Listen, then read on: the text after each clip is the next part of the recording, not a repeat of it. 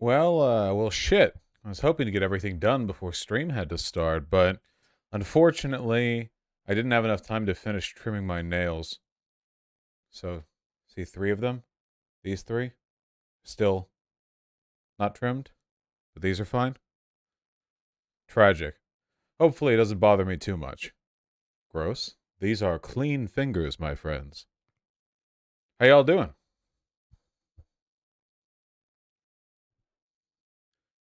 How long does it take to trim your nails? I'm really particular about it because I used to bite my nails a lot. So, I can't just snip, snip, file, be done, Some people don't even file, they just snip, snip. Insane. It takes me a little bit, but.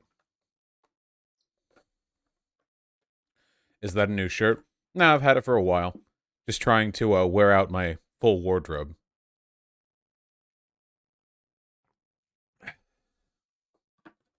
Elden Ring DLC, yeah. What does filing do? Makes it smooth. Why not only file then? Because it would take a while to file down a millimeter of nail. That would take a bit. Seems like I could spend my time doing something else. Man, I am. Oh God, I want to be honest with you guys. I am in a foul mood. You know, streaming is very easy to do when you want to do it, which is often because it's awesome. But very very difficult to do sometimes when you're in a bad mood because it's such an innately social thing you have to do. I just oh my God, going through tax season, man, and you go through your entire your whole thing of the past filing year, and it's like, all right, all right, let's come to terms with it all.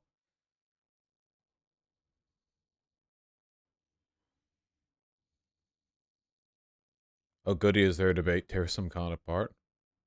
When did I say that? We're going on the Drunken Peasants in 15. You should do it quarterly. Why do people want to do it why do it quarterly? So you can file four times as often? That sounds so dumb. Why?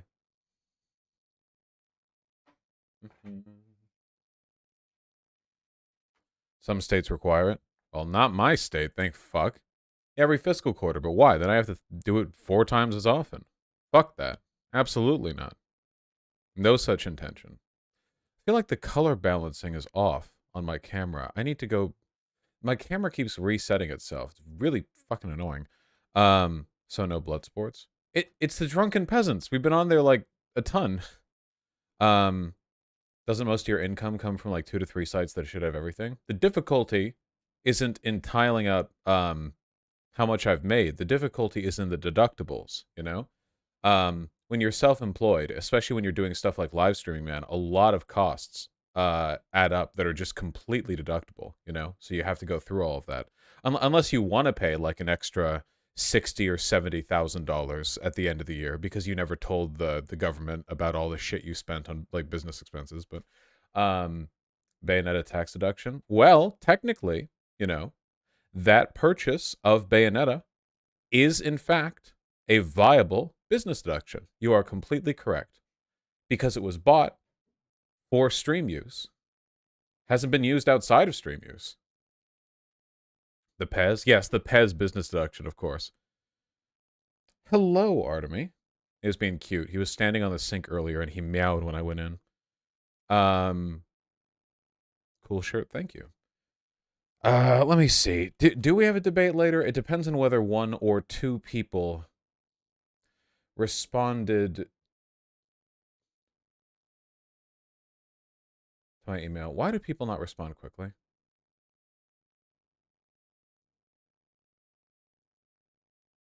It doesn't look like it. Okay, that person can't get back to me. This, that, the other. All right, well, we'll reel them in eventually. Vosh, can I borrow $15? And man, listen, okay, after after doing any kind of tax stuff, I go down to the grocery store looking for like the on sale baked goods section. Okay, I'm not giving anyone anything. Okay, fuck all of y'all. I fucking hate tax season, man. Yeah, I'm looking for quarters on the ground. Exactly. Hmm? Are the Legos tax deductible? You know, I think you could make a fair argument that they are. If the Legos are directly behind me, serving as stream ornamentation, then they are being used for business purposes. You could argue the process of putting them together was no different than like assembling IKEA furniture that you would use in an office. But it doesn't matter because I didn't buy those in 2022. All right. Let's see. BDS is inescapable. YouTube short. Are people smearing me in YouTube shorts now?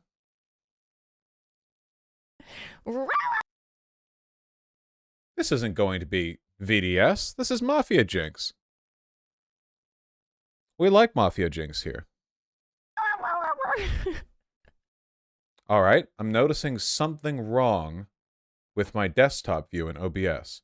I haven't quite pinned down what, but there's something strange and uncanny about the desktop view. Wow, OBS has really been failing me lately, hasn't it? Okay, well, let's see. Display capture. No.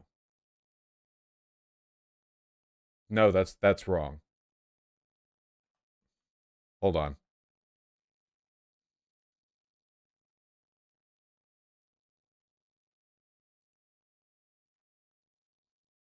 Okay.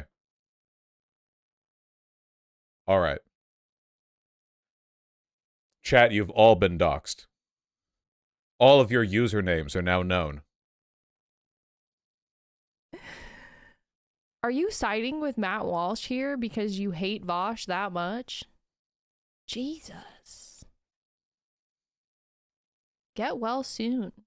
What did the chatter say? Chad's been going crazy. I told you, I knew this was gonna happen.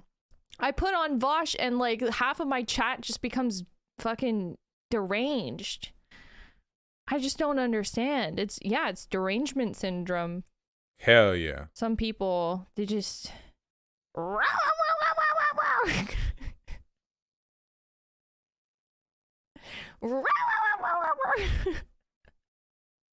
Nice meme. Mafia Jinx is cool. So I'll join. The Florida GOP wanted to ban the Democratic Party due to its ties to the 1860s. Was that? Oh yeah, I saw this. Basically, there's a Republican legislator who's like, "Oh, so you like cancel culture, huh? Well, then I think we should cancel you by making it illegal for a political party to run if it's ever at any point defended slavery." And of course, because the Democratic Party goes back hundreds of years, it did indeed, back in the 1860s, at some points, defend slavery. You can believe it.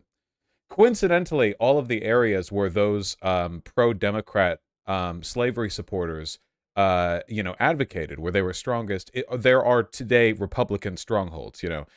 Please pay no mind at all to the fact that there's been a direct and continuous line of voter support from the openly pro-slavery Confederate days, all the way over to Jim Crow South conservatism, all the way over to the modern Republican Party. Pay no attention to the, shared zip codes and ideology. But yeah, they're essentially doing that. So pretty nice meme. Oh yeah, exactly. 1990 Louisiana State Senate election, Louisiana, between Bennett Johnson, a Democrat who narrowly won, over David Duke, who ran as a Republican. Truly phenomenal stuff. Yes. Absolutely extraordinary. Yeah, that's right. Over 500,000 Republicans voted for David Duke as the as a senator. Isn't David Duke the big racist? Yeah. You might call him a big racist. He's up there. White supremacist, anti-Semitic conspiracy theorist, and former Grand Wizard of the Ku Klux Klan. Fascinating. And also a candidate for the Louisiana House of Representatives for the Republican Party. His politics and writings are largely devoted to promoting conspiracy theories about Jews, such as Holocaust denial and Jewish control of academia, the press, and financial system. Sterling Republican candidate right there. Artemy, what are we doing? Grand Wizard is the highest rank. Yeah, I think so. Artemy, what are we? Why are you here? This is Pigeon Spot.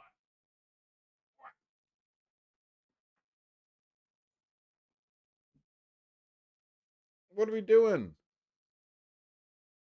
What are we doing? Yeah?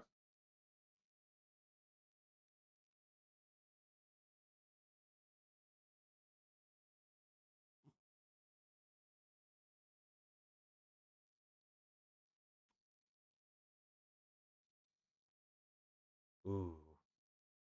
What a good baby. All right. Okay.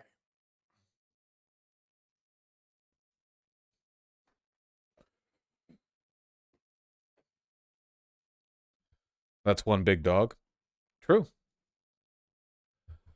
Vosh, I gave my number to the short hair girl at Wawa, and she said I'll text you later. But all she's done is follow me on Insta, and she looks at every story I post. It's now been a week and no texts. Should I DM her on Insta? What do I do? I've never flirted with a stranger before. Please, Vosh, what do? Yeah, go for it. If she's looking at your stories and stuff, you can just be like, oh hey, saw you on Insta, you know, hey, what's up? It was nice seeing you. You know, just don't bring to that conversation a bunch of pent up expectations, because you know it's possible that she's been busy and you've been thinking about her every 8 minutes.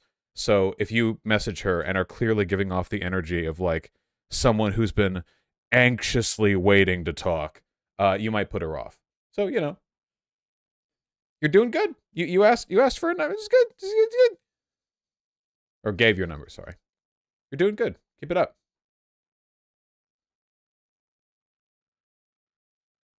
All right. I suppose we should join the thing. You know, I have OBS virtual cam now, which means that it shouldn't be doing that Skype glitchy bullshit. Now that I've fixed that, hopefully. So we're going to be doing Drunken Peasants for 2 hours, and after that we're doing politics. I've set a 2-hour cap because we need to talk about some stuff, man. So much shit has been going on. As a trans chick, how do I date a dude? Post on Twitter. Seems to work for most of them. All right, let me click this.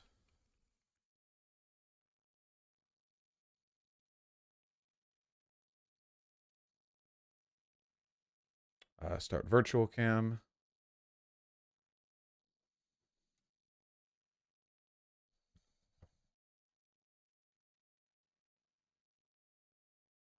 Okay.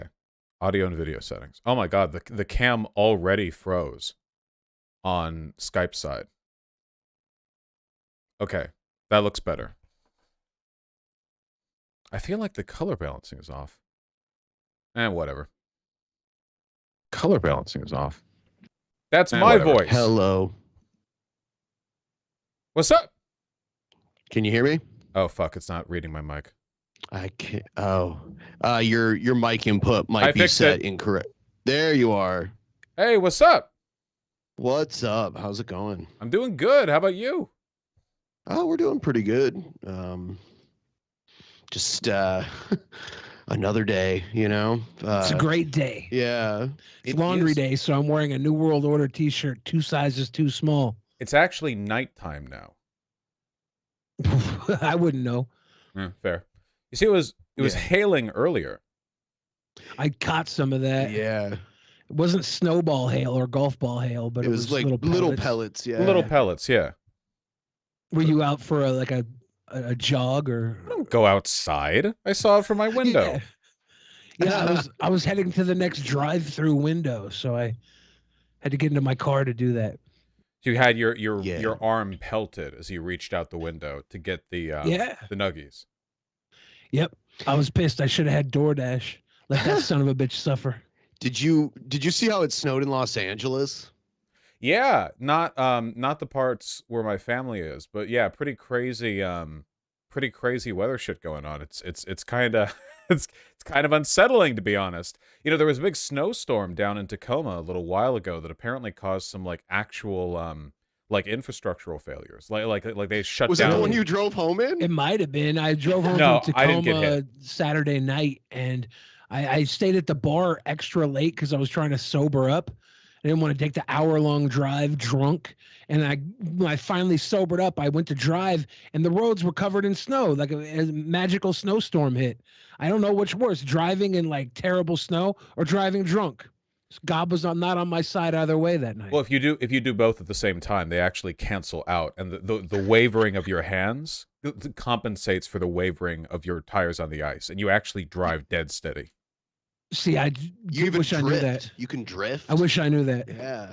At the time, I was all in my own head about it. Yeah, it's kind of fucking really wild though, because like, you know, all these crazy weather events, it's only going to get worse from here. Like in 2035, there are going to be kids who grew up only knowing once every 100 years storms happening 2 times a season. And they like their perspective of the world is just going to be. Do you think we're right now developing like an isekai MMORPG world? You know how when people enter fantasy worlds, there's always like the volcano lands or something? I feel like we're doing that right now.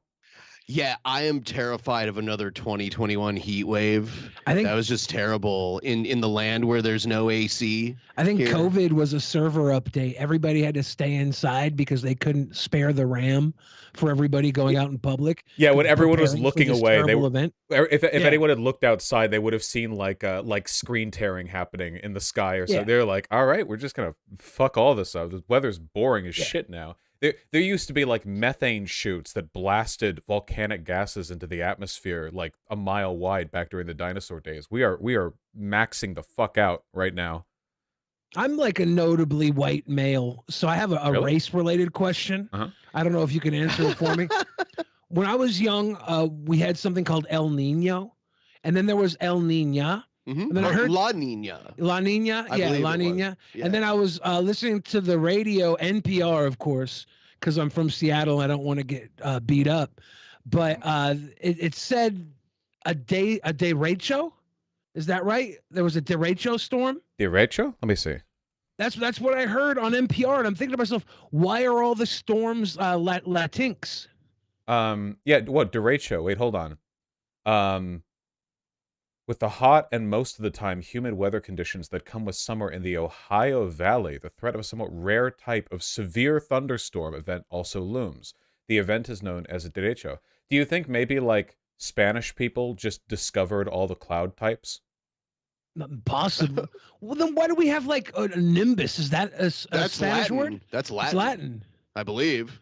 A nimbus. I thought That's a good word. I assumed that El Nino and shit, it was because it was like it like passed through the equatorial region, so it got like picked up name wise by Central American people. I have no idea why this is called a derecho though.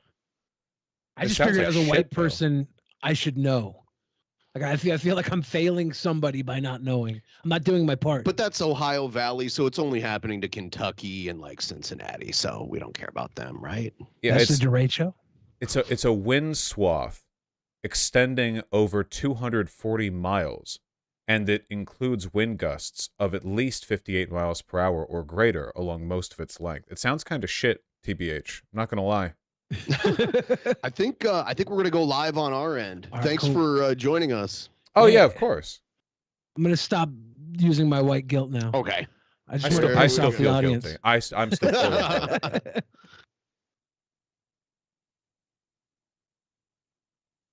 What's up, guys? We're chilling out for 2 hours. I love chilling.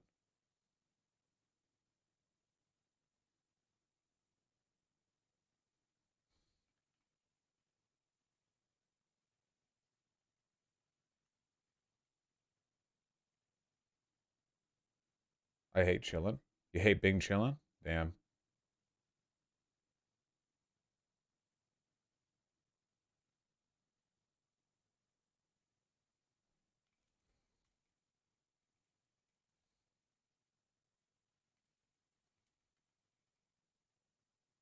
In the beginning, there was nothing. And then there was the Drunken Peasants Podcast. I gotta get a weekend. say, man? You got a joint? No, not on me, man. I don't have facts to back this up. It'd be a lot cooler if you did. That's true. Sometimes I cry. Lick my butthole, he laughed. From the strangest corners of the internet, here to bring you opinions of the world from an altered perspective. Here are your hosts, the Drunken Peasants. Hello, everybody. This is Drunken Peasants Podcast. This is episode 1157. We're back again. We've got Bosch. What's up? What's up? You know, Herman Cain is in our intro, and I just want him to stay in there forever, preserved. Well, Herman In Cain is time. eternal. Yeah. Yeah. He's not the 999 guy, right? He was the 999 I get plan. confused with him and then the 10%. Is that it? Or no, the too damn high. The rent is too damn high. Yeah, those are two totally different people. Yeah, Herman Coincidentally, two totally black people. Why'd you mix them up, huh? Because their financial plans are so simple. That's true. Yeah. No, that's true. Yeah, it's you know, the I taxes like are too that. damn high. Yeah, I like that. But Herman Cain, he was the guy that owned Godfather Pizza, or he was like the CEO or Yeah. something like that. Yeah, and then Trump basically took him a bunch of places, and he got COVID and died. That's Yeah, what that happens was when you hang out with Trump. Didn't, super based of him. Christie almost died too? Chris Christie almost died? I think Even with his governor's wealth? it is so fucked up that for a brief period of time, the MAGA crowd got to be full of goofy goobers, and now it's just full of, like, obviously evil lizard men fascists, you know? Like, we had a period of time where there was a little bit more charm and character to the whole crowd, and now it's just across the board, just, like, fucking evil, you know? Who is the most charming if you go through the entire history of the MAGA crowd? Matt, for me personally, it's got to Yeah. be like Rudy Giuliani. He's brought me so much joy, and now he can't come back. You know, like he's Yeah. expended his. At one point, he was like second in command to the world after 9/11. Like he was like the guy everybody turned to for comfort. That's not even what he like. His biggest accomplishment was the Four Seasons landscaping thing. That was amazing. Well, That I'm was saying- phenomenal. Yeah, that was the His- best his- thing ever. His public approval was through the roof during 9/11. All you had to do was be in power during 9/11, and if you were the closer you were to it, the higher your A approval. lot, Yeah, of, like- a lot of youngsters won't know this. Like, he was even- once highly regarded. Yep, Bush had a 90% approval rating, and this was like, I mean, liberals always fucking hated Bush, and even they, when turning out for the polls, 90% approval rating after 9/11. Yeah. You know, if you were After in 9/11. power at the Before time. it was low. He was very low before. That was actually the last time we got national unity. That might actually be like the last time in American history, maybe ever, that we had like a concept of bipartisan, like totally unambiguous national unity. I don't think that's going to happen again. Did we No. have about 2 weeks of fear during COVID where people were like not sure what was going to happen yet? And we They all were kinda not like, sure, but there wasn't unity like on 9/11's level. I feel like if 9/11 happened now, it wouldn't. We'd be pointing fingers at each other.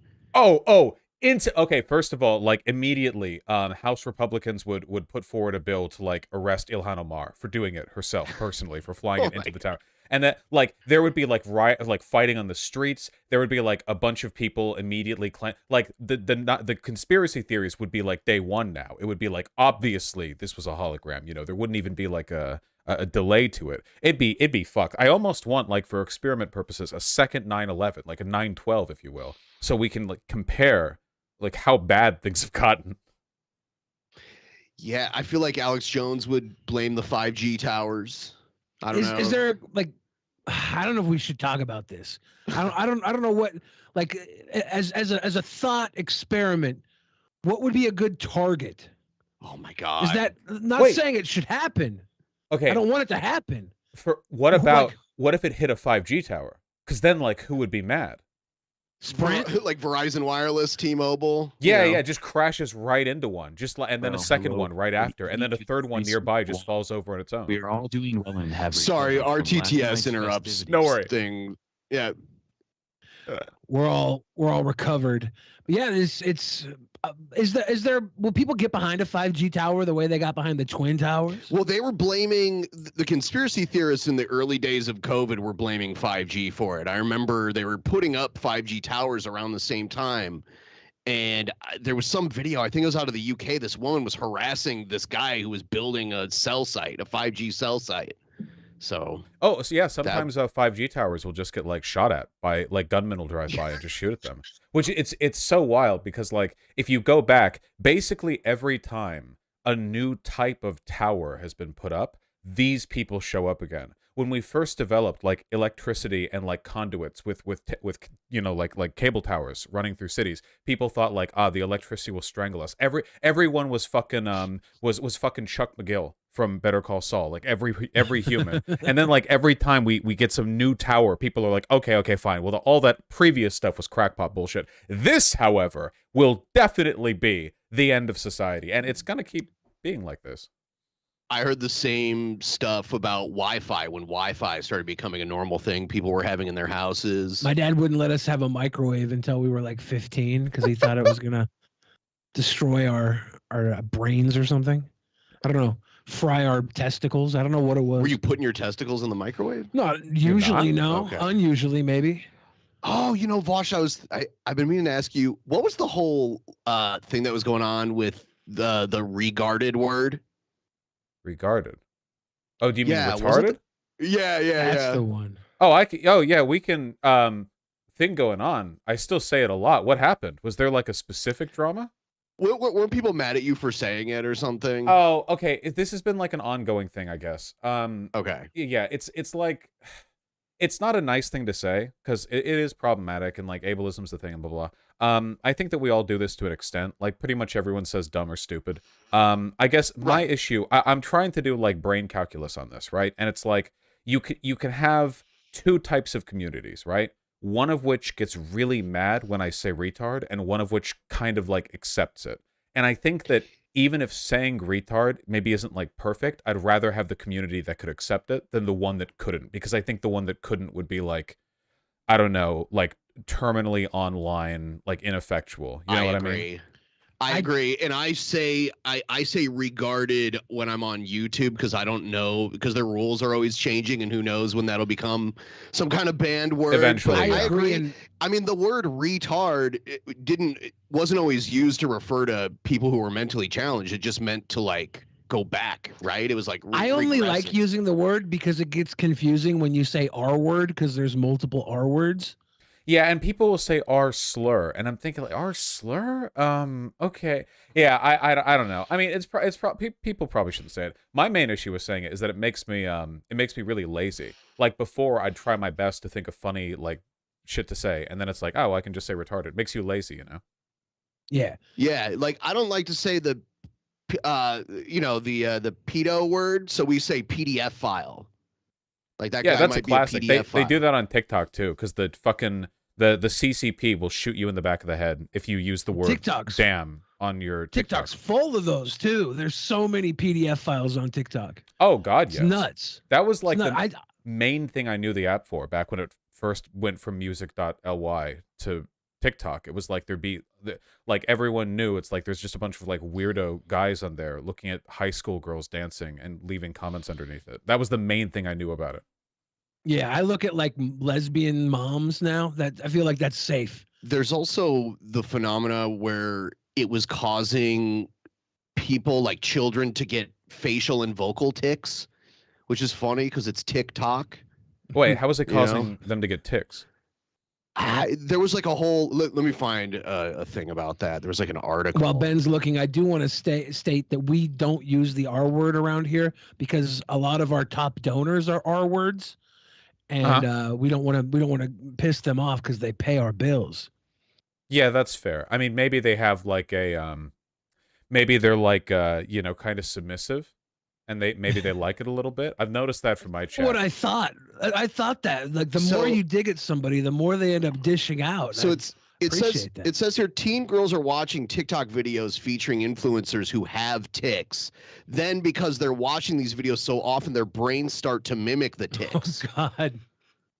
So wait, by ticks here, would this be like, would this be like watching a bunch of like like King of Queens or Seinfeld or something, and then starting to sound like some of the people who you're watching a bunch? Or are we talking like a neurological disorder where they're starting to develop that that pattern themselves, you know? They might be mimicking people who actually have like Tourette's or something like that. I don't know if it actually changes something. I don't know. Let's see. Do you know in my Seinfeld watching days, whenever I'd walk into a new room, I'd make a little jazz riff sound with my mouth. I couldn't help it. Did you ever see that Seinfeld simulator or the AI? Yeah, the AI. Yeah. That was really funny. They're gone now. They never came back. They got taken down. It's rough. That's fucked up. Much respect. I envy your beard. You know, a lot of good beards and beard potentials here, you know? The Seinfeld shit was really fucking funny. The way they got it taken down with the transphobia, that was something. If you see what the AI bot said, and again, we can't really do an intent thing here because it's literally a bot, but the thing it said wasn't actually transphobic. It was saying, like, nobody's laughing at me. What do you want? Should I be transphobic? Like, it was actually pretty funny. I think that Twitch was just really nervous because, I mean, it's like a bot, so at any moment it could just start like dropping the N-bomb like over and over and over again, you know? Didn't it take cues from the chat, like whatever people were typing in the chat? That I don't know about. I don't actually know. Yeah, I don't know the depth of it. Okay. That was really I know that funny, though. I know that when you were watching the Bob Ross Twitch stream, if you typed paintbrushes in the Twitch stream, he would do like a paint stroke. And if you typed trees, he would make happy little trees. But then I realized these were all recorded like 40 years ago. So he was just doing that anyways. He just does it so often. It's blew very, my mind. It's like doing a rain dance where you're like, you know, Bob Ross, boo, do a tree. And then he does a tree and you're like, yes! And you basically just build a religion off of this, you know? You may have just come up with a brilliant idea for a new AI if they had a Bob Ross painting AI, kind of like the Seinfeld. It would end up painting like something racist within a week. Great. Everybody talks about how quickly the AI turns racist. No, I don't know if that's fair. It's like an abstracted painting that it's doing, and you're squinting to look a little bit closer, and it's starting to look more like Kanye's album cover for Dark Twisted Beautiful Fantasy. You're like, wait a second, hold on. No. Wait, you see like the paint stroke of like the dick, and you're like, wait. No. Right. No. If I was an AI, I would just draw dicks too.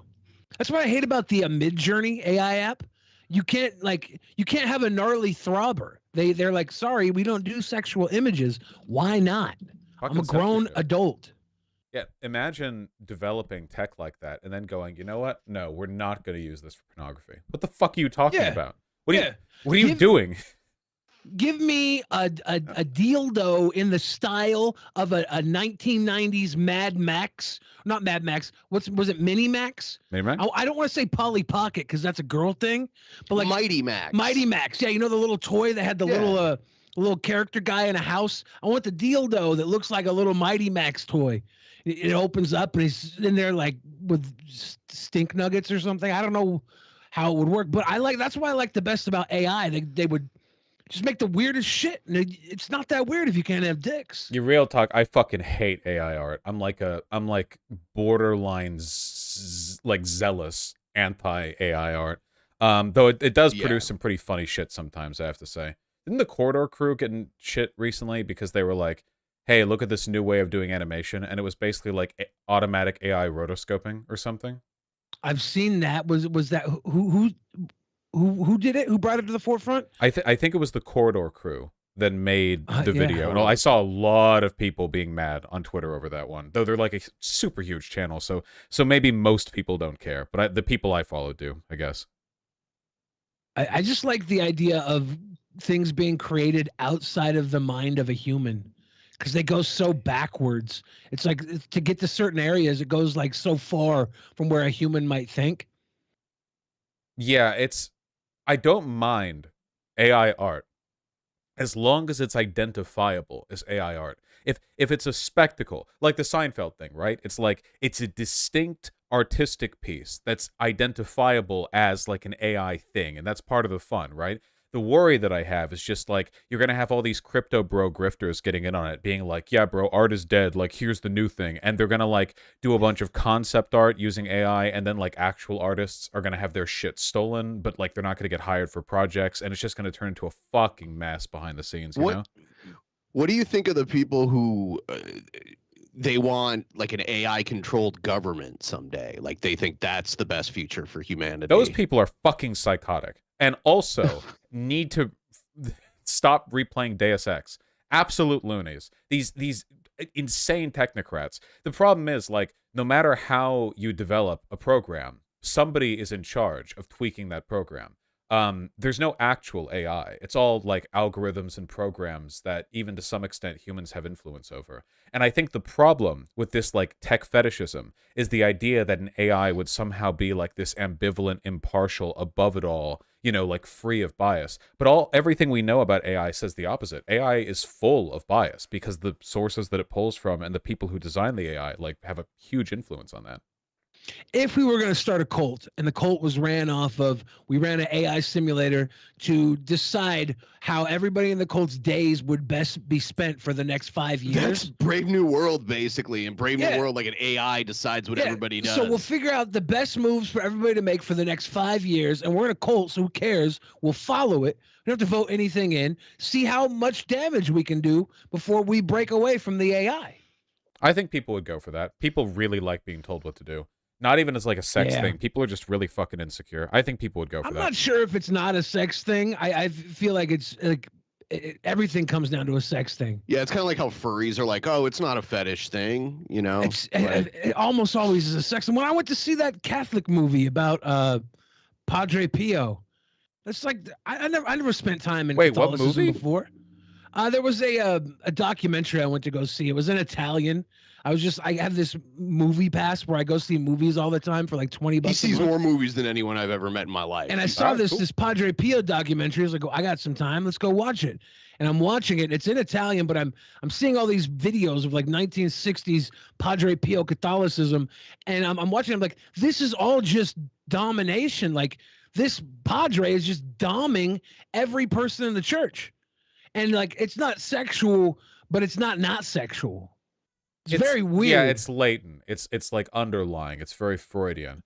Hold on, you're creating you're basically creating an entire. There is still a human behind I. Isn't that just the plot of Blade Runner? Ooh. Yeah, there was corporal punishment in Catholic schools for quite some time. Well, Catholics are insanely horny. Yeah. they always have designed. Been. Yeah, well, it has to be. You take all the like pent up sexual energy and you try to find ways of sating that without like mortal sin, right? So you might not have like fucking, but you have a bunch of like weird power domination sadomasochistic bullshit that gets integrated into the structure of your religion, and people get like really fucking zealous about it. It's like, okay, well, I know what you're doing here, you know? It's like emotional masochism too, because I went to Catholic school K through 12. And there's always that Catholic guilt that they put on you. Everybody talks about how the cross dressers at the library are grooming kids, but how many times were you in Catholic confession and the priest was like, "So what else did you do this week?" Trying to push like a jerk off story out of you. That's never happened. I swear that's happened to a ton of people I talk to. I don't know if it's a regular thing, or if it's just every single person I ever talked to about this had a weird priest that was like what else did you do? Before they did the Vatican Council, when they reformed a lot of stuff in the Catholic Church, they had you didn't face the priest. Like they were on the other side of like a screen and you couldn't actually see each other. But then after they did those reforms, you had the choice of doing it the old way, or you could sit like face to face. It was almost like a weird therapy session from someone who wasn't qualified to be a therapist. I have friends who said they used to make stuff up to tell the priest because he wouldn't like leave them alone until they gave him something like weird. I don't know what to tell you, man. Like I could leave whenever I wanted to. I didn't have to go in if I didn't want to. So did you ever like just offer something weird off the bat? Knowing what we know about the Catholic Church, the idea that priests would be super weird and would be trying to prompt like weird confessions is not exactly like an insane thing to suggest. It feels pretty straightforward. Like, yeah, I have never done anything Catholic at all. Yeah, I was raised agnostic, but from what I know of Catholics, I fully believe this. I'm on board. You know, I would rather die than renounce my belief in this thing that I just heard about.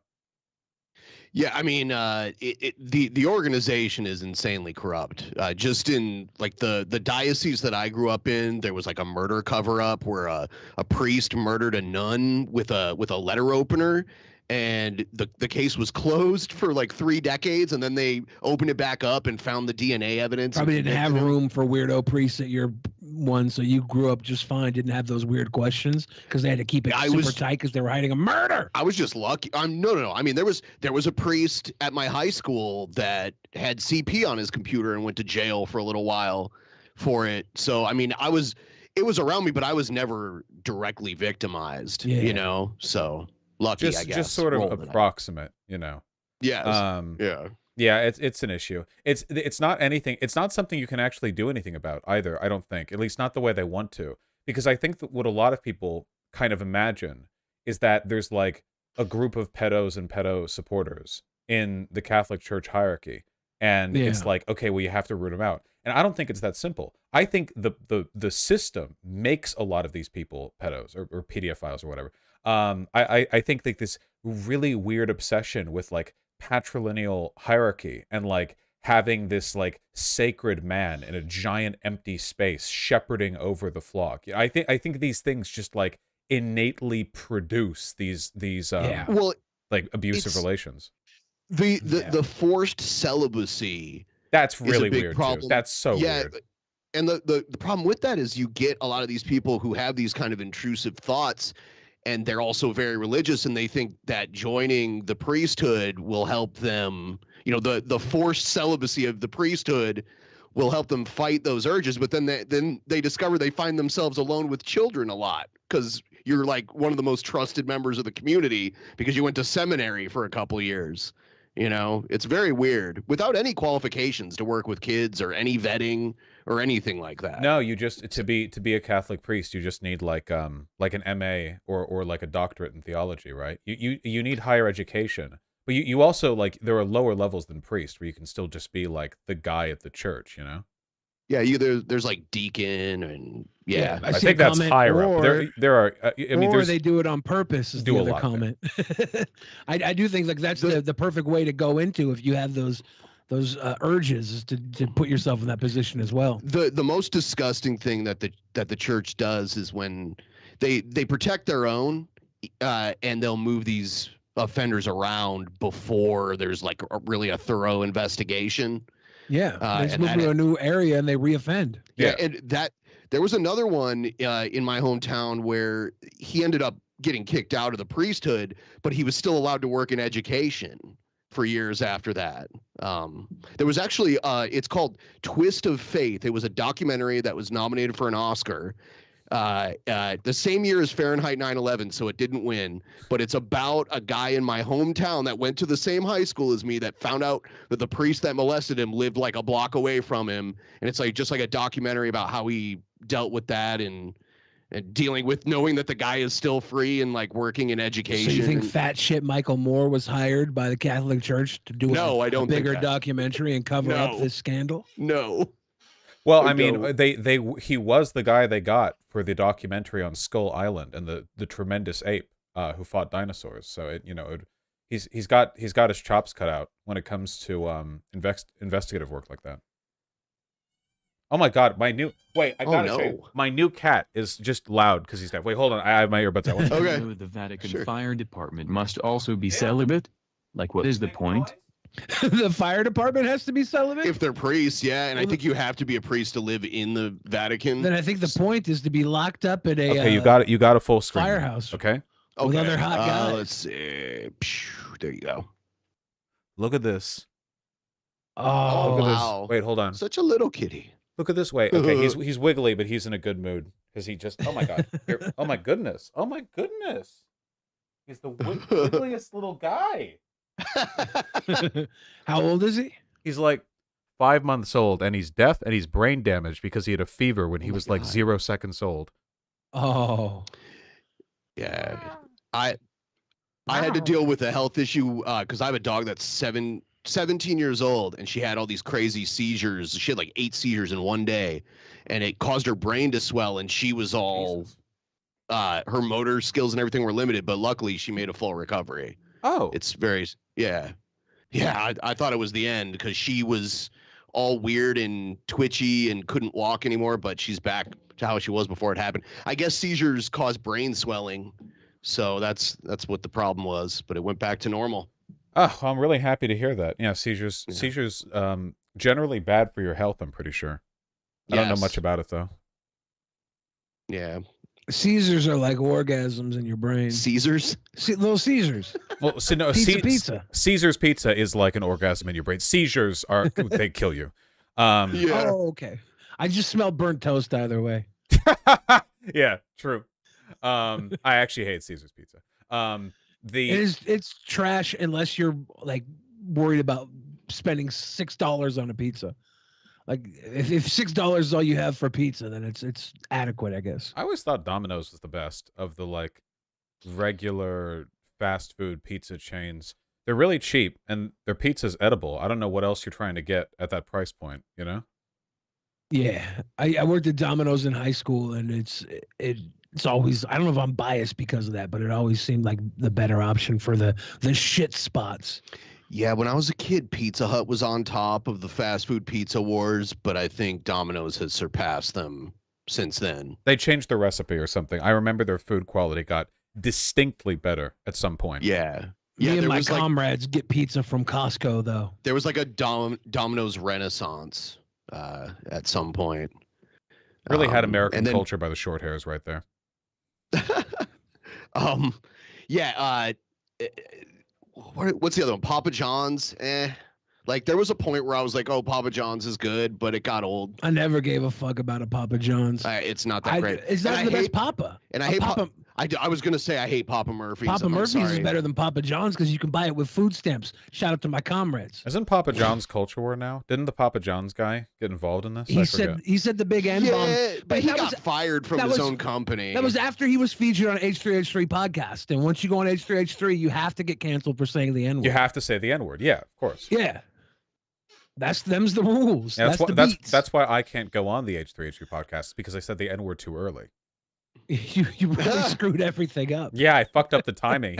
He just takes pleasure in like cultivating that, and I just I'm spoiled.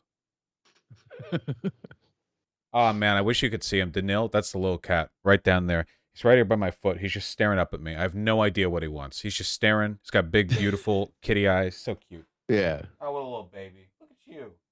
Ooh. He went to the vet today. Is he the deaf one, or is that? Yeah, he's the deaf one. Yeah, we okay. think he's deaf. He might have like a little bit of hearing, probably. Maybe it's kind of hard to tell. Cats are pretty perceptive. I've never been a cat owner, but the house I'm living in right now has this fat cat. His name's Jim. He's like the really fat cat, and I adore him. He's old and fat, and he just sits around. And sometimes I'll walk in on him when he's eating, and he's not even standing. He's just laying with his head in the bowl. He's like got his head curled up like it's a pillow, eating sideways. I adore that cat. Just swimming in a big pile of kibble. Yeah, absolutely he's a adorable. chonker. I love cats. Cats are so good. Dogs take a lot of effort to take care of. Obviously dogs are amazing, but you got to walk them and stuff. And I'm not too good for that kind of regular care. But having cats chilling in your place is just like Billy the Fridge tell Voosh free that he has an adorable poozy, and that the individual stallion is ready for him. You have an adorable pussy. Thank you. There are certain dog breeds that are way lower maintenance. Like Chihuahuas are super low maintenance. They don't need a bunch of exercise. I love Chihuahuas. I love them so much. I hate little yip dogs. I can't stand them. Oh, I love them. Yeah, I'm a big. I like mid-size to big dog is where my sweet spot is. I like them all. Yeah, dogs are great. I like a dog that I feel like if I had to fight it, he'd have a chance. Okay. Well, yeah, because they're like dogs. Because when I think like the ultimate dog or like the ideal dog form or whatever, I think of like some fantasy art cover where there's like 5 feet off the ground like this wolf, that assists Yeah. you in the great hunt. Cats are a bit far off from that, but you can get some pretty fucking big dogs in your house, man. Or like a Saint Bernard with a whiskey barrel on his neck and a big old throbbing pink dog dick, full flashlight chapstick. That's the type of dog I would want in my fantasy. There are actually no female world. Saint Bernards. Is that's got to be true, right? Yeah, because of the dick thing. Yeah. Well, the females can have dicks, Vouch. What is this? It's 2023. Oh shit! Fuck, you're right. Did Yeah, you- sorry. We see Blair White, right? She knows the liberal Saint Bernards have penises, and the conservative Saint Bernards have guns. Yeah, well, no, it's they all have penises. Just only half of them have guns, in addition to the penises. Oh.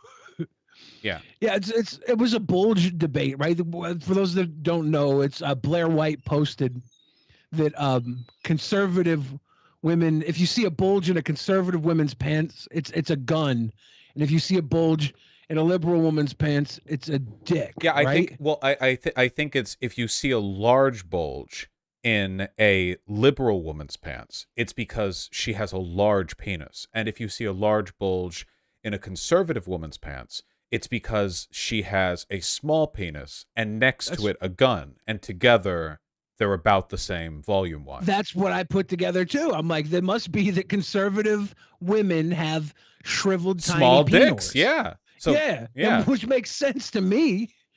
I mean, Blair White's been on record saying her schwanz doesn't work, right? Yeah. She's been on hormones for 1 billion years, so I imagine probably not by now. Yeah. She don't need a workable dick. You see, she's working with so much more. That bot and a gun, that's good. That's good. Well, it depends on the gun, obviously. We can't drop quality assessments just because now we're on to literal hardware. I mean, if it's a shitty little gun like a Glock or something, then I don't even think the compensation is happening. I feel like I would like a small gun just because I could hide it in one of my fat folds. Mm-hmm. Like if I ever had to go to prison, I'm pretty sure I could sneak a gun in under one of my rolls. I think I'd be running shit in prison with my little 22. That's how they bring them snuck in under one of my nipples. Yeah, I'd have like a pound of coke in one crack and a fucking 22 in the other. And I just set up shop. Yeah, you'd be like the what are you boying guy from RE4, and you just pull open your coat and all the folds would jiggle and people would see like a glimpse of the hardware, the cold shine of metal. Yeah, I'm like a transhumanist vending machine. Hand me a quarter and like a little candy bar comes out of one of my flabs. Literally the Duke from RE8. Did you play Resident Evil 8? I didn't know. I'm such a sucker when it comes to actual video games. I play Tetris. I don't know what's wrong with me. What? I'm just like, I don't know. I played Magic the Gathering cards when I was a kid, so I like don't get into video games now because I have this analog brain when it comes to gaming.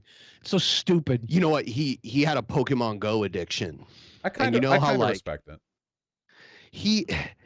I would see him because he comes here to my place to do the show, but I would notice I would like look out my front window like a half hour before the show's about to start, and I see him driving down the street really slow, trolling for Snorlax, and like hatching eggs and trolling. stuff. I was trolling. Had some time to kill.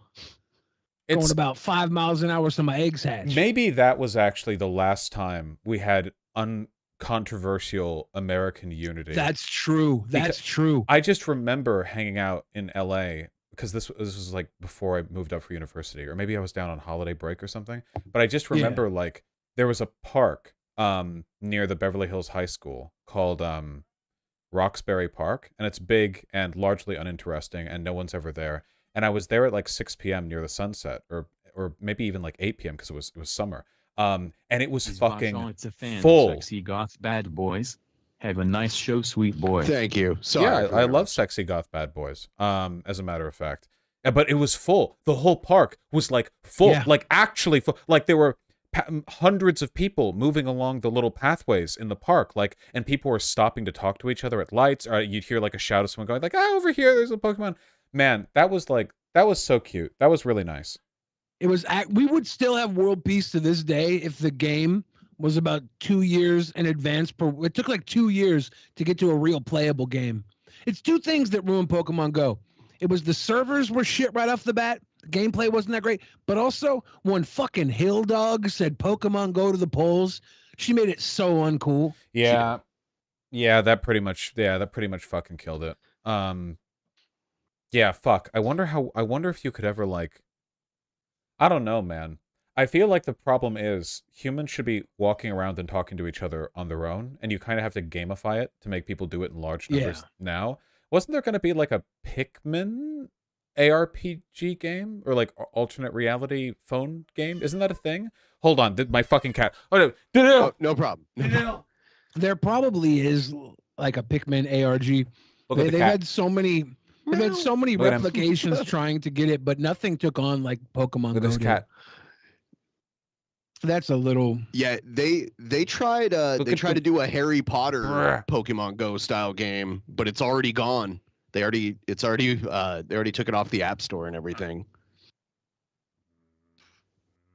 Little smush. Little smush smush.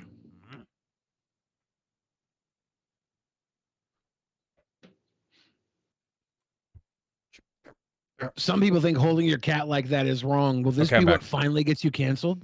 I'm back. Sorry. Yeah, they tried to do a Harry Potter branded version of Pokemon Go. It's called Wizards Unite, and it only lasted a few years. It's already gone. Which, funnily enough, nobody tried to cancel people for playing that. Yeah, because it was like nobody really gave a shit about that. That was like 3 years ago. Like, things hadn't really heated up back then. People will forget about it. Yeah.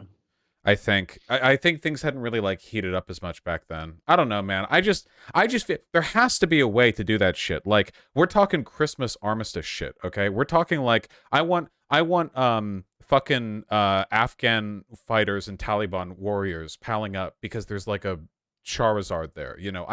People need to get along over the shit. What could you do? Because Pokemon's such a big property. What could even match that? Well, I think if this AI thing picks up, we can just have the AI figure out the best way for people who are battling to get along. We have to ask the AI, though, because humans won't figure this out. What? Only ChatGPT. The only thing I can think of that's even like close enough would be like Mario or something. I don't know. What else?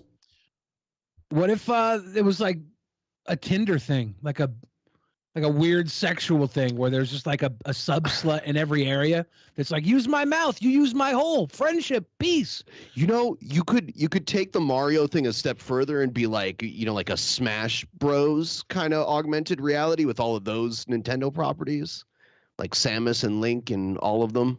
Did either of you ever do the Nintendo DS like multiplayer cross-link thing where you'd be near someone else, the DS, and you could play multiplayer games just like off of local Wi-Fi or whatever? I think I did at a PAX convention one year. Yeah, I've never had a probably DS. Around 2009. I vaguely remember doing it because I was waiting in line. So I don't think it was that fun to me because I was waiting in line. I did not get the most out of it. I never actually tried it, but I feel like in concept something like that could be super fucking cool. How cool would it be to play like a quick multiplayer game? And it's like, oh yeah, the person you just played a game with, they're actually like pretty close. Do you want to like chat them? Oh, hi. And then you could call them like a retard. Or you could be like, you know, hi, that was so cool. Do you want to get some coffee? And then you kill them when you meet them. But that's the problem, right? That's the problem is there's gonna be these weird creeps that ruin it. Well, you remember when people were getting mugged playing Pokemon Go? Like people would hang out near the gym or whatever and jump people. Yeah. Yeah. That's fun. Yeah, I was doing that. That was my gig. That's an added element of surprise and gameplay. I just don't want to have like I'm out there playing and someone tries to molest me. Pog IRL random encounters. Oh my god, dude, this game has so much content. As I'm getting my jaw like fucking pasted against the curbside. We got to bring back Pogs.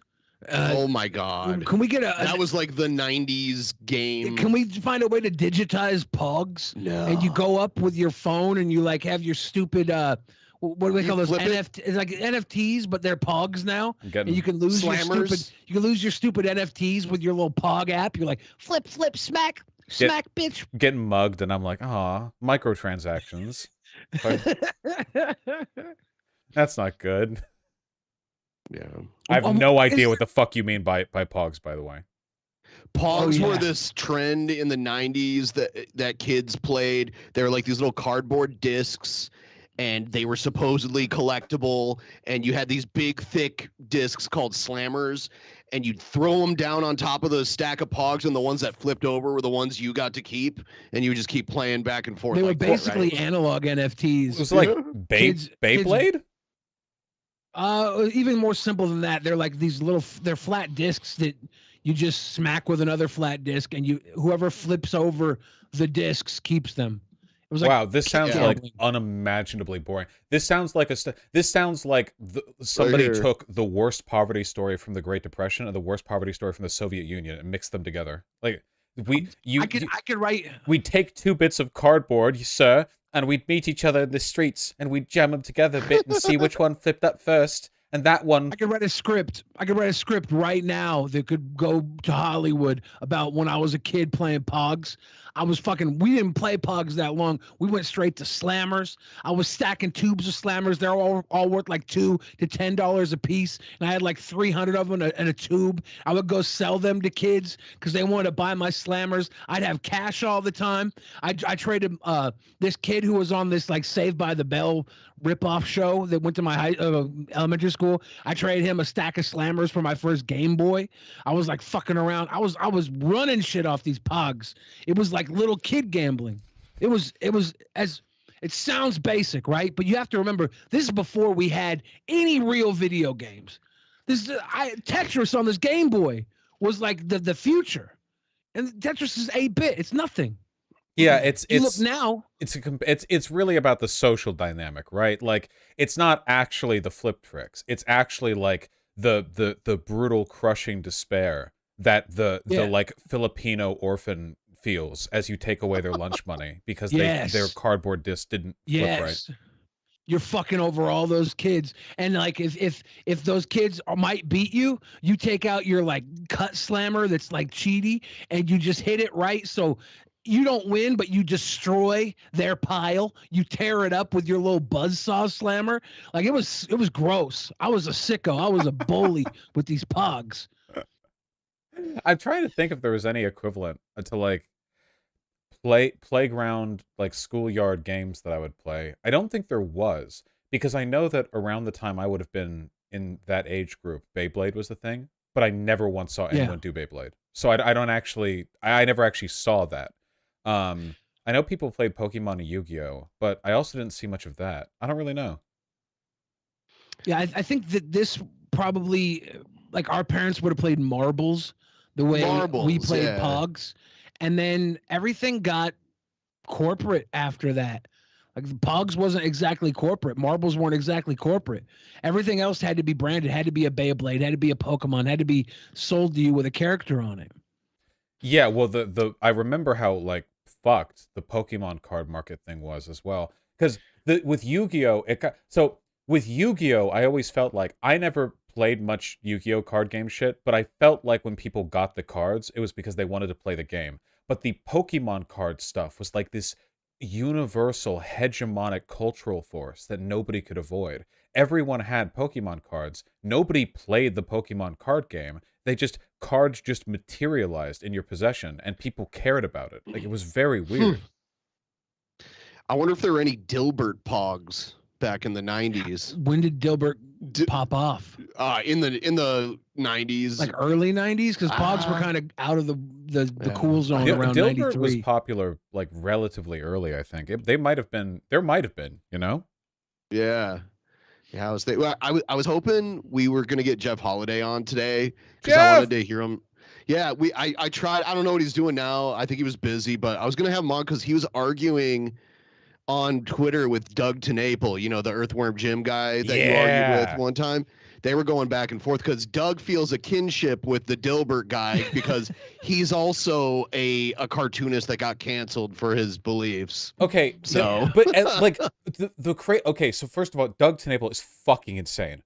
Full on like the Jan 6 Capitol riot was done by Antifa, except it was Yeah. also our guys, but when we did it, it was good. But also Antifa did it.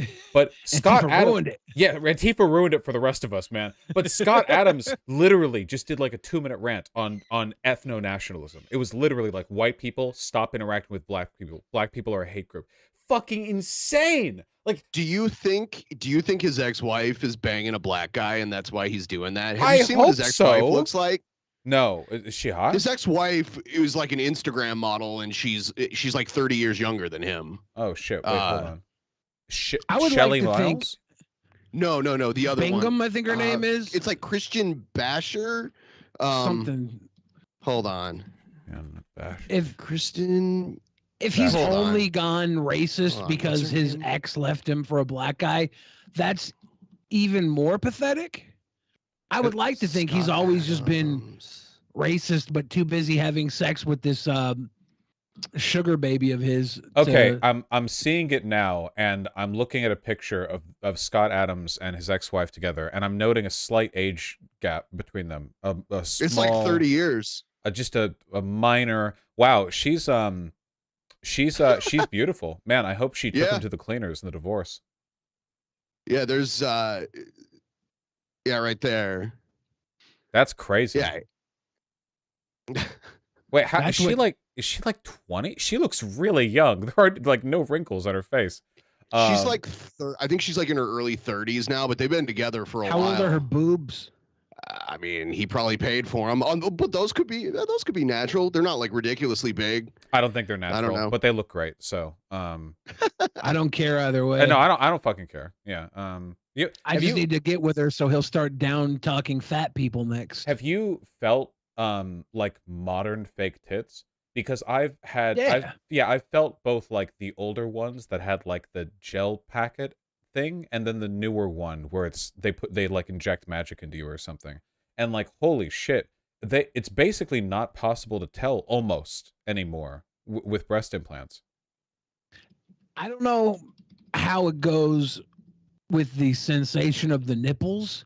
I've been able to tell when I'm playing with the nipples in my mouth and their fake breasts. The sensational reaction to the fake breasts is not on par with the naturals, but that's a her problem, not me. I'll still nibble thy nipple either way. So 31-year age gap between the two of them. Woo! Yeah. 31-year age. Because he's gap. like in his 60s. So Fuck it. If I was, I'd be racist too if I lost that. I'm wondering if she's banging a black dude and that's No, why I he's- doubt that's it. Oh, I think okay. he's always been this fucking. They got divorced much of back an idiot. during the summer. Guy's 60 something. He's been thinking this for a while. Oh wait, hold on. Wait, just insensitivity warning. Apparently, the ex-wife we're all drooling over here, has been diagnosed with breast cancer. So however things end up going, there's more to the tit story than we were previously acknowledging. Oh. The wife did. Well, that's Yeah. unfortunate. Well, I hope she has all his money to combat this. Same. Look, I wanted to say, by the way, just to like even things out, and maybe I'll take a little bit of heat for this. I actually don't think that Scott Adams looks bad for like a 65-year-old white guy. I actually think he looks like fine given that, right? Sure. Um, If you have that much money from drawing cartoons, complaining about 9-to-5 job, you shouldn't look bad. You shouldn't look bad at all. You probably never had to write one stressful, funny joke the entire time. You were just like, It's "Geez." literally the entire Dilbert thing was just the target audience was people who worked in offices. That's all. He has shitty glasses, man. That's the problem. These So, are so out of fashion.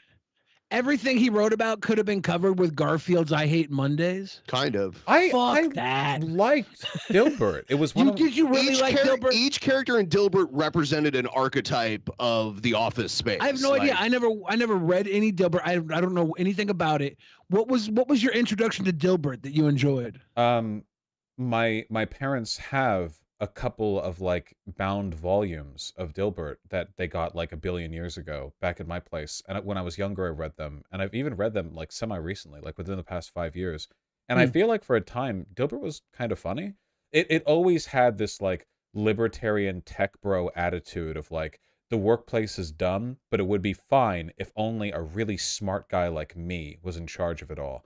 I think there wasn't much of like an underlying sympathy or like a structural critique. It was more like, this is all really dumb, but like, somebody needs to sort it out. Kind of like an underlying authoritarianism to it.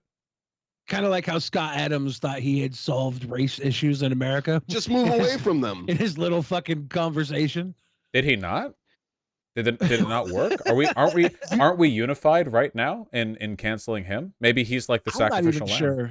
I'm guessing that apparently that poll that he referenced, the statistics on it were like less than 200 black people even responded. 130 black people responded to a poll that polled 1,000 people. 13% of the poll was black people. 26% of the black people polled said that white people, it's not okay to be white. 21% said that they don't know if it's okay to be white. Well, and 53% said it's okay to be white. The poll was on how they felt about the statement. And "it's okay to be white" was literally like a 4chan dog whistle thing, where like neo-Nazis on YouTube would say like "it's okay to be white," and what they mean by that is like, the Holocaust didn't happen or whatever. So I think like the problem here is that like it's innately coded, right? Kind of like how like in a vacuum white pride doesn't mean anything wrong, but in reality every white pride event is like a bunch of Nazis chest bumping and pissing on each other. What was it 4chan just trying to get the most like basic statement, the most agreeable statement, and make the left angry about it? Well, it's like get worked up over it. It's like the all lives matter thing, right? Because like semantically, all lives matter is completely inoffensive, but it's a response to the phrase Black Lives Matter. And the implication of responding to Black Lives Matter with all lives matter is the idea of like, okay, sure, Black Lives Matter, but like, aren't we all going through issues? And it's like implicitly. Last shot junk. Hey. You guys were all I listened to during the withdrawals, so you deserve a cut of the money I've saved. Thank you. Oh, I thank you. Anyone out Glad there you're doing better. You are worth the effort to quit. Yeah, congratulations on quitting. I do think that if this has been that long, you owe us a little more than $50. True. Pay up. No, seriously, congratulations. That's fucking awesome. I lost a lot of family members who didn't make it out. And it's tough. I'm glad you're not there with them. Yeah. So just to finish my point, it would be like if you ask me like, well, how do you feel about white pride? And like my answer is, what do you mean, right? Like, how do I feel about white people being proud of themselves? Well, that's fine. How do I feel about like any of the innumerable ethnic pride movements of white people, like Italians, Irish, Poles? That's all fine. But like in reality, Google white pride, see which sites and which messaging boards and which YouTubers come up, and it's like, okay, well, obviously something else was meant here, There's a part of me that needs to figure out how we can have "it's okay to be white" work, because I saw a video of the Black Hebrew Israelites, and they had these two fucking white people licking all their boots. They're like, yeah, these white people know what the, and like, I assume these white people were doing it out of. Just like Kanye, he was saying Black Hebrew Israelite propaganda, and white people were licking. I assume they were licking these boots out of some sort of guilt, and I'm like, this is weird to me. Like maybe you're a sub slut and you just love licking boots. It's a kink thing. Why shame? If it's a kink thing, I'm fine with that. But if there's people out there that believe that they have to lick someone's fucking boot because of 200 years of systemic oppression, I feel like we are losing some people here. Yeah, well, so the black Hebrew Israelites are literally just black Nazis. So that they're on their own shit right now. There are some like super white guilt filled white people, and they're fucking hilarious. And I hate them, but we're talking minority, because the average black person will roll their eyes if a white person is being like weirdly apologetic around them, right? Like if you're white and you go up to a black person and be like, man, white people sure are bad. I'm so sorry about the years of oppression. Like the black person internally. That's fucking weird too. We have to have this conversation. Those were the people who were following Ghazi Kozo. You remember Ghazi Kozo? That's weird. He had a whole group of white people that worshiped the ground he walked on, and he would have them in his videos all the time. I think it's a fucking kink thing most. I legitimately fully believe that. Like race play shit is super common on Pornhub. It's really popular. I don't know. It's a weird sub couple that were like, fuck yeah, we'll lick these guys' boots. Let's do it. And they went the bushes afterwards and ran each other out. Wait, there was a There was a fuck, what's his name? Not Andrew Tate, Andrew Callahan, the guy who was also canceled. There was an Andrew Callahan Channel 5 video about the Black Hebrew Israelite, like Ghazi Kodzo kind of faction, the Black Hammer Crew or whatever. And they were doing a fundraiser, which was like totally a scam. It was totally disingenuous. But helping with it was this one white woman. I think she was wearing a shirt that had like a stencil of Africa, the continent, on it. And they interviewed her, and she was the most like head empty, holy shit, I want to get gangbanged by 12 black dudes with fat cocks, like looking white girl I've ever seen in my life. It's like her whole fucking purpose in life was to act as a magnet for that scenario. It was insane. It was very funny. I respect her. Yeah. I'm rambling. If that's what drives you, I'm glad you got to your destination. Yeah, live your dream. I just feel bad for people who are just confused. Because so many people are stupid already.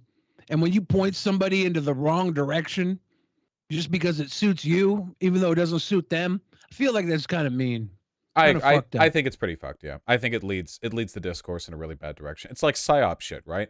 Because there's nothing like a neo-Nazi loves more than being able to point to something to support the narrative that modern white people are being cucked out to like a pro-black establishment. Which is totally not fucking happening. But like, if you can point to one video, they can outrage farm that shit for years, which they have. And they will. Yeah, they will. We got Matt Walsh fucking spinning around in his little Dilbert chair, trying to find a reason to just spew anything like that. Just re-push it. It's all these fucking kids. They get one little morsel and they all feed off of it too for fucking weeks. Well, that's also a kid weird thing. Matt Walsh 100% wants to be gangbanged in a park by 12 black guys. That's the most Christ-like thing about these conservatives, in my opinion. It's how they can take a fucking loaf of bread and 2 fish and turn it into 4 weeks worth of content. It's sick. I feel shameless going over something twice in a row, man. I have no idea how they get away with it. Jimmy Dore is really good at this too. Like he's got like 50.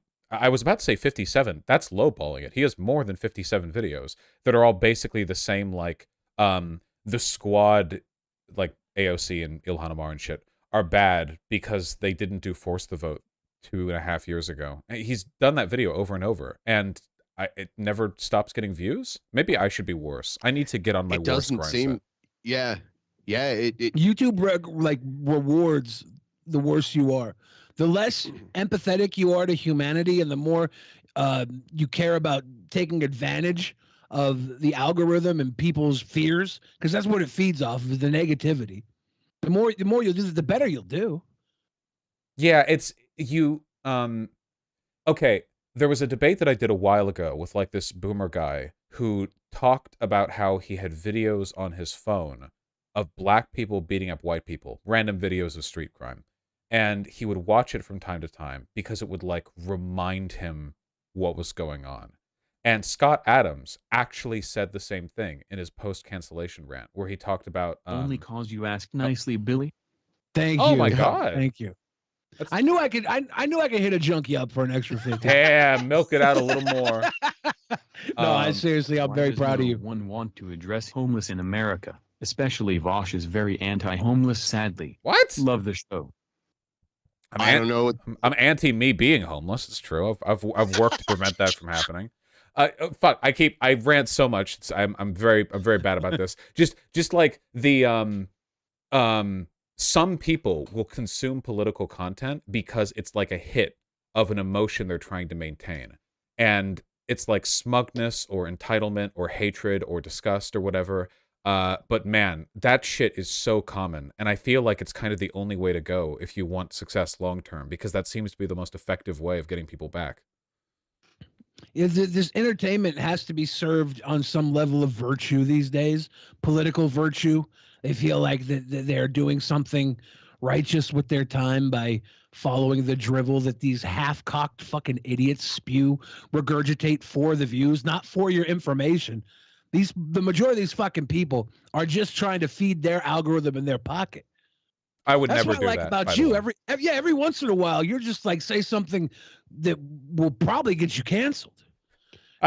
You're just like, by the way, How about horse dick? And like, what? Well, nowadays What? that's not algorithm uncontroversial. proof. Wait, we True. literally went to the Unicorn where Unicorn Jizz was a drink together. Okay, I know you're Yes, backing me on this. Yes. Yeah. Yes. No, it's just like it's yeah, I don't know, man. YouTube sucks. Politics sucks. I can't wait for politics to be done. When is it gonna? It's gonna be over like any year now, right? It has to stop eventually. I never, I know Jimmy Dore, and I never saw this turn really coming. Like it was like around it was like when the COVID stuff started, he kind of flipped, right? I mean, he went one way, and I think everybody else went another. It's been a little while since we've had him on our stream, but when he comes on, he doesn't even want to talk about that kind of stuff with us. We talk about butt play. Yeah, we talk about all kinds of like anything but. Yeah, we did talk about butt play. He was like, "Oh, I'm just now getting into some kinky stuff. I was never a kinky person," and that's what he wanted to talk about, like butt good. stuff. Good. Well, you're that's the mark of a good journalist. You're able to get people to talk about the stuff they won't otherwise open up about. Yeah, and when we had Kanye on, we got him to talk about, Kanye, which I was missing that from Kanye. Oh, he started talking about everything but Kanye, and that's when he got off the rails. If you just keep Kanye talking about Kanye, he's fine. Yeah, Kanye, or can you get him to talk about music? Is that possible anymore? Or do you think Well, that's it would be done? his music. Well, sure. He's made a lot of it. We went to one of Jimmy Dore's comedy shows. He like comped us tickets to it, and we went to it, one in Portland years ago, like 3 or 4 years ago. And I remember, do you remember the guy that got kicked out? Because they were making fun of Elizabeth Warren, and some guy stood up like, "Why are you making fun of Elizabeth Warren?" or something like that. It was, "Why are you going against our people and not the Trump? Why aren't you going against the right and you're attacking the left?" And the whole crowd just turned on this one guy. I feel like the guy might have been a plant. I don't know. It was just like it was set up very theatrically. But it was also Portland. Yeah. Yeah, I don't know. There's like a really. I know Benzacool Mania was the greatest thing in the world. It was. Those of you that didn't watch Actual Mania last night missed out. Ben had delivered, and Egghead also delivered in a very interesting way. Watch it. Back to the conversation at hand, please. Oh, no, not at all. Just that, like, there's a really fine balance to strike in that, like, critiquing your own versus doing, like, the broader critique stuff. And you can always tell...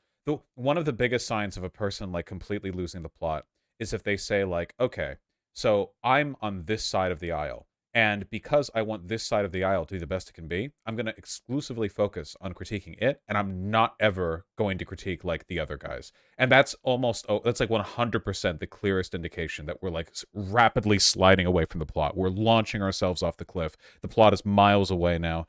Very dangerous stuff. How he feels about Wendy's. Oh. Is he pro or anti-Baconator? Does Voosh support chocolate Frosties or dirty privileged vanilla Frosties? How does he feel about the hot drinks? We need to know. We'll have to probably get back to that because this is going to be a long conversation. I don't like fast food. Fast food's so fucking expensive these days. Nah, seriously. Oh my God. Go order like enough food to fill you up from Taco Bell, and it will legitimately cost more than an entree and a side at like a regular sit-down restaurant, and it will taste worse too. It's so expensive now. True. It's true. It is fucking wild. It is creepy how much a Taco Bell meal matches up to like if you go to just a sit-down Taqueria, restaurant. like El Rinconcito. Or I had a like ridiculous michelada yesterday with shrimp in it. It was like $17 for the michelada with shrimp in it, but it was huge. And it had like a bunch of shrimp. And then I had 4 tacos for like $14. I can't get a michelada at Taco Bell, but I guarantee you I would have spent comparable for a meal half as satisfying if I would have gone for the gusto.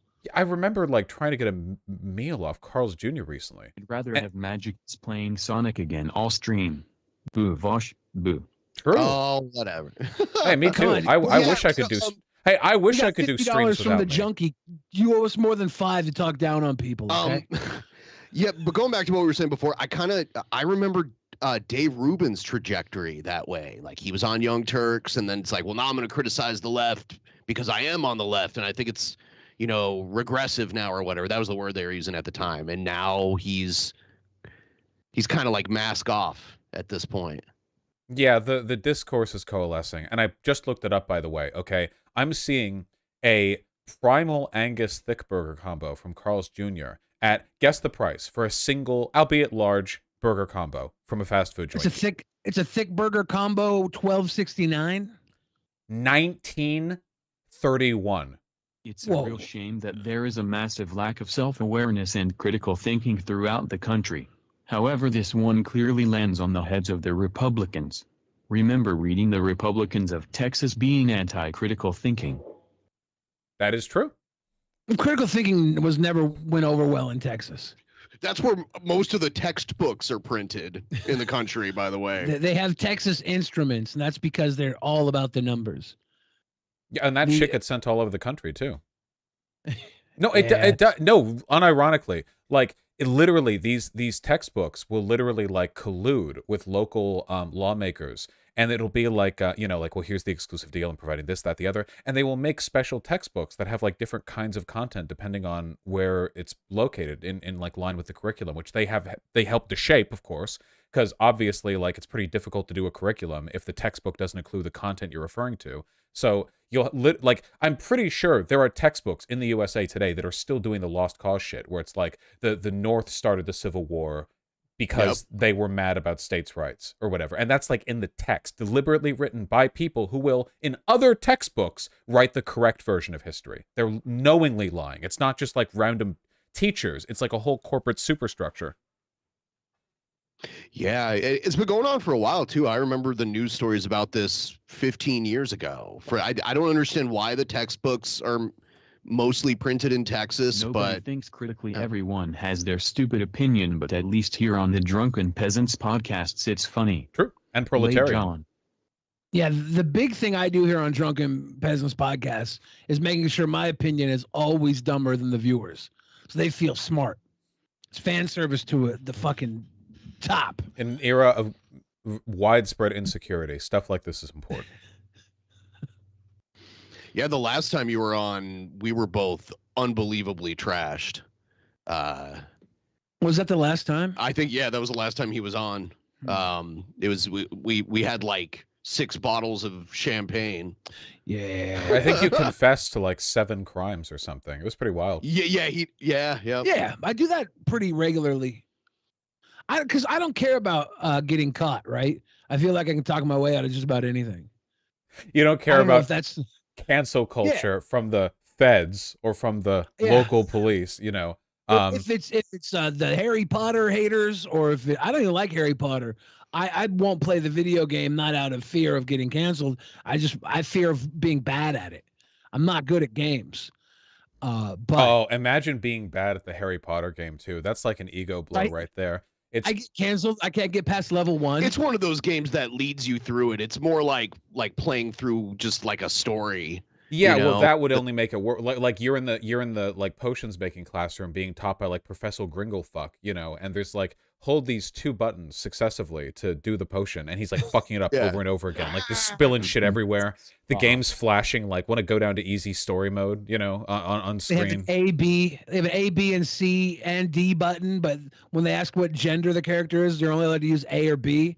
It's fucked up. It's fucked up. Yeah, every like character customizer input is a text box or like a hex code or something, and the only binary option is the gender one, right? Everything else, you know, you get to put in what you want. You mean this motherfucker can be a wolf? He can be a wolf, but I can't have 2 parts. I can't have 2. I want 2. I want a swinging dick and slap it right into my own pussy. That's what I want, Harry Potter. Yeah, it's a post-cyberpunk 2077 world, right? Like people are equipping fat cocks in that game. Thank you. I'm gonna walk in not like I'm riding a horse, but like I'm the horse to ride. Cyberpunk. God, what a disaster that was. So much hype. It's supposed to be good now. That. Is it? The last thing, anytime I think about Cyberpunk now, I think back to this time on Twitter. Jeff Holiday was talking about how he was going to play Cyberpunk and how cool it was going to be. And then that one girl, Bad Bunny, do you remember her? She came out of nowhere and was like, you're transphobic for liking that game. And Jeff's like, fuck you. No, I'm not. I just want to play this game. And she just like kept going after him and going after him. It was so ridiculous. Yeah, bad, but well, ironically, actually, you are transphobic because you're dead naming her. She goes by Kira Chats now, probably to Oh, distance no. herself from all the horrible shit that pops up if you Google Bad Bunny. But yeah, Are no. you allowed to dead name people if they have a history? Like, can't they be held accountable at some point? Do you just get to change your name and be absolved of all your sins? Yeah, it's like being a born again Christian. You get baptized, and all the cringe shit you did before. This is why the great travesty with Chris Chan, with Christina Chandler. It was never people bullying or harassing her. It was always she never got the do over that she was entitled to. That's fair. Kind of That's fucked up, fair. TBH. She never would have had yeah. sex with her own mom if we would have given her a second chance. Literally, yeah. We had a moment, and we made it worse, and we'll It's- always be on the hook for that. It's so weird because Christine had just raised like $4,000 to go to this BronyCon that was going to be in downtown Bellevue. And we were going to go there and meet up with Christine sometime during that weekend. And then I think a day or two before she was supposed to come out here, all of a sudden the leaked phone call where they admit to banging their mom comes out, and it's like, whoa. I guess we dodged a bullet there. I don't know. I like to think if I would have met up with Christine in real life, I could have smelled the sex of mother on her, and I wouldn't have wanted to hang out. Still in jail for almost 2 years, too, by the way. Still no actual court date or anything. American justice 2 system. years. 2 years without access to their Legos. We used to have this porn star on our show named Mercedes Carrera, and she's been in jail for like 4 years, and she's accused of molesting her own daughter, and that has not gone to court. Yeah, it's some serious shit. And I just like all, you know, you hear the charges and they're terrible, and we've been like, at first we were like watching it like hawks because we're like, we hope this isn't true, you know. But now it's like, what's the holdup? You know, you have a right to a speedy trial. I think it's her So, lawyer pushing yeah. it off. Yeah. Yeah, If we it's get them- it's insanely. It's one of the reasons why everything goes to plea deals, right? Because if you can't afford to post bail, you could wait in jail for like years and years and years with like nothing. Just even for something you might eventually end up getting acquitted of. In which case, you get what, comped a little bit for your prison time for years of your life. It's completely fucked. If we could get Mercedes Carrera and Christine Weston Chandler released into the same halfway house, can we put a webcam in there? What about I just want to watch. Onision? Is Onision in jail? No, No. Onision Oh, okay. got charged or got a federal He's getting lawsuit. sued, not charged. But it's not just Onision. It's Onision's significant other, and YouTube in the same lawsuit file. So for Onision to lose, YouTube has to lose. Interesting. All right. Well, I guess immovable force, unstoppable object. Or wait, immovable force, unstoppable force, immovable object. Yeah, we'll see how that one works out. No And matter the who person wins, we filing the lose. lawsuit never actually met them in real life. So what they're doing is they're claiming they were groomed remotely, and that Which- YouTube facilitated that by allowing Onision on Which their is platform. possible. I've done it before. Another crime admitted to. Just enough. Well, that seems like kind of a bullshit lawsuit, though, right? You can't hold a platform accountable for the behavior of people on that platform. This is like classic Section 230 stuff. It seems like it. It's gonna have to. It's gonna be set a different precedent if somehow the lawsuit goes through. Billy used to collab with Onision all the time, so there's like he's collab, also guilty. also. Well, the Section 230 230 stuff might actually get changed. I'm pretty sure the Supreme Court's going to be looking at it soon. Yeah. So, yeah, that might like end YouTube, basically. We'll see, I guess. Well, that's probably better for YouTube, right? They can just have their deals directly with Jimmy Fallon.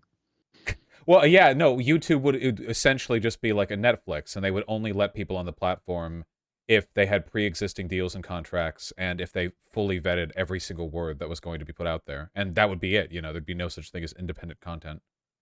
That's wild. I think that's what they want. That's a horrible thing. For us to have this technology where we could talk live and then to have that stunted just because They've been stunting it slowly ever since I started making videos on this platform, you know, and it's been like 10 years now. So everything. Almost none of the changes they make are positive. It's always a change for the worse. Like, I feel bad for you guys. I'll be fine. I can just date Chelsea Handler and get a career. But you guys are going to suffer the most. Yeah, well, it keeps us young, trying to stay ahead of the curve there. I don't know. It's the problem is that social media has never really been like a stable economic model. Stuff like Netflix and streaming services make sense on their own because you pay a subscription fee, but if something's totally free, like YouTube, the ad revenue doesn't usually cover it. But server costs are so high, and then there's the question of like legal liability, and then there's also stuff like with Alex Jones or whatever, right? Like an unbelievable amount of social harm can be done by some types of people being popular. And I'm not some fake free speech cuck or whatever. If I had two roads to walk down, one in which a guy's YouTube channel gets banned, and one in which like he doesn't, and he ends up like leading the Fourth Reich or whatever, yeah, ban that shit. I don't fucking care. Yeah. Free speech is kind of like self-protected necessarily. If your free speech leads to free speech being taken away because you're promoting ultra-authoritarian far-right values, then it's self-defeating. But like, man, what's the stable model? What do we get? Or do we all just break up and go back to like micro niche forums? Is it really even possible to have a grassroots Führer though? Like, well, it promotes the sentiment, right? It's not, you don't do grassroots Führer shit, but it's like, I mean, Alex Jones kind of is, right? Like he's hugely influential, and he got there basically through independent content creation. Even if he doesn't become the Führer, maybe he's making the world more Führer-esque. Yeah, I mean, he even started out on the precursor to internet content creation. He did public access for years, which is what you did back in the day before streaming. That those people were like the first streamers in a way. They were weirdos. They were so cute back then. I loved watching it. It was very entertaining. Yeah, I guess here in Seattle they used to play porn and get away with it. Yeah, I have no idea how we they had a would guy do named that. Mike Hunt, and he would come on and he would just play like copywritten porn all night long. It's so weird. There's another guy, his name was TJ Williamson, and he would come on and he would like pregnant porn. He'd just play pregnant porn all night long. But also, Alex Jones was also nationally syndicated on AM and FM radio stations all over the country, too. Yeah, that's another crazy thing. He was really big. It's pretty, I mean, I feel like if you're a conservative, though he wasn't originally, but if you are, I feel like it's pretty easy to get those radio licenses, because there's like a lot of them are kind of like collectively owned and managed by like these bigger firms that are always looking for new talent, right? Yeah, and especially on the conservative side. Yeah, conservative radio. They're keeping AM radio alive, you know? Yeah, because like boomer truckers out in the sticks. Because the people who actually listen to the radio are people in rural areas, first and foremost, right? Like, and those areas tend to be overwhelmingly red, so you turn it on, it's all like Christian, like gospel shit. And then you get like a little, you turn the channel, it's like the next one's talking about how the liberal media is ruining elephants because the newest cartoon makes a woke elephant. It's inescapable. Yeah. I mean, that was pretty much the genre Rush Limbaugh pioneered. And now there's like a bunch of Was clones. Imus pre-Limbaugh? Or? Imus wasn't as political as Limbaugh, and I wouldn't say he was as right-wing as Limbaugh either. But I just remember Imus actually getting canceled. And I think Limbaugh got to fucking crack his way through life. That was the thing he said about the basketball team. Yeah. Yeah. Rush Limbaugh got fired because for some reason they hired him at ESPN to be like a sports commentator, and he made some kind of like racially insensitive joke and got fired. So I guess that's just par for the course. Yeah. Well, I mean, we're still just barely in the timeline where Scott Adams loses Dilbert syndication for basically just going on a multi-minute ethno-state rant. But I feel like we're getting pretty close to that not being the case anymore. I wonder if there's like a bunch of sicko racists that are going to start reading Dilbert now because of what he said. They're like, oh, it's time to get into this Dilbert. Reading for like based messaging in the text, where it's like the people playing the Harry Potter game just because they know it pisses people off.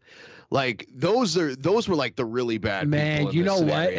If I was the If you're alt-right, playing because you legitimately like Harry Potter, that's one thing. But because you hear it pisses people off to play it, and then you play it, if I was the those are the alt-right, worst I would make people. Dilbert the new Groiper, the new fucking the new They Pepe. could Pepe, yeah, I'd make him dude. the new Pepe. If I was the alt-right, I would go Oh hard my right now. god. There actually is Yes. some content to like build that off of. If I remember correctly, Dilbert's pretty fucking sexist. The one woman in the office, I think her name is Alice. Like half of the jokes associated with her is that she's like a bitchy, like basically if they could mention like being on her period in the Saturday morning cartoon comic, then that would be the thing. She's the woman who's always acting like she's PMSing.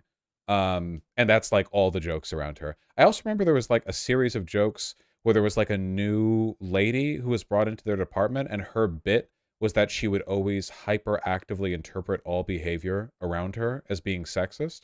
Like at what Dilbert said there was an acute problem, like as in the opposite of obtuse, and she's like, acute, you're calling me cute? I'll have you arrested, blah blah. It was pretty unfunny, like distinctly unfunny for the comic. It's funny. It's funny to me because this is exactly what I would expect Scott Adams to write after only finding out about him through this shit. I don't know nothing about a Dilbert. I don't. Were there any black characters in Dilbert? Did you see? Okay, Google right now. Dilbert first black character, please. Oh, okay. Uh-oh. Oh god. Okay. It's gonna be like a minstrel show character No, or no, no. something. Please. No, it's next week's episode of Dilbert, and Dilbert's just moving away from him. Oh my god. All Moving right. cubicles. Hold on. Is it this guy? That's the digital release, but it got printed in black and white, which is the second image. If you'd like to pull that one up. This one. The first black character in a like 30 years running strip. Let's go. Dave, I support your right to identify any way you want, but I'm trying to reach my diversity targets, and it isn't helping me that you identify as white. Maybe you Oh could my identify as God. black and solve your own problem. Oh, That's how I paid for college. It's literally, they bring in a black character, and it's literally the like, haha, well, he identifies as white, you identifies, but nothing means anything, bah. But it all printed in black and white without midtones, so everyone looks white or non-racial. Oh wow, racist Vosh! You not see that guy's hair? Those are obvious. no, he's bald. Those are African American. I can't. No, even that fucking guy's riff this white. one. He's just got powerful side fro energy. Wait, which one's the white guy? Which one's the black guy? I thought the black guy was the guy on the left, but I guess we're proving a point. Shit. No, the black guy's the guy on the left, and the boss is the guy on the right. It's just they brought in their first black character, and the whole thing was a joke about like, haha, he identifies as white. I think if you go back to the image search, I think this is like the second comic release of that fucking thing. I think it's the fourth one there. The one that has the Twitter This thing one? around it. Yeah, there we go. That's the first one. There we go. Okay. I mean, same basic joke, but like, yeah. It's just too But fucking it's like- funny, man. It's like they're in the conference room together. There's a whole bunch. They have a whole audience this time. Yeah, I identify as white. You're ruining everything, Dave. Yeah. First black character. We got him. Well, I personally want to apologize to all African American members of Dilbert comic book strip for my comments. I did not realize I was misattributing your racial tones in the two-tone strip, and I will do my best to do better if I'm not canceled. This reminds me a little bit of the race discourse in fucking Homestuck. How much do you both know about Homestuck? I don't know anything about Homestuck. Okay, that's probably for the best. It captured the minds and hearts of a very specific group of people, and it still holds them to this day. There once But- was a streamer named Vosh, whose debates often ended in wash. He'd argue and fight, with all of his might, but more often than not, he'd get Well, squashed. thanks for the Ooh. cringe poem. I liked it. What the fuck was I saying? Oh, all the characters in Homestuck are their skin just isn't toned in, you know? They're literally white, like the color white. And when people started doing like fan works and choosing how to skin tone them, there was a ton of discourse about that. People got really fucking mad. There were like death threats and shit about like, well, this person's actually white, this person's actually brown. You know, you can tell from this one text bit from this one passage in the 5,000th comic panel of this long-running web anthology. Basically, race is dumb and shouldn't exist. In a world of cartoons, shouldn't have race until they go to make the movie. Because you gotta have race in movies. You gotta have a character in the movie. You know, race swap. You They know should the all be black. DC. Yeah. You know the DC comics character Shazam. Yeah. Back in the, I'm thinking 40s, he had a sidekick. Well, you don't have to go any further. A sidekick in the 40s. We know where this is going. This was Holy shit! Yep. Wow. His name was Steamboat, and look at how they write his dialogue too. I can't. Oh my fuck! I want to say that out loud so badly, but I can't. I won't do it. I so badly do it. want to do that. Oh my fucking god! How this is actually the most lip I've ever seen on a racist caricature. I've never seen more than this amount. That's holy shit. What's wild? His name is Steamboat. Did you see the credits on this too? The guy who inked this was a young Scott Adams. What? And who's there in the margin of the comic credits? It's Scott Adams. You know, going back to like Civil War general photos from the Confederates. It's like, whoa, wait, I recognize those glasses. Hey, Scott Adams. Man, I actually kind of feel like that had to have been considered pretty bad for the 40s, right? Because comics have always been kind of a little more progressive than general discourse, and I feel like by the 40s that would have been seen as kind of silly. Am I off on that? I don't know. It's I didn't even know about this until recently because I was a big comics fan and I liked this character, but I didn't realize it said it came out in 1943 is when the character was introduced. You know, I don't know. You know, it is the 40s. You know, like it's just so. It's so much. It's so much. Yeah, it is. You know, it's that post World War II America. I could see mid World War II. They would have been. You know, our boys, our GIs right. would have been off fighting Hitler at that moment. You know. Yeah, man. I don't know because it lasted several issues. So I don't know. Okay, wait, hold on. Steamboat Bill, most commonly as Steamboat, was a fictional character appearing in American comics, blah, blah, blah. However, protests from African Americans and other readers concerning Steamboat's racial stereotyping led to the character's disuse after 1945. It was so bad that it was taken off for being too racist in 45. That is wild. Still lasted 4 years. like Trump's presidency and the Civil War. Oh. It's the 4-year run of racism. You got about 4 years in you. All these young fucking Kanye fans and Fuentes boppers. That's how long my channel's been going. They don't know. They only got 4 years, and you're wasting it. You're wasting your 4 years of racism. You're 4 and done. Does my channel end after the 4 years, or do I just get to be not racist for a while? Yeah, you can join like a VH1 reality show or something. By the way, the new Shazam movie is coming out soon, and they haven't announced every character that's going to be in it. So you think his name's Steamboat Bill? Was that a play on Mickey Mouse with Steamboat Willie? I don't know. When did Steamboat Willie come out? In like the 20s? I thought it was 30s? 35 or something. Okay. 33, the 30s. Fucking like real like Marvel movie tier, like semi-realistic 3D rendering where they bring his ridiculous lips to life. Just confidently side by side with the other characters, unaddressed in the context of the film. It would be actually kind of dope if they made it work though. like if they did it just to subvert expectations, and then like everybody agreed that was actually a perfect character to introduce, and it had some nuance and discussion. Yeah, I don't think they could pull it off. But how great would that be if they did? Shazam, like it like does a fight, and then he ends the fight, and he kind of like stumbles down to the ground, and kind of crashes into a food truck and knocks over a guy who you don't see the face of, and he turns around, and his lips go from nose to chin, and then there's like a deep pause, and then he opens his gigantic mouth, and he's like, "Ah, so sorry to have hit you there. My bad. How are you doing this fine day?" And like, and they pull it off like, "Oh, actually, we're progressiving it." That's what it goes beyond his chin. Jesus Christ! Looks like he's allergic to pineapple and just got done eating one. You ever eat a pineapple that has a little too much acidity in it? No, I fucking hate taste of pineapple.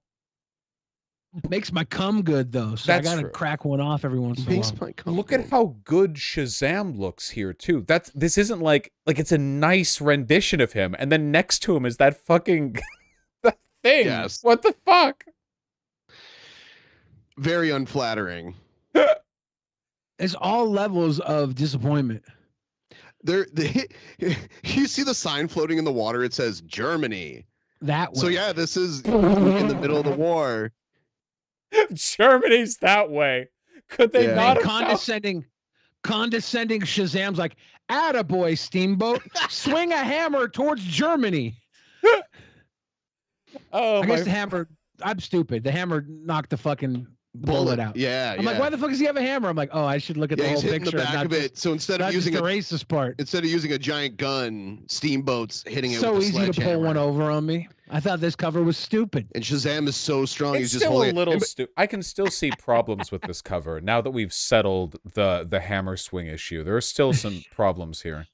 He was in like 50 Steamboat. Issues. And this is when they still called him Captain Marvel. They lost the rights to use Captain Marvel when Marvel locked that down. But they really lost the rights when the quartering and everybody else started sniffling about Brie Larson. True. That's when I knew for a fact Brie Larson was Captain Marvel. To be fair, it was always kind of confusing. Or yeah, the character predated Marvel Comics. Who the fuck cares? Like, it predated Marvel Comics, so that's why it came out. And DC didn't even start it. It was, I think, like Fawcett Comics originally. DC absorbed a bunch of other publishers in their early days, so a lot of their stuff, their intellectual properties, were created by somebody else that they just acquired. Attaboy, Steamboat. Yeah. Sorry, I found an old Cracked article. Remember Cracked? Yes. They were, wow. They were. I wonder how many viewers watching right now lost their virginity to a girl they met on the Cracked forums. One in the chat, if one of you's lost your virginity to a girl you met on the Cracked forum. I'm watching your stream and I see what you're pulling up. Yeah, there. it's pretty. Whitewash Jones was his name. Whitewash Jones. Sorry, yeah. Okay. Yeah, for me it was the Newgrounds forums. Okay, that was the actual battleground for the heart and soul of the bitches. It was the Newgrounds forums. No, if you're pulling Tang off Newgrounds, you probably into some weird shit. The theme song for our show that we play at the beginning of every show, I found on Newgrounds years ago, and I just like asked the songwriter if I could use it, and he's like, "Yeah, you can use it." Calling it right now. I have a lot of inside information that I don't really pay attention to, so I don't know how severe it is. About 2 years from now, you're gonna have a crazy revelation of how much debauchery was going on in Newgrounds behind the scenes.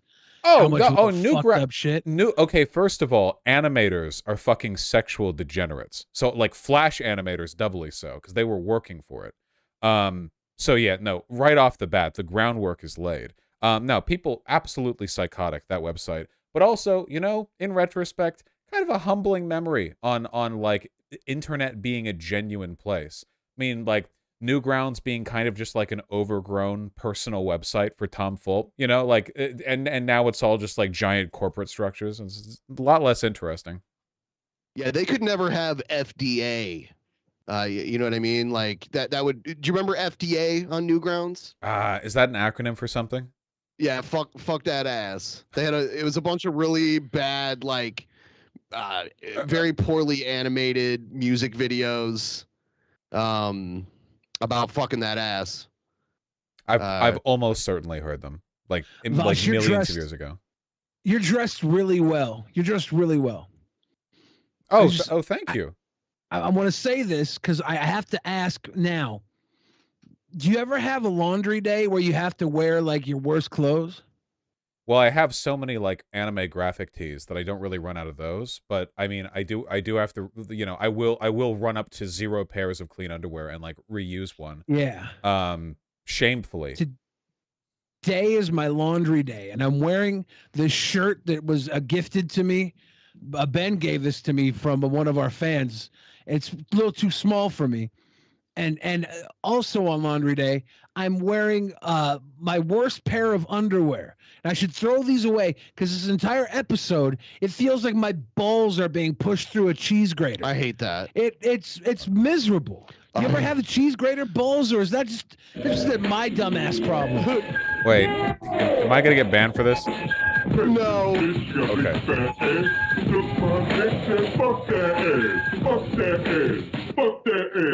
Yeah. When is I this don't remember from? all of it.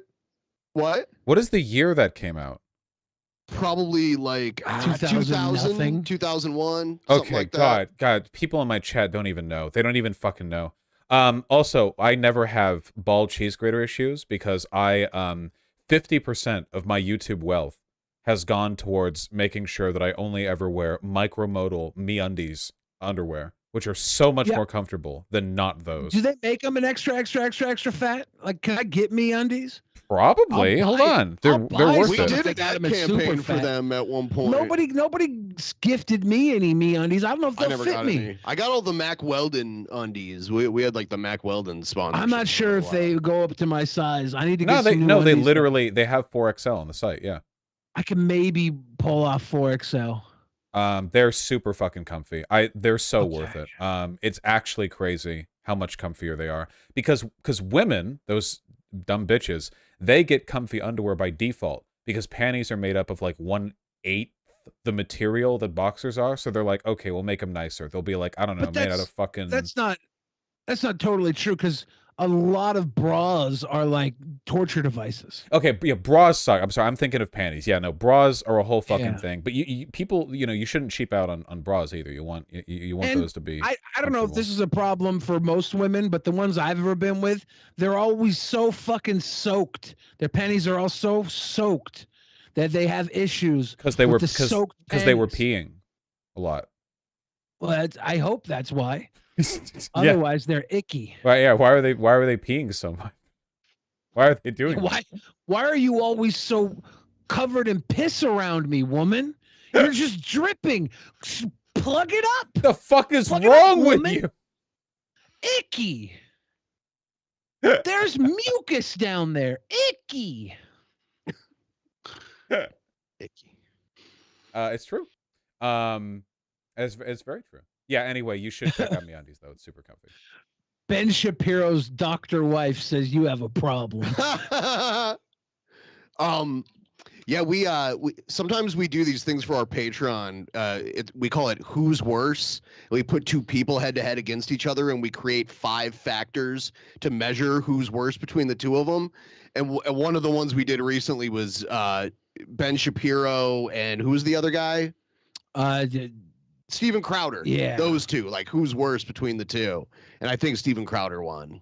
He did win. I think Crowder's Ben worse Sh- by far. Yeah. Yeah. Ben's like, if you watch Ben's show, not just the little YouTube segments that he puts out, but ones where he actually like does something live or not scripted, Ben is actually a human being. It's kind of crazy because if you take a look at like Matt Walsh, Michael Knowles, Candace Owens, Steven Crowder, they're all lizard people. They're disgusting.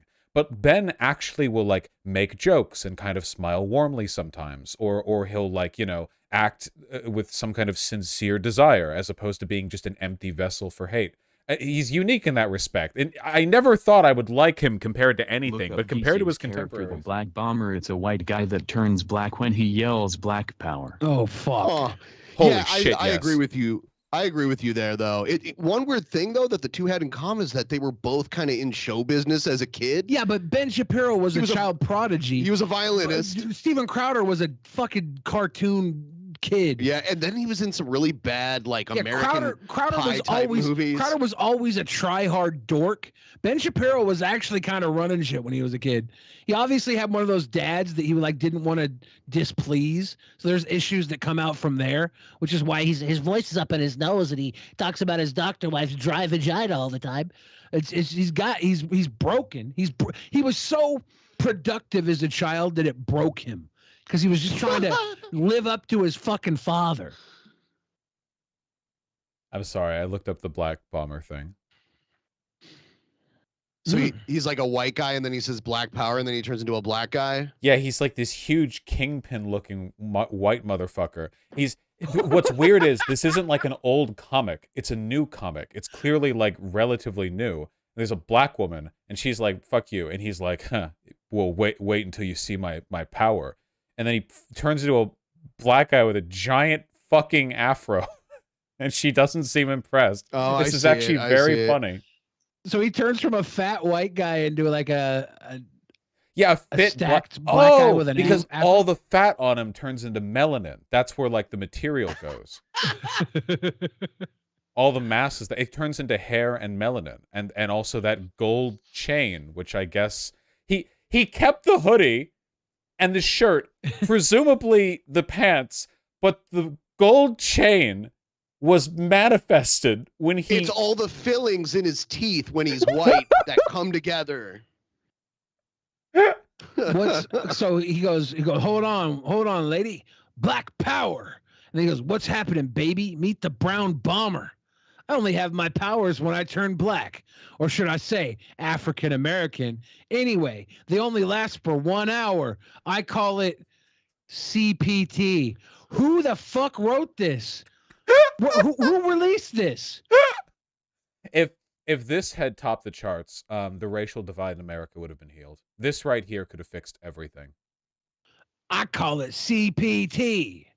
Well, you fucking serious? You have to assume that, not naturally, but entirely forced, he is now putting on the most exaggerated, like, AAVE voice he possibly can. He's like giving it his all, and it sounds awful.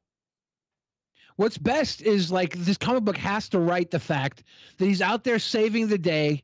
He's got to like 59 minutes into his colored people time, and it goes away, and he turns into like a fat white guy in the middle of the hood where he needed his pass, and now he's got to like fight his way out as a dumpy chubster. He just started the soft A, and then he flashes back to being a white guy, and he finishes it. Right? Like you're done, dude. It's over. Part of the transition is his voice cracks, so it comes out the hard ER because like what? You're done. It's over. King Kong's got nothing on you. Training day ending. Done. It's over, and it's not getting better. You're finished. Fuck. People are saying it's funny. AI art. It's not real. No. That's got to be real. It's listed on a comics registry site. It's from 2008. This was a JLA comic? This was from Justice League of America number 26. Was it? Yeah. Are you joking? No. So I can get up at 3 a.m. for work, but I love you guys. Hey. Vosh on DP is better than any drug, so come back soon. Yeah, you're on the hook now. Oh, you're the new hey, someone you're the new likes me. morphine. the idea that this character looks like Kingpin and turns into a black guy, is this a commentary on the Daredevil movie that came out when society got so angry about them turning Kingpin into a black guy for the Ben Affleck Daredevil movie? Who the fuck could have gotten mad at that casting though? It was great. Michael Clark Duncan? Yeah, he was perfect. Who could have gotten mad at that? One of my favorite characters as a kid because I was a little fat kid. So I love Kingpin. I was like, oh, he's the best. He runs everything. He's a big fat. And then when they cast Michael Clark Duncan, I was like, oh, this is actually dope. And then that's the first time I think people started getting angry about people getting race cast differently. No, they got mad about Samuel L. Jackson too. In what? When he because Nick Fury was a white guy in You're the comic. way beyond the Daredevil casting. Oh, really? That was way later. Oh, you're talking about the Ben Affleck Daredevil? Yeah. Okay, my bad. Yeah. You're right. He's yeah. No, this was like I thought you were talking about the I'm Netflix one. I'm showing to my chat right now because I need chat to understand how large Michael Clark Duncan is, just so that, just in case they're not aware of the size of this unit of a man. He was great for that role. I've always loved Kingpin. Everyone loved him in Into the Spider-Verse. Everyone loved him in the movie, and I loved him in the comics. The Daredevil. I don't know if it was called like Daredevil Year One. The stuff that Frank Miller wrote. Back in the day of Daredevil when he's just starting out and he gets the shit kicked out of him and like all of his ribs broken by Kingpin. I fucking love Kingpin as a character, man. He's great. And Michael was great as well. Sorry. Yeah, he was fantastic. That I'm mad that people hate that Daredevil movie so much because it fucking hit in a lot of ways. That fight scene at the end where he's fighting Michael Clark Duncan and he's like the water starts coming down and Daredevil gets in his zone and he just fucking kicks Michael Clark Duncan's knees out. So raw. So fucking raw. No, it's spoilers. Really, there were a lot of really good parts to that movie and a lot of embarrassingly fucking bad parts to that movie. And unfortunately they don't actually cancel out in retrospect. Are you a fan of the Sandman at all? I loved the comics when I was younger, and I watched the Netflix show recently. I liked it a lot. It kind of sucks how they can't incorporate all of the other DC universe into it because the comics had a lot of crossover, but I thought it was still good. The casting was pretty good. The guy they got to play Morpheus was pretty dead on. Yeah, and it was never like this was like an incredibly hard adaptation to make too. We're not talking about like a layup here. Like we have to grade in a curve because the Sandman comics are so fucking weird that the fact that we got any adaptation that wasn't like dog shit is a miracle in itself. Yeah, I'm glad it got another season too. It got renewed for another season. And wait, it did? Yes. Season 2. When was that confirmed? A few months back. Oh, it was renewed on November 2nd. Oh, okay. I completely missed that. I'm dumb. Sorry. Oh yeah, it's I'm excited for it because there's so much. We haven't even got to meet the rest of the Endless yet. For one thing, there was only Desire, and Despair, and Death. Well, we haven't seen the Hidden D, which I hope just looks like me, basically, when we finally get to him. The one episode though that blew my mind was the diner episode. It's like a it's like a bad acid trip or something. Yeah, I bet there are a lot of people who are watching who don't know, but basically Okay. it's like it feels like it's almost a movie, just a little bit shorter. It's like one 50-minute episode that's basically just about a crazy guy escapes from an asylum and gets the power to make dreams come true, and he sits in like a Midwestern diner and watches as the world falls apart because he's just like watching TV and kind of casually shifting the world around as he wants. And you just see glimpses of everything getting worse outside as like news clips, and like updates from calls from the outside world and everything just kind of disintegrates. In the diner, he took away all their ability to lie, and at face value, that sounds like a good thing. But there's no restraint in what people say to each other, and then emotions just go crazy, and then people start killing each other. The waitress who had a crush on the cook finally made her move and said she wanted to fuck. Oh, spoilers! Sorry. All right, I'm kidding. It's a good show. I recommend it. Spen doesn't understand how spoilers can hurt somebody's viewing experience. I mean, like it's not like the conclusion of anything. It's just like some fucked up stuff that happened in it. It's crazy. I just need to know that girl didn't try and finally admit to wanting to bang the cook. That ruined it for me. She admitted to wanting to bang the cook, and then he showed no interest and was like, "I'd rather have your son." It got honesty yes. fucks you up. Yes, it gets dark. But that's fair, because if I hear that and then he's like, "I don't want you. I'd rather bang your son." I'm like, okay, now I'm gonna kill you. This is the new comic book. This is a new comic book, murder. If I wanted to bang this cook, and then he says he'd rather bang my son, now I gotta murder him. I mean, he like That's honor. insinuated that he had been Spoilers. doing it. Oh, So he had been. Spoilers. Ben spoiling. Sheesh. Tisk tisk tisk. Tisk tisk shut up, tisk. egghead. It's okay when Ben does it. It is okay, egghead. I think the thing that I can say about the Sandman adaptation that is the most positive is that they could have cast Benedict Cumberbatch as Morpheus, and then they didn't. And I really appreciate that they didn't do that. The guy they did cast looks so fucked up, and it's actually perfect for the role. And I really appreciate that. They did a really good job. Yes. Finding. Did they have the opportunity to work with him? He was like free and available, or I'm just assuming that somebody Oh, would have okay. made that casting choice if given the opportunity, and I'm glad they weren't in charge, you know? He's so fucked up looking. I can't stop looking at his like he looks ridiculous, which is good. That's correct. He looks very sad all the time. He looks has like that- he's gonna cry. He's like the most powerful being in existence, and all the time he looks like he's about to start sobbing. It's fucking perfect. It's so good for the character. Here's what he looks like normally. Oh, sorry. he Holy looks like a member of Good Charlotte. wow! I would not have called that at all. He looks so different, just standing there. Yeah. Yeah, I was kind of surprised too. Spoilers.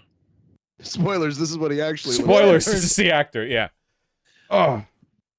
Robert Pattinson look-alike. That's what the kids are saying. Did you guys like the Batman? I didn't get to see. I didn't watch it. I saw Really? it in theaters. Yeah. I saw it in theaters 4 times. I was like, this is a 3-hour movie, and I'm pretty sure I'm not going to like it. So I just never watched it. I went to see it the first night, and I didn't know if I was missing something. So I went back to see it a second night because did I just miss like something important to the movie? And I realized I didn't miss anything. The movie was just fucking a slow drag that didn't really deliver on all the aspects I was expecting it to. Whoa. And then I went back a third time with a friend because he had to see it for himself to see if it was good. And he was like, no, it sucks. And the fourth time I went back was with family, and they're not movie buffs. They just enjoy movies. They loved it. And I wanted to die halfway through having to watch it for the fourth time. It was such I feel like the movie succeeded amazingly in a lot of things that I tend to really care about, and in a lot of other ways was very frustrating. What do you think? What do you think was a payoff that you loved about it? Well, so for me, it was an amazing tone piece, and Gotham has never artistically captured me that well. At least not since the DC animated universe, Batman and Batman Beyond cartoons. I really liked Batman Returns. I loved. Batman Beyond, Return of the Joker, legit one of the best like animated movies in my opinion in like the superhero genre.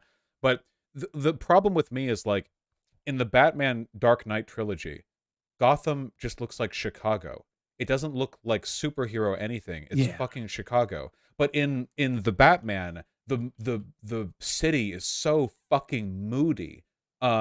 It's so like heavy and weighted with all the like corruption and income inequality and all the misery. You can feel it dripping from the scenery. And that, like, I was consistently impressed with it, I think, on an artistic level. Also, Batman was very hot. I wanted to fuck him when he was a fuckable Batman. That was the most Pattinson fuckable. Can get it. Pattinson can get it.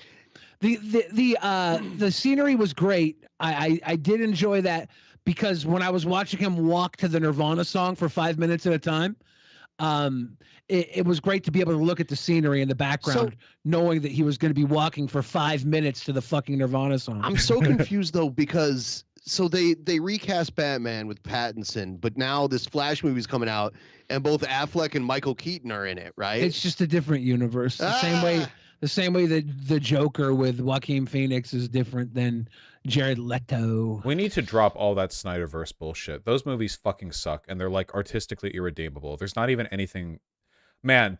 There's not even anything to fucking pull from them. Like the Batman could have had an hour trimmed off of it, but I think everyone can agree there's something nice there. But like, holy shit, with the Batman, I felt like they weren't showing me his detective work. They were just giving me the end result.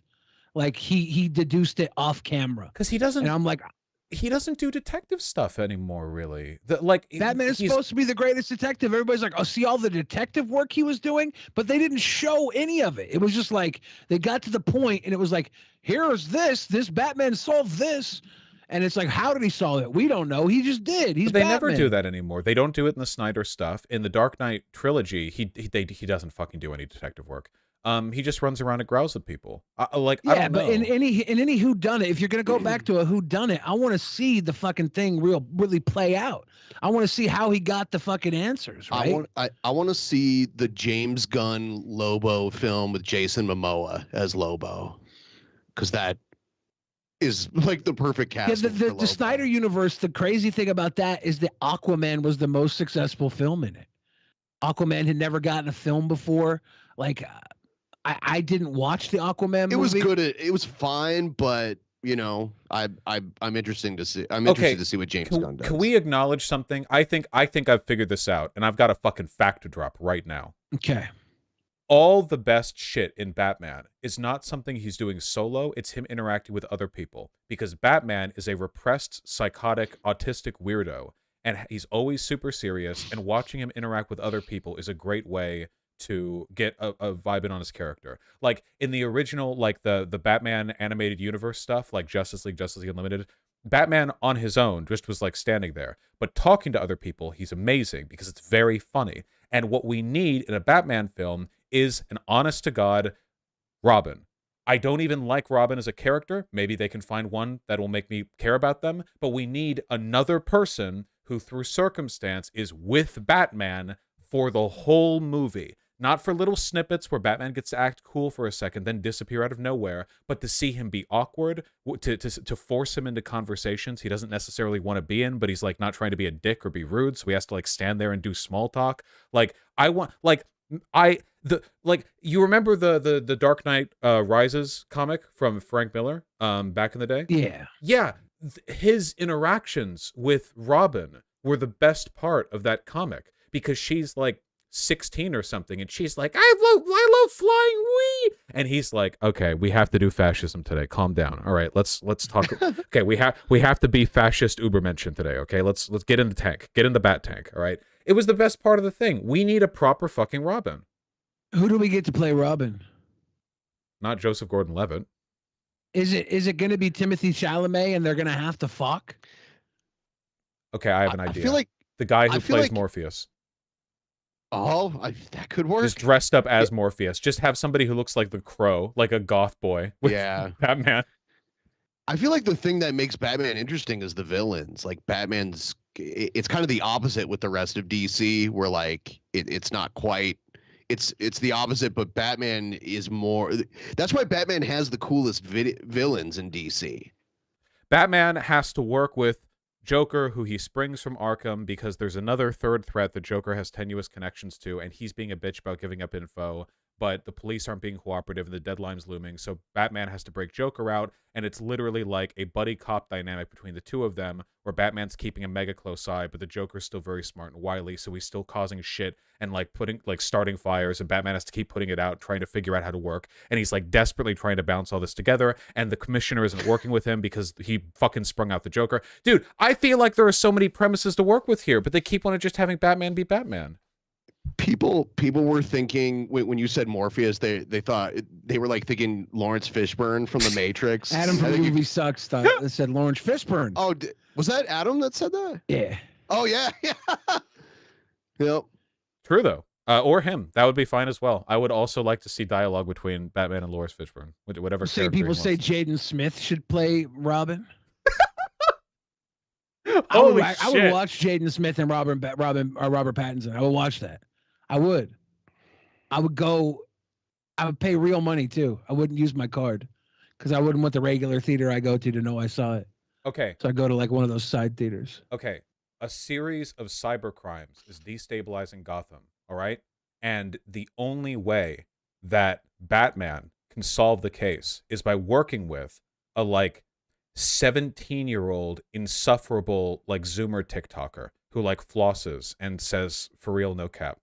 And together they're the key to solving the city's problems. Instant classic. The new villain, all right? We always take these villains. We had the what was the one from the Batman, the Riddler, right? He played like the Fuentes type. He was the red pill. He was streaming on Cozy. He was the red pill guy, right? That's what he was. Am I wrong about that? Yeah. Do we have like the Joker come back? But this archetype he's Mr. Beast, and he's just like throwing money at people to do crazy crimes. Would that work as the fucking hook? Yeah, for Batman. I just want Batman to like interact with regular people because that's really funny. You know, like right? Like, isn't that? It should. Yeah, it should. We should have that. It's a classic. We should be able to have that. Funny man, straight man combo. Except the thing is, in a lot of ways, Batman actually plays the funny man because a person acting normal and being normal around Batman, they would be the more like socially conventional one. Batman, if anything, is the goofy guy because he's in a fucking bat suit growling all the time. So he gets to be like the straight comedy man up against the more relaxed straight man. I feel like this just needs to be done, and everyone who isn't doing it is bad. Like Commissioner Gordon's got to put up with his shit. And take him less seriously, you know? Did you watch Peacemaker at all? I don't know what that is. It's I think the first thing James Gunn did for DC. Peacemaker is another one of those really old characters from DC that hasn't been really used in a long time. He's played by John Cena, and I think it just got renewed for a second season, but it's not going to come out for like another year. I heard about this. People like this. It was very violent and like hypersexual, and it had that James Gunn touch where music is a big part of it. It was pretty interesting, and I don't like John Cena, so that says a lot. Cena. He's a big guy. He's a pro wrestler. He's got some hammer to slam. I'm looking at. It's pretty good. Yeah, it's good. The chat's saying that the Harley Quinn show was kind of just describing the Batman that you were talking about, the Harley Quinn cartoon. I think they're saying that. Is it that's like the adult cartoon, right? Didn't they fuck and like make the whole city fuck? I think so. I remember seeing a bunch of people post about that on Twitter. I didn't watch it like independently, but this kid was watching it when I was in the room, and I was like, oh, you probably shouldn't be watching this. And he was like, fuck you, it's Batman. The Peacemaker's father is a white nationalist supervillain. What was his name? Yeah, I can't remember the name of the character, but it's played by the T2 guy. Yeah, the T-1000. Yeah. He was in the X-Files for a little while. He replaced Mulder. The white dragon. Someone's saying. Yes. The White Dragon. Yeah. Robert Patrick. White Dragon. So if we're gonna be nerding out a little bit, can I give a little bit of speculation? A call? Yeah, hit me with the speculation. After that, I have to go. Oh. We're past the 2-hour mark. Apparently, Israel did something sussy. I have to talk about it. Oh shit! Okay. Well, really quick. This is not comic book related. This is a nerd thing. I don't know if you watch any pro wrestling at all, but I'm calling it right now. I think future wrestling superstar is going to be Baron Trump. Just want to put that out. He is like 7 feet tall. Huge. I just want to put that out of the ethos right now. I think he's about to be the biggest thing in wrestling in about 10 years. Donald Trump used to be so involved in pro wrestling back in the day. If you go back to some of those early WrestleMania, you can see Trump in the front row with Don Jr. as a little kid, like sitting in the front row. WrestleMania 50 is about to be Logan Paul versus Baron Trump main event. I remember lefties fucking loved Baron Trump when Trump got into office because even though we don't know it's the case, it's kind of funny to imagine that he's this like sulking teenager who's like 6'11" or something, listening to a Sony Walkman and like in the White Yeah. House, like getting mad at service staff or whatever. And that one day he'll emerge as like a proletarian hero. I really hope that happens. If he becomes a superstar wrestler, like all more power to him. Just want to make that call right now before I move on to the next joke. Wrestling, but I think good. it's gonna happen. Wrestling was so fun. I don't know. I don't think I'll watch again until Baron Trump's champion. All right, get on Wait! to whoop. Isn't the guy trying to sell off WWE the really muscular guy? Vince McMahon was talking about pushing it, maybe to NBC, maybe to Disney Plus, maybe to Saudi Arabians. I don't know. Yeah, and his wife worked in the Trump administration. She was like the what was it? The SBA. She was one of the. She was the secretary for the SBA. She was one of the longest people in the cabinet too. Yeah. You know what's, She what's didn't get really fired. fucking cool? Do you know how like the US dollar is the global reserve currency and American corporations have ridiculous amounts of influence around the world? Yeah. It's really fucking cool how this is happening to us now. Like the Saudis are increasingly getting involved in a lot of our media shit. I mean, they finance like portions of the buyout for Twitter. I mean, they've got pretty close ties to Elon Musk. China like is increasingly outsized influence, and it's like wow, it's great to be on the receiving end for once. You know, I love seeing all these other foreign, obviously malicious interests get involved in our politics. There were. Yeah, because Vince McMahon and WWE, they're in bed with the Saudis. There are wrestlers that have been retired for decades, coming out of retirement to wrestle in Saudi Arabia because they make more money in one night than they had in their whole career prior to that. Well, Vince apparently paid them peanuts for their work, so that's not too surprising. Yeah, a whole bunch. Vince was arguing with whatever Saudi businessmen set up an event that they had there, and it led to a plane full of wrestlers being basically quarantined on a runway for like 24 hours because of it. There was a whole news story about it. It was ridiculous. They were like very close to just getting. Yeah, it's those exposés on how Vince treated his workers were fucking disgusting.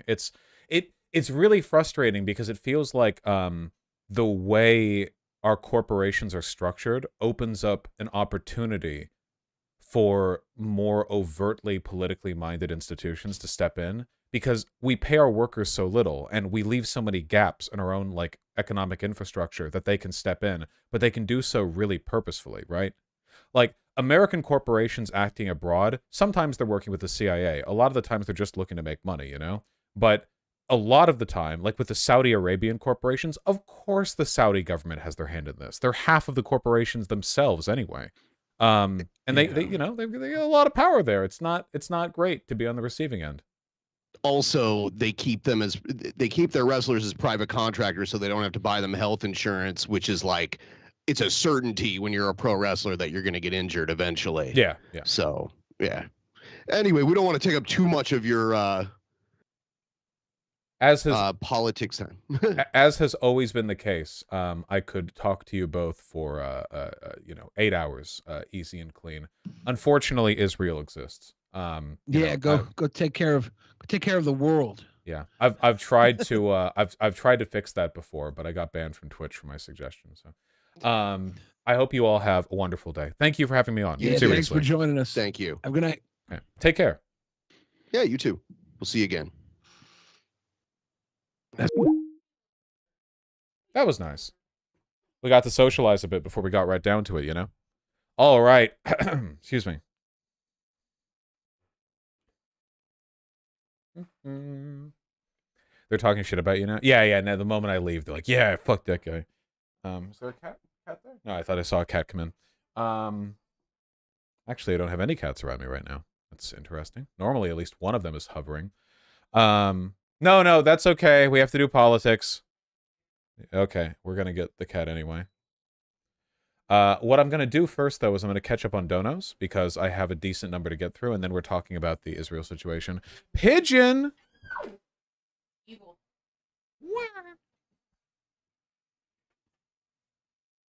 Yep.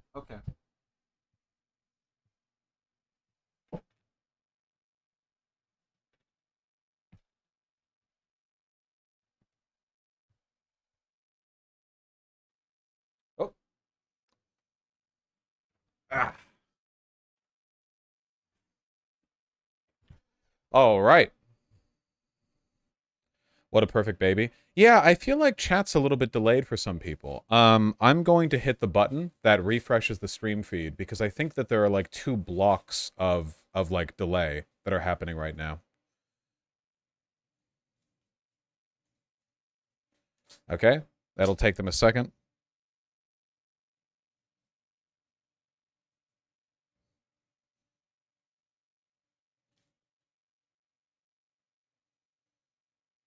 I'm going to wait a second, then I'm going to say Marco Polo. Marco! Okay, there we go. Nice. I think it was just a little bit of a desync. It happens sometimes. Fuck. Okay.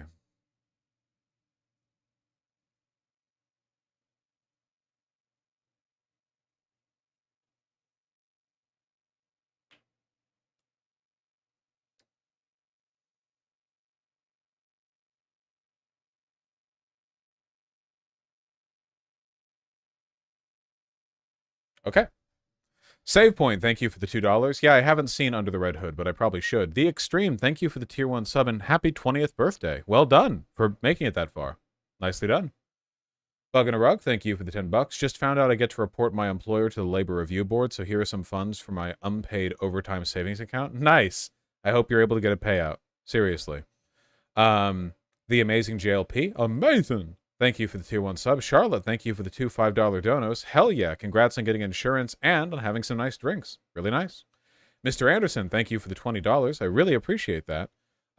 Excuse me.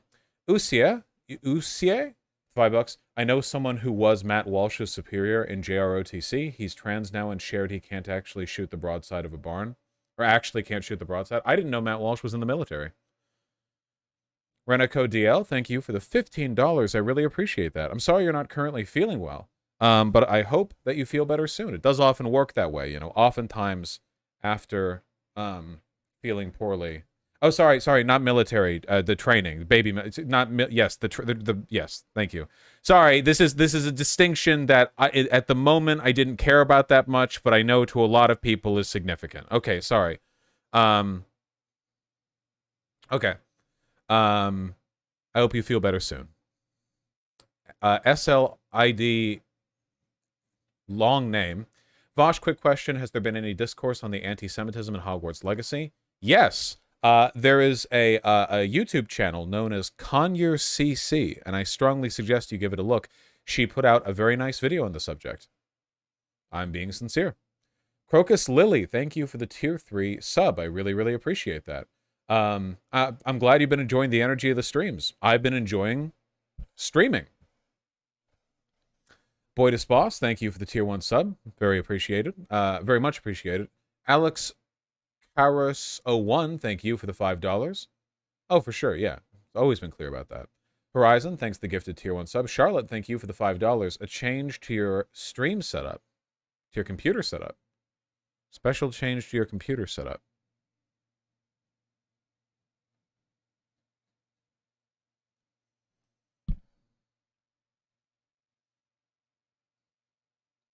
You're doing this in a kitchen counter space?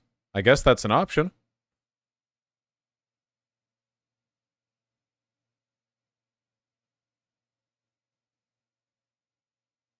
God damn. Yeah, it worked out pretty well. Personally, I would hate not having room to swing my legs around, but this is pretty nice. This is like a fancy mouse, right? I've never used one of these. Because you're like further back because you have the keyboard and mouse on your computer, not on the desk. I've never done that before. That's dope. Got to put my stream up on these. Vaughn took the $5. Smith & Wesson promoting the Proud Boys. Yep. Yep. You know, I think it's pretty obvious that there's going to be a pretty huge market overlap in the interests of gun companies and far-right fascist militias. I mean, who do you think buys the guns? Now, this is called perception brand, but apparently the font, logo, and branding of their PB is like used by the Proud Boys. And also, apparently, the business was founded on January 6th. So it's like a dog whistle kind of thing. I don't really know. Encourage chat to buy Ruger. I buy Sig Sauer, thank you. Sig Sauer is my manufacturer of choice. The back of the shirt is literally the Proud Boys uniform. Yeah, okay, yeah. It's not subtle. There's no ambiguity on this.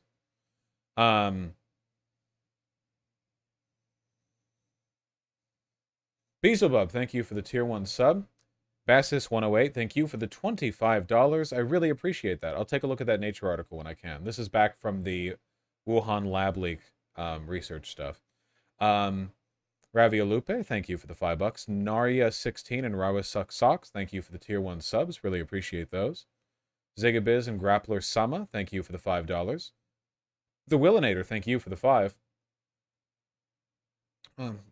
Glad you're able to get some. Deterring and Australian, thank you for the $5 both. Really appreciate those. I have not deterring. JT, thanks the $2. Your chair is heinous. The chair is fine. You got, honest to God, it's just like you guys, I don't know if you don't like have any cats or whatever. Having a little bit of your furniture torn up because the cats claw at it. I just, people care about this more than I do. I didn't even think about it. Put a blanket on it. I don't want to have a blanket on it. Bobo, thank you for the $2.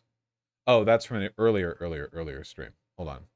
Herenya Hope, thank you for the $10. I gave up Twitter for Lent, and honestly, it's been hard but good for me. I don't doubt it.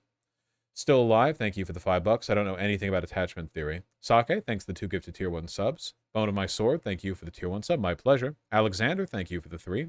Snowbuddy Snows, thank you for the $10. Really appreciate that. I'll give it a look, but probably not right now. Sake with the incredibly kind 4 gifted tier 2 subs. I really appreciate that. Maybe one day. Renako DL, thank you for the $30. I will most certainly reach out by email, but my primary topic of debate would be the anti-theistic Arc Lamau. If not, if that's okay. If not, I'm sure another topic is fine. Well, I can't make any preliminary promises about having you on at all, I'm afraid. I've been making a great effort to keep my schedule clear lately. I've been turning down probably 10 people to every one that I say they can come on. However, it wasn't, you know, it's no guarantee and it doesn't hurt to email me. Thank you very much.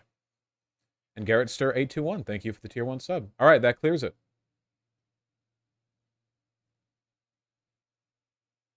We get those quite often, Angel Thorns. All right, hold on. Does nobody else feel like I'm a little bit more red than I should be? I think this is a color balancing thing. I just don't understand why it's being annoying. I changed my light setting correctly.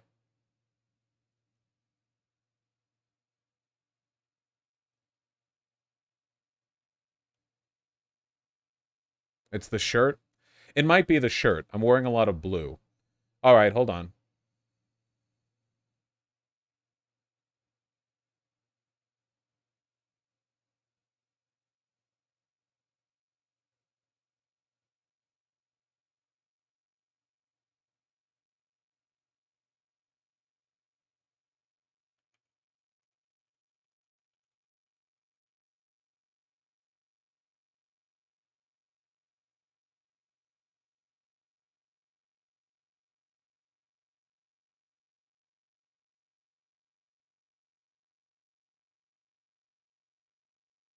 Almost ready.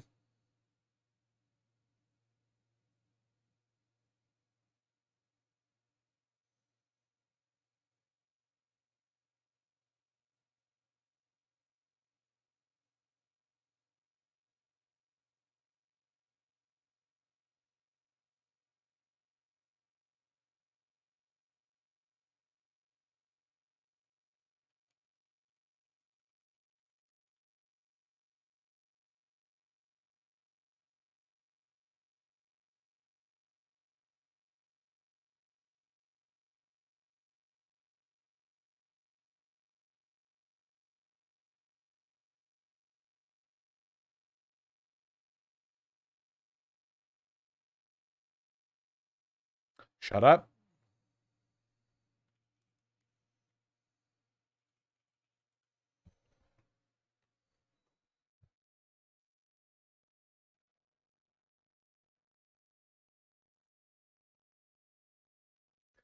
Okay. We're all familiar, I imagine, with Benjamin Netanyahu, the Prime Minister of Israel. Not the first time he's been that. We've talked about him before, usually in the capacity of his horrible, fascistic governance. He's responsible for a lot of terrible things in Israel and in Palestine. I think that a good way to get a read on his politics and priorities are the fact that he has actually given money to Hamas, the pro-Palestinian terrorist organization, because he wanted to subvert more politically minded civil governance in the Palestinian territories and make sure they're being repped by a radical group, which makes it easier for him to justify violent actions against the Palestinians broadly, which is not good. He gave money to Hamas. I'll Google that as well. Netanyahu funding Hamas. So this is a very, very, very classic, how do you screw over the little guy move? But one of the best ways that you can do this is if you make sure that the unstable terrorist group in the region is given money and power, you sow division, and you give them the ability to act as the de facto operative leader of the Palestinian rights movement, which means that you can delegitimize all advocacy for Palestinian rights. Do you guys remember when we as a community raised $350,000 for the Palestine Children Relief Fund, and multiple people, including David Pakman, speculated that this money was going to Hamas? It didn't, but people speculated that because, well, an effort has been made to make Hamas the only institutional power in Palestine. So, Netanyahu, not a great guy. There are actually like a million reasons that he's not great, but let's try to hem in on what's relevant to this. You might recall that he's actually on trial at the moment. He's on trial for corruption. He is very corrupt. In spite of him being on trial for corruption, he became Israel's prime minister again in late 2022. That's weird. It seems as though the evidence against him, evidence that he is corrupt, is overwhelming. From my understanding of a complicated legal situation, it seems extremely clear that he is guilty of many of the things of which he is being accused. And it seems like he's feeling the heat a little bit because Netanyahu has been acting erratically lately out of defensive self-interest. At the beginning of this year, he formed a coalition with many of the far-right radical parties in Israel as a way of consolidating power. So Ben Gvir, I believe, is the sort of the prime example of this. Here we go. Ben Gvir is a pyromaniac, but it's Netanyahu who has given him the matches. The PM could have simply told the far-right leader his Temple Mount visit was counterproductive to Israel's interests. Here's why he didn't. Basically, we're seeing a very classic Weimar Germany move here, where the sort of institutionalist conservative politician Netanyahu has been more openly collaborating with ultra-far-right elements in order to consolidate power within the government. There are a bunch of articles on this, but we're still in the prelude. So, if you're Netanyahu and you're on trial for corruption in a case that you are probably likely to lose, what's something that you might be able to do in order to preserve your power? That's right. You become a dictatorship. This is an article from Lawfare, which describes, in part, a series of changes Netanyahu is pushing for to the Supreme Court of Israel. This is in a legal journal, or not journal, I'm sorry, article. So legally minded writing. Let me read a little bit of this, okay? And you can try to project, if you will, what I'm about to read onto what it would feel like if this was being done to an American institution. The era of reasonable government in Israel, defined by a reliance on the reasonableness doctrine as a grounds for judicial review of executive branch decisions, may soon come to an end. Currently, Israel relies heavily on legal institutions to curb the power of the executive and legislative branches, both of which are controlled by the same political coalition. Recent proposals to change Israel's judicial system proposed by its newly elected government, we know who that is, seek to weaken these checks and balances, including severely limiting the power of the Supreme Court to review Knesset legislation, that's their legislator, changing the judicial appointment system from a predominantly professional system to a predominantly political one, and weakening the position of the Attorney General and other governmental legal advisors. The proposed annulment of the reasonableness doctrine would remove another set of important checks and balances on executive power, limiting the extent by which the legal system protects human rights and good governance. Or to summarize that, basically, Netanyahu controls the executive and legislative branches, and he's trying to nix out the judicial one. The judicial branch has the power to check the decisions of the executive and legislative, and he is trying to stamp that out. An end to the reasonableness doctrine, for those of you even a little bit familiar with law, is insane. The reasonableness doctrine is like a cornerstone of basically every legal system that's even remotely Western in origin. It is like a foundational principle of so many of the decisions that we make when it comes to how we should legislate and what judicial review is sort of expected to do. And he's basically just trying to weaken and fill with his own puppets the judicial branch. Now, we might be used to attacks on our democracy here in America leading to absolutely nothing because Americans are all gigantic cuckolds and we don't hold protests for anything, for any reason. You know, like the French will march down, to Congress over nothing. But here in America, we just sort of passively accept this. But these proposed changes to their judicial system are actually so massive that they're causing an economic crisis in Israel. The shekel has seen an 8% decline in an incredibly short time. That's a lot, by the way. And investment is being pulled out of Israel because the writing is on the wall that Netanyahu is literally just going to turn it into a dictatorship. Like, this isn't like a minor thing. This is a massive shift. Top venture capital fund calls on its companies to move most cash out of Israel. Citing judicial overhaul and illiberal policies, Bessemer Venture Partners warns of a new era of instability ushered in by an unrestrained government. Do you guys understand how unstable the horizon has to be for companies to withdraw investment because they're afraid of illiberal policies and dictatorships? Companies love illiberalism and dictatorships. Like, you have to really be projecting some bad times ahead if it's leading to stuff like this. One of the major investors in the Israeli high-tech sector, Bessemer Venture Partners, issued a stark warning Sunday evening, that's just 3 days ago now, to its companies in Israel that they should consider moving cash and foreign currency out of the country's banking system. Since 2007, they've invested over $1 billion in some of Israel's leading high-tech companies. In a letter addressed to its companies, the fund's managers noted the government's plan to push through a drastic legal overhaul, warning that Israel was entering a new period of instability that is being characterized not by the unstable coalitions of the last 4 years, but the unexpected policies of an unrestrained government.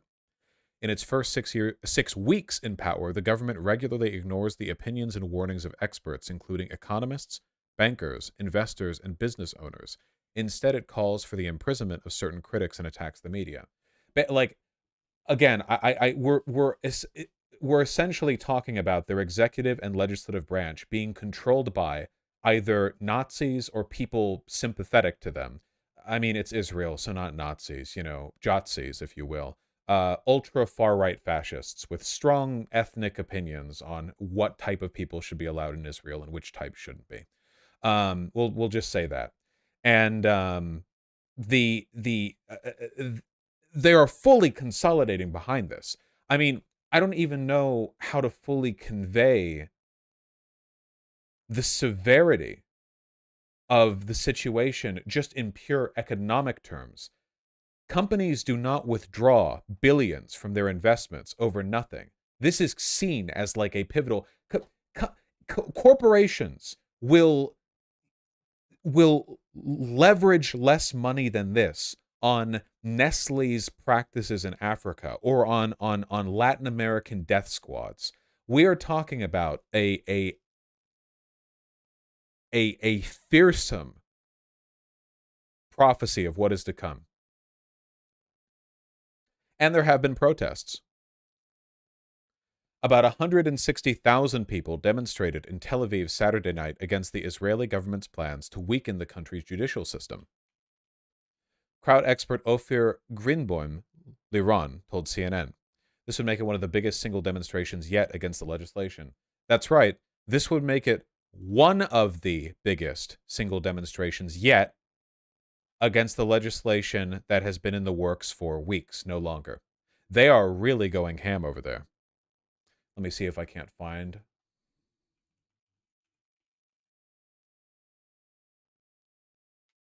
There we go.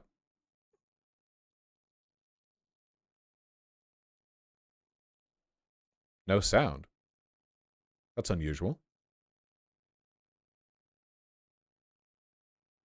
That's... well, whatever you like. You might notice there are lots of people there. You might, you know, if you oh, sure.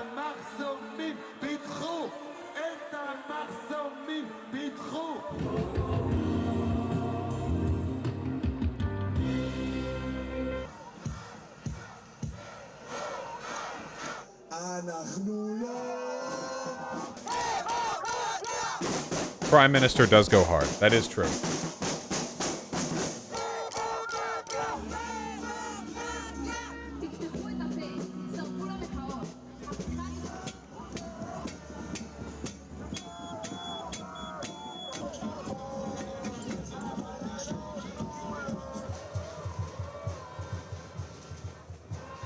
So we came to demonstrate. Tens of thousands of protesters travelled from across the country, gathering outside Israel's parliament, the Knesset, for a sixth week to demonstrate against controversial judicial reform plans. Many believing the new right-wing coalition government's decisions will steer the country away from democratic values and the rule of law. I'm protesting for my children, I'm protesting for this country, I'm protesting for the country my father fought for, my brother fought for, my uncle died for. Let's not critically examine the fighting that Israelis had to do to get the territory they have right now. Echoing that sentiment is opposition leader and former Prime Minister Yair Lapid. We will not hide in the houses as they try to turn Israel into a dark dictatorship. They will not shut us up. The reforms would allow the Knesset to re-legislate laws struck down by the Supreme Court, overrule the courts with a simple majority, and influence the appointments of judges. Well, we've seen people from all sectors of society here, teachers, artists, dancers, people from the LGBTQ community and the tech industry as well. She remembered the cue. But they're all here with the same message. They say they're concerned about the future of this country. The danger is that the Supreme Court would lose its independence and will not. While we were filming, things got heated, as we'd seen a few times between. Oh my god. Fucking nerd. Nerd. Look at this fucking nerd. Oh my god. As we'd seen a few times between protesters and government supporters. The scenes weren't much different inside the Parliament building. Insults were exchanged between the ruling party and opposition members. After several hours of deliberation, a committee approved the Judiciary Reform Bill's progress to be voted on in Parliament in the coming days. Prime Minister Benjamin Netanyahu says the proposed changes are needed to rein in an already powerful judiciary. His supporters have also dismissed the protests as a refusal to accept the election result. We said from the beginning we want to negotiate, we want to have a wider support for the bill, but it takes two, and I hope the opposition, some of the parts of the opposition cannot acknowledge the fact that they lost the election. Israeli President Isaac Herzog and his US counterpart Joe Biden have urged both sides to come together and build a consensus. So far, there appears to be little room for negotiation. The next few days, though, will prove vital. Sarah Khairat, Al Jazeera, West Jerusalem. Yes, as Robert Heim points out, Netanyahu is currently in coalition with a group that is literally designated as a foreign terrorist organization. It was removed from the U.S. terror blacklist last year, but it's still on the specially designated global terrorist list.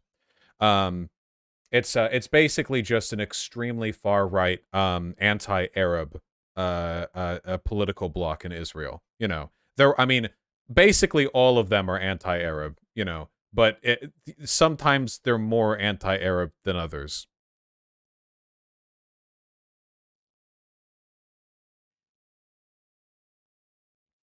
Kahanism gained no political legitimacy until the April 2019 Israeli election. As a result of the Israeli political crisis, then Prime Minister Benjamin Netanyahu attempted to gain extra seats by appealing to Kahanist voters by making a deal with the Jewish Home to have them run on a joint list with Otzma Yehudit as the union of right-wing parties.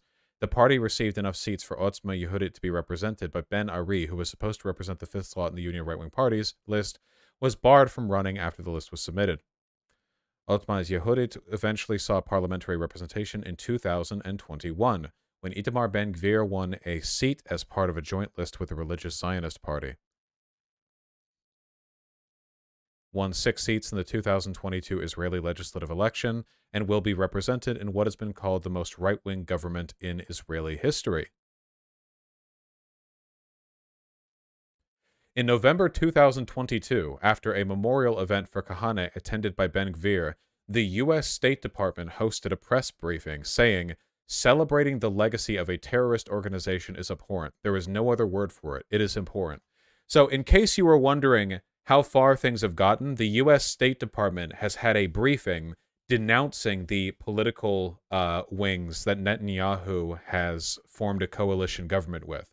The U.S. State Department, which has historically been a very pro-Israeli organization, considering the fact that there are a military base in the Middle East. But they are so bad that the U.S. State Department had to step out and go, okay, this is actually disgusting. You know how bad that is?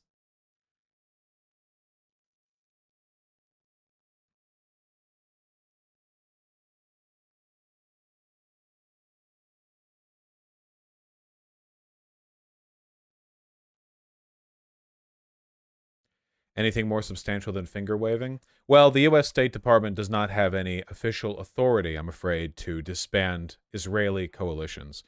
Yeah, there's not really much hopium to this, I'm afraid. It seems like the bill is going through. Netanyahu's coalition seems to be pretty on board with doing this.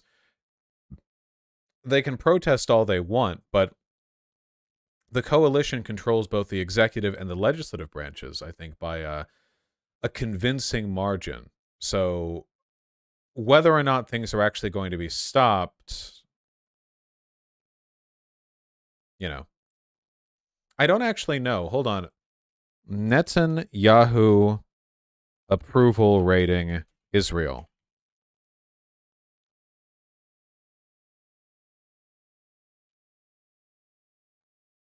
Do we not have approval ratings in Israel?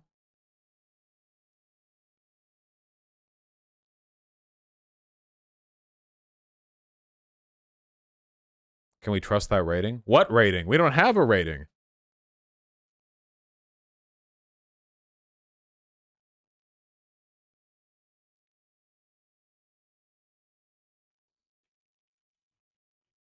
Too low to find. I wish it was as simple as that. I actually can't see any approval ratings. I just see, like, vote totals.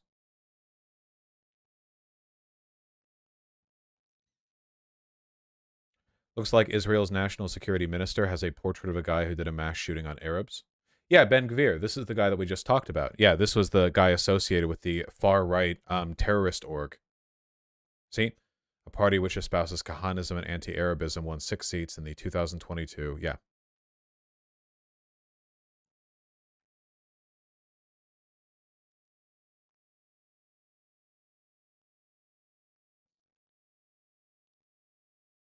Is this a preview of America in 2024, 2028? Probably. At the very least, it's a warning sign. I wish I knew some kind of approval rating. I know that he won the election, but...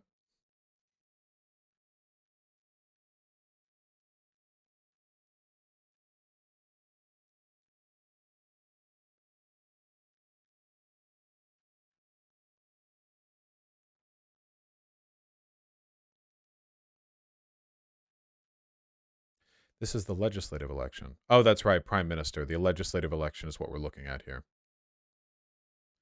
Well, Benjamin Netanyahu's party, the Likud, got 23.41% of the votes.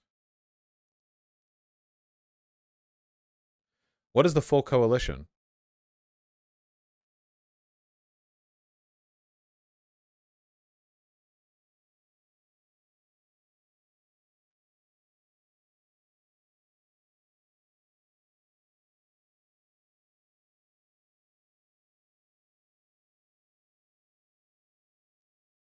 I want to know what the coalition is. Hold on.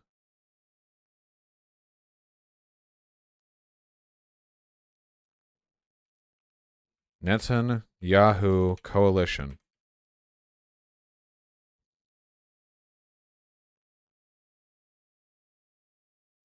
Oh, well, 6 hours ago, there was a New York Times article saying Netanyahu's grip loosens amid Israel turmoil.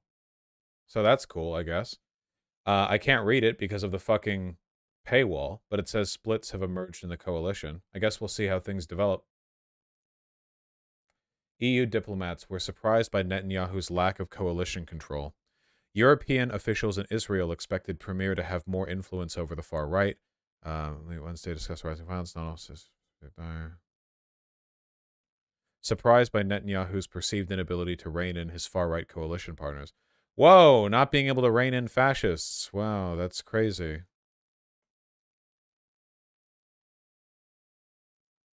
Not that yet Netanyahu is not himself a fascist.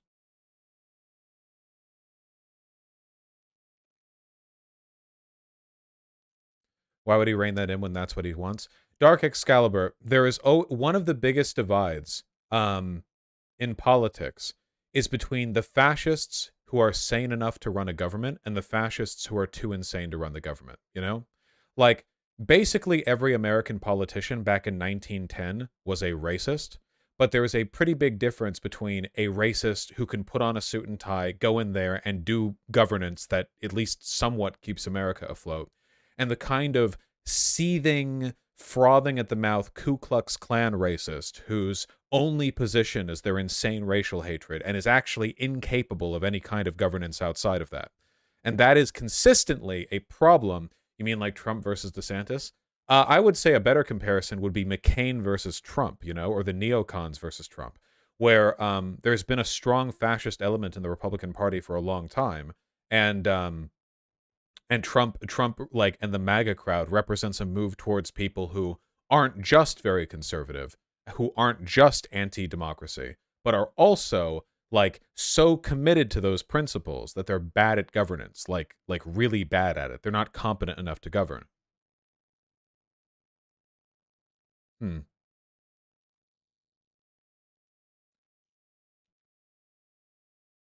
Elite IDF Intel unit veterans threaten to boycott reserve duty over legal overhaul? Damn. Leaning on intelligence experience, former members of Unit 8200 say they've identified telltale signs of Israel at risk. Our enemies rub their hands together in glee. That's a pretty big deal. Well, again, we'll see how it goes. Do you think McCain was anti-democracy? I don't think that McCain was personally anti-democracy, but Republicans have been responsible for the erosion of our democracy for a long time. Going back to Reagan would be one of the clearest examples. Reagan was like a fully like corporatist, nothing matters except the bottom line dollar, super ultra racist homophobe set. Like he's really, really, really bad. He didn't weather at America's political institutions in the same way that, say, Trump does by openly attacking them. But yeah, Reagan, contributed to the erasure of these systems in large part by being like super duper pro corporate, like fuck over unions. Corporations have like basically limitless power to do whatever it is they want to do. Incredible power when it comes to maneuvering within our political system. And, is that fascism? Maybe not. It's neoconservatism, but it is fascistic in many ways, and it definitely like paves the way,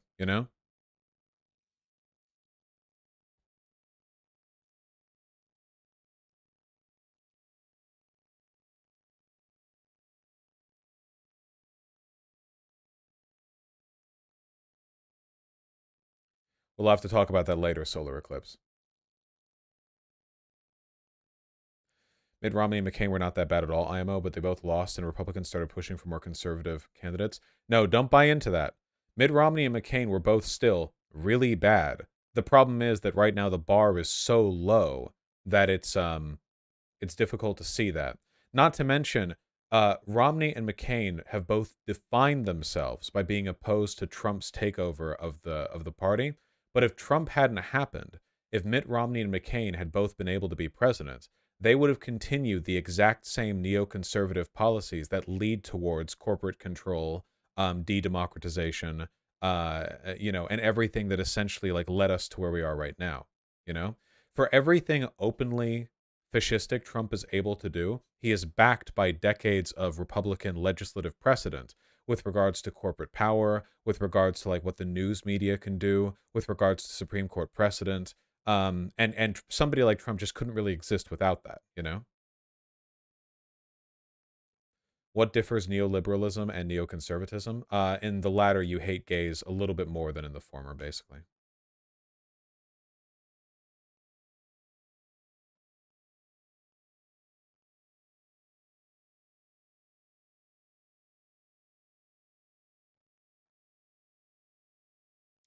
Neolibs also prefer free trade over protectionism. Well, so do neocons. Like at least nominally, but people have always been inconsistent on that.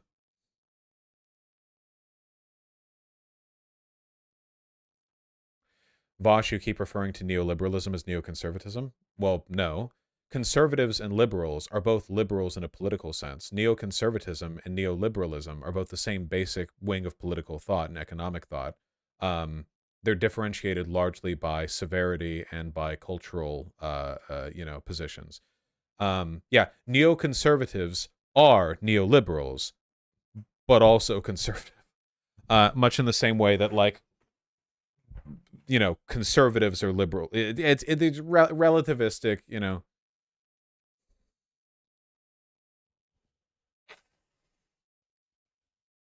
What are people who say they're socially liberal but fiscally conservative? Dishonest. The socially liberal, fiscally conservative wing of political thought, also known usually or at least associated with libertarianism, has collapsed in on itself. Go look at any libertarian account, like on Twitter. They're all neo-Nazis. Like, seriously. They're all neo-Nazis. There was a time where people could pretend that libertarianism was some kind of like third wing, but it has instead taken the more aptly named third position because they are all fucking Nazis. It's not good. Shouldn't be a Nazi. Not good, man. I saw that day, cutie.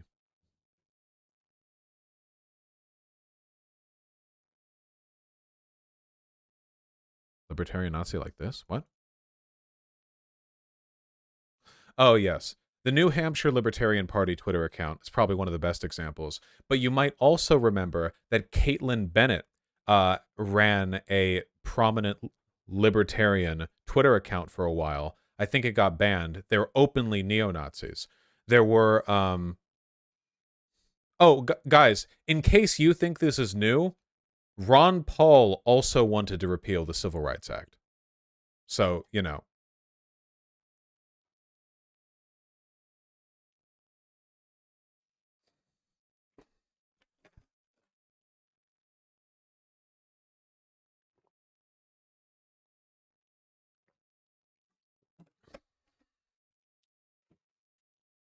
That's true.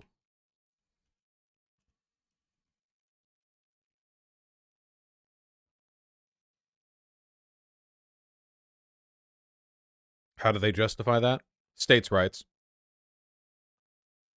They don't want the federal government imposing and telling like all businesses that they have to serve to black people. They want it to be a state thing. Though, of course, if you don't like the idea of a federal government being able to legislate that, I don't know why you would be okay with a state government legislating that. The whole states' rights thing has never made any sense to begin with. The idea of like, oh, you know, we don't want this big law to go out nationally. We'd be okay with the states deciding. Okay, like, well, then why would you be okay with them deciding? Couldn't a state then do their own civil rights act, and then people would be like, oh, well, the state shouldn't be able to decide, the county should decide? Like, it doesn't make any sense.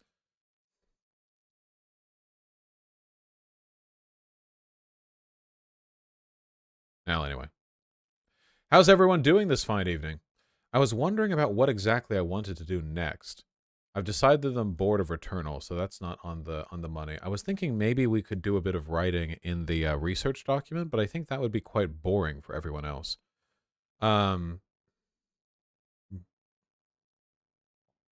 for it, SDL. Lori Lightfoot lost. Yeah, doesn't Lori Lightfoot fucking suck? Also, she looks like she's dead.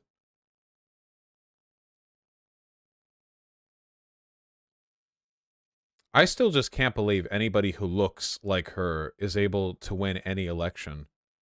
Like, she just looks dead. She looks like a corpse. It's like, it's just crazy, you know? Especially because people are usually way harder on how women look when they run. You know, it's like a guy can look like shit and it's like whatever, but if a girl looks like shit, it's like a big deal. So I don't know.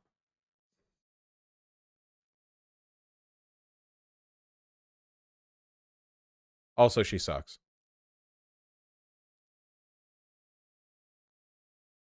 Yeah, Crypt Keeper shit. Oh, this was just an hour ago. Lightfoot is out. Vallis and Johnson are in the April runoff. Mayor Lori Lightfoot finished third in Tuesday's election with 16.89. Holy shit. Oh my God. You were the incumbent and you got 16.89 per. Oh my. Holy fuck. We do not like her. Yeah, I know that. Just like Jesus Christ. I've never heard of this person. She's the mayor, soon to be former mayor of Chicago.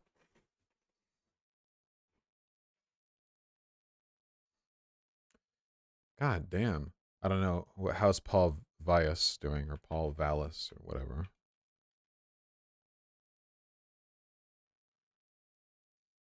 Former education superintendent. Right. Okay. So a background in education is usually a good thing.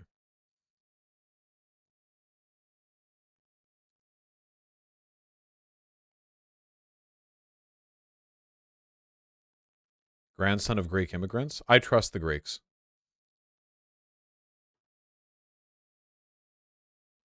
Led an effort to reform the school system, raise test scores. Oh, it seems he did a good job. Originated and supported a proposal to reallocate money earmarked for teacher pensions into a general operating budget. Oh, that's gonna make people unhappy.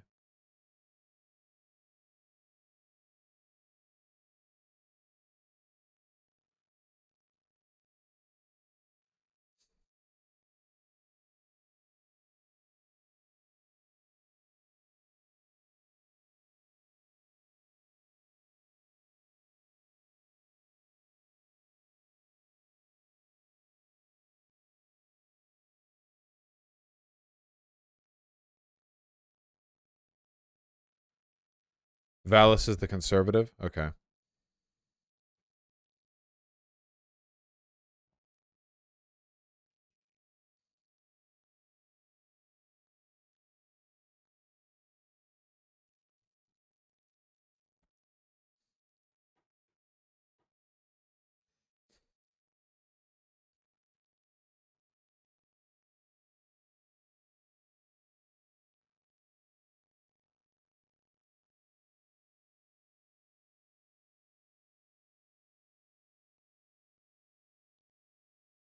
This guy's got a pretty long Wikipedia article.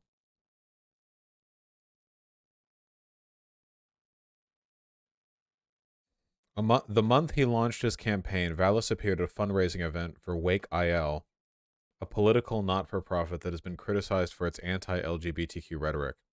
In August 2022, I thought Lightfoot was a progressive. It doesn't matter whether or not she's progressive. She sucks.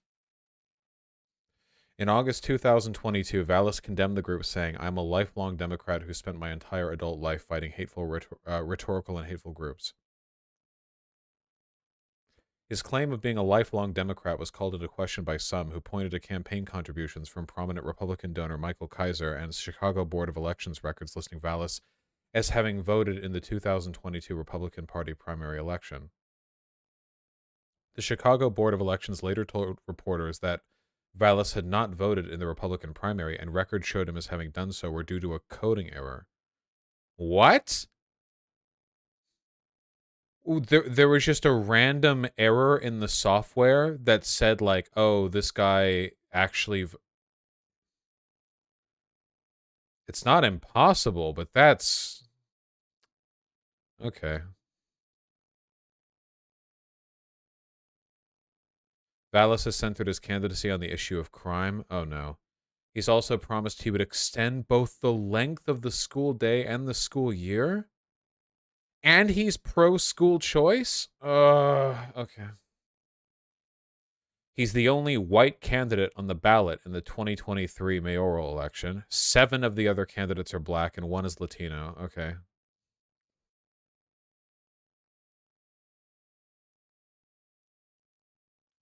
The candidate most likely to court the police and firefighter vote received the endorsement of Chicago's Fraternal Order of Police Lodge, which serves as the city's police union. Many view him as being a conservative or politically moderate candidate. He's received significant campaign donations from conservative sources.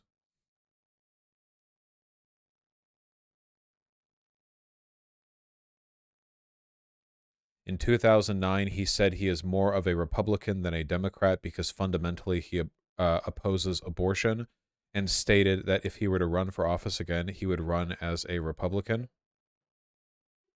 He was claiming to be a lifelong Democrat when he's made statements like that in an interview.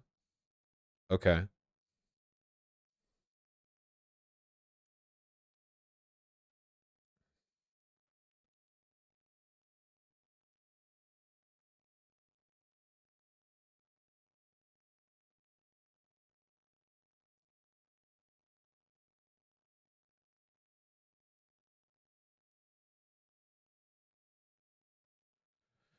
On February 23, the Tribune released a report on an investigation of Vallis's Twitter account, showing it had liked several tweets that used racist language, supported controversial police tactics like stop and frisk, or insulted the mayor in personal terms. Vallis denied liking the tweets and claimed his account had been hacked. Seems to keep happening, huh?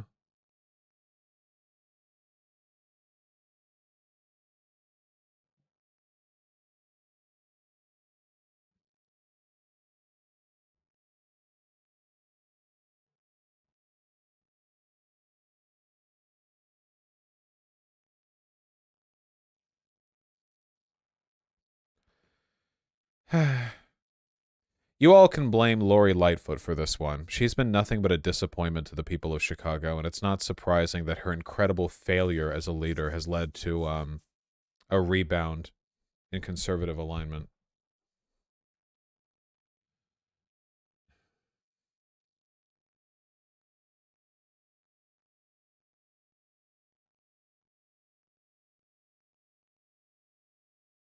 Such an embarrassing incumbent vote.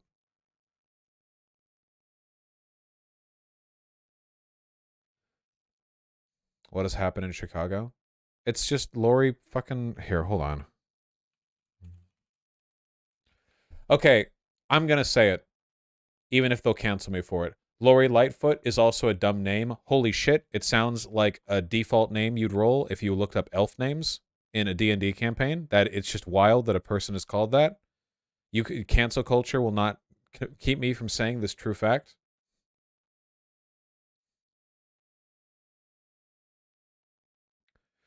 First openly lesbian black woman to serve as mayor of a major city in the United States, and the second openly lesbian woman to serve as a major. What is this? Populous is. This is a big Wikipedia page.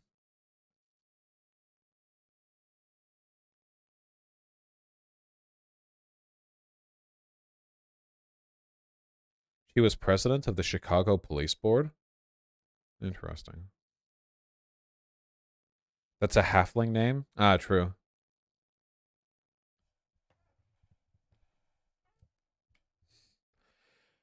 By summer 2018, Lightfoot had the highest funded campaign of any individual challenging the two-term incumbent Emmanuel. However, in the fall, Emmanuel dropped out of the race, and high-profile candidates like Gary Chico entered.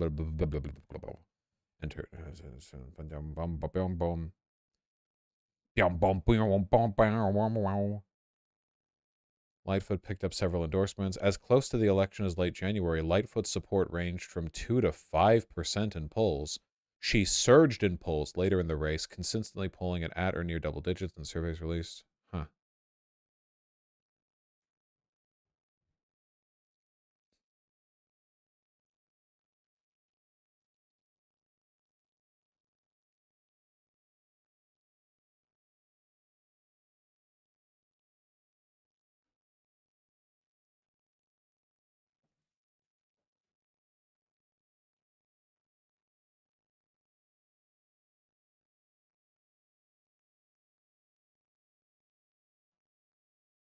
I just heard pigeons scream, and it was very cute.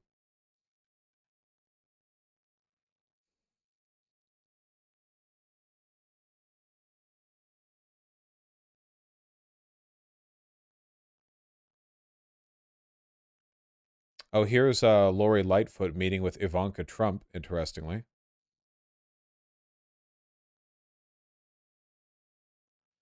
SDL is posting a form link in chat for signing up for the DSA, which wouldn't be a bad idea because the Vashite army might be able to have an outsized impact on proceedings in a delegate election, which is happening soon.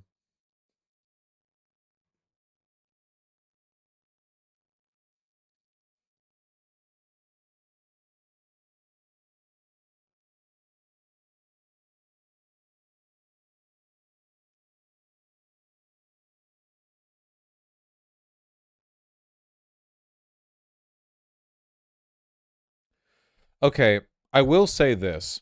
Lori Lightfoot's one term as mayor, beginning in like late 2019, did kind of set her up to fail because of COVID. Like, imagine winning a mayorship in an incredibly close race. You're like an upset candidate, and then like right after you take power, COVID happens. That's probably not great.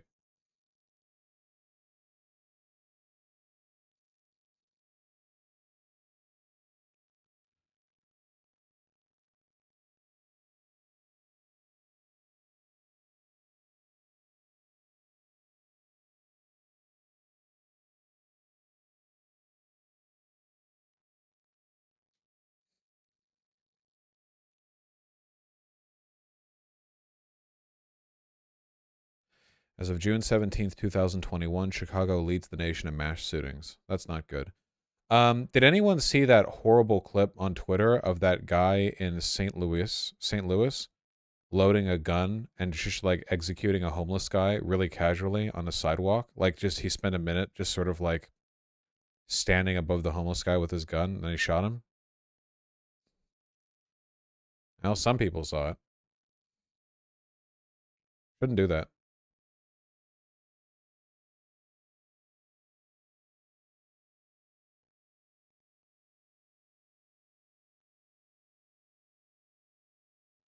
He had trouble loading the gun too. He was probably just high out of his mind.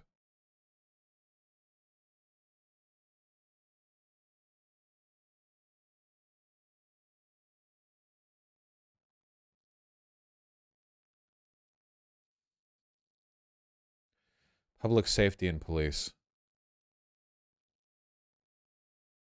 In an attempt to eschew the spike in violence in Chicago, Lightfoot initiated Our City, Our Safety, under which extra police patrols were stationed in busy locations as well as in troubled spots, and free youth programs were organized by the Chicago Park District at about 100 locations.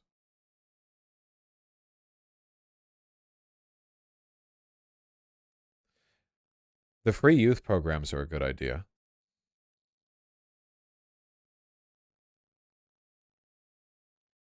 Lightfoot urged City Council to pass an ordinance within her first 100 days that would establish a level of civilian oversight in the Chicago Police Department. That seems nice. A lot of the stuff she's saying she wants to do are pretty good.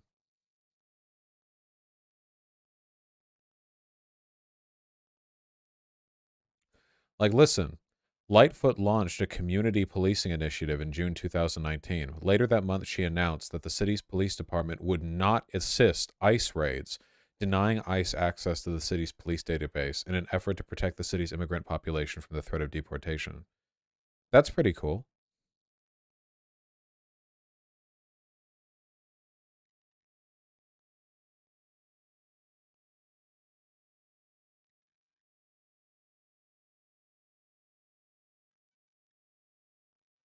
So what went wrong? As I understand it, she had a lot of good ideas, but I don't think she had the political will, the strength, or the conniving, like, do it dirty, get it done attitude necessary to make this stuff really happen. Like, all of the ideas were good, but ideas are easy. Having the right ideas is like, you can literally just go watch BreadTube videos for 5 hours, and it's like, okay, I now have a list of every good thing we can do in a city. The hard thing is knowing for a fact that implementing any of those ideas is going to be incredibly difficult. It can go wrong in a million ways. Like, it's incredibly tough actually doing that. And that's the problem. Like, it's not enough to know what's good. Knowing how to do it is the key. And yeah, Lightfoot did face a lot of opposition. That is true.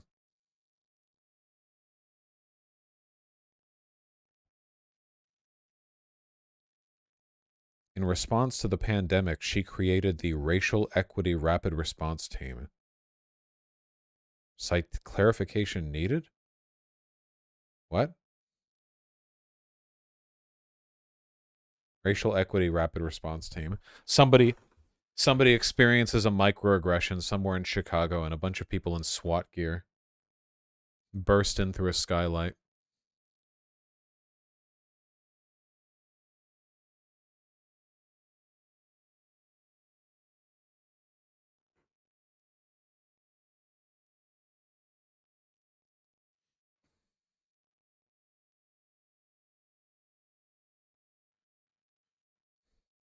On March 31st, 2020, Lightfoot announced she had secured 300 hotel rooms in the city's downtown to house first responders, which they could use so they did not need to go home and risk spreading COVID-19 to their families.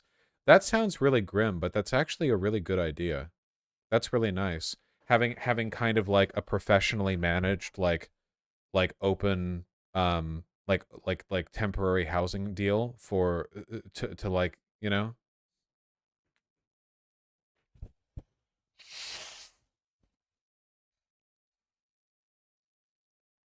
Yeah, it kind of sucks because literally, like, every single um every single thing here that she wanted to do was like based.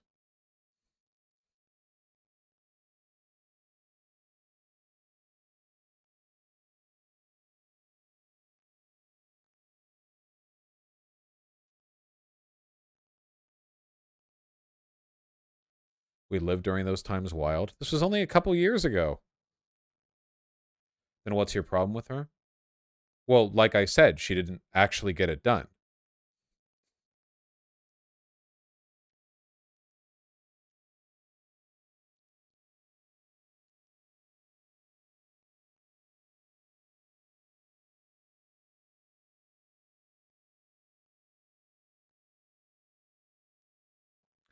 Was the not getting things done her fault?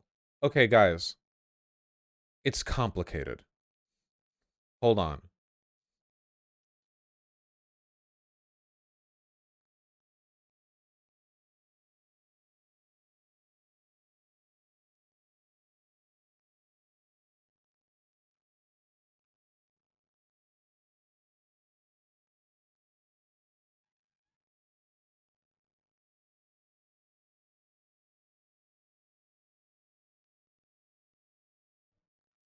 Jesus. Look at this approval disapproval swing, man. Holy shit.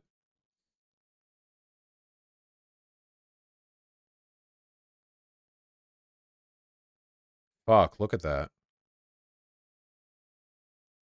On May 19th, 2021, Lightfoot stated she would only choose reporters of color for interviews on the occasion of her 2-year anniversary in office. Okay. This sparked considerable backlash, with many calling for her resignation, including Tulsi Gabbard. Judicial Watch sued Lightfoot on behalf of the Daily Caller, alleging Lightfoot violated journalists Thomas Catenassi's First and 14th Amendment rights. Well, that's dumb. Yeah, it's pretty dumb. Man, I like... What's that Twitter account? End Wokeness? I hate to say it, man, and I'm not trying to give them credit or whatever, but I kind of agree with End Wokeness on this. If a white celebrity said this, she would be unemployed within hours. And last but not least, who are you rooting for tonight? I'm rooting for everybody black. I am. Betting on black tonight. 5 years ago here at the Emmys, you told us that you were rooting for everybody black. Tonight, Issa Rae, who are you rooting for? Everybody black. Nothing has changed. It will never change. Just...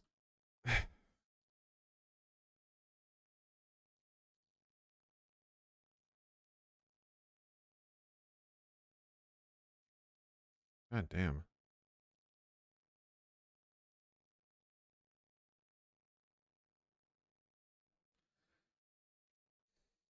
There's nothing wrong with what she said, what the fuck? Really? In fairness, it's a reaction to acting undervaluing POC, I think. No, listen, okay, the problem is, okay, I'm busting out my cunt right now, okay?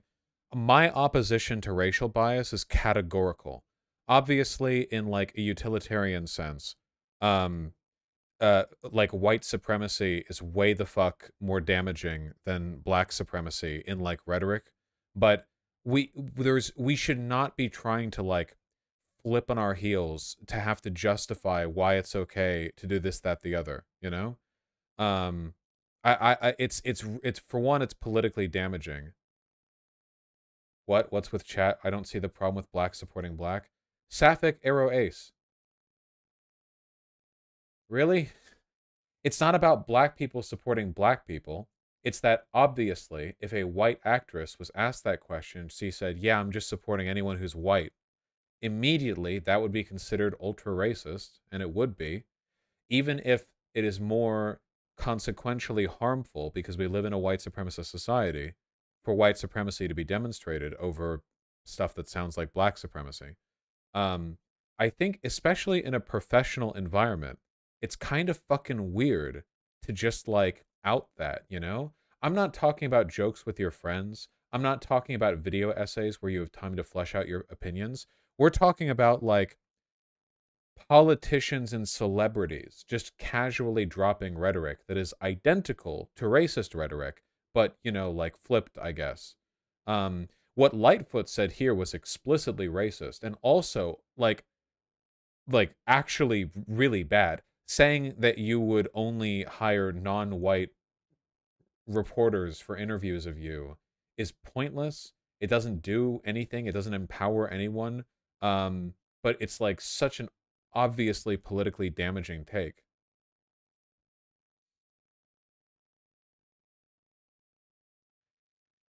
Can you reiterate to the chat that it's just bad optics? Even if it was just bad optics, this is a politician. Optics matter. But it's also not just that, you know? I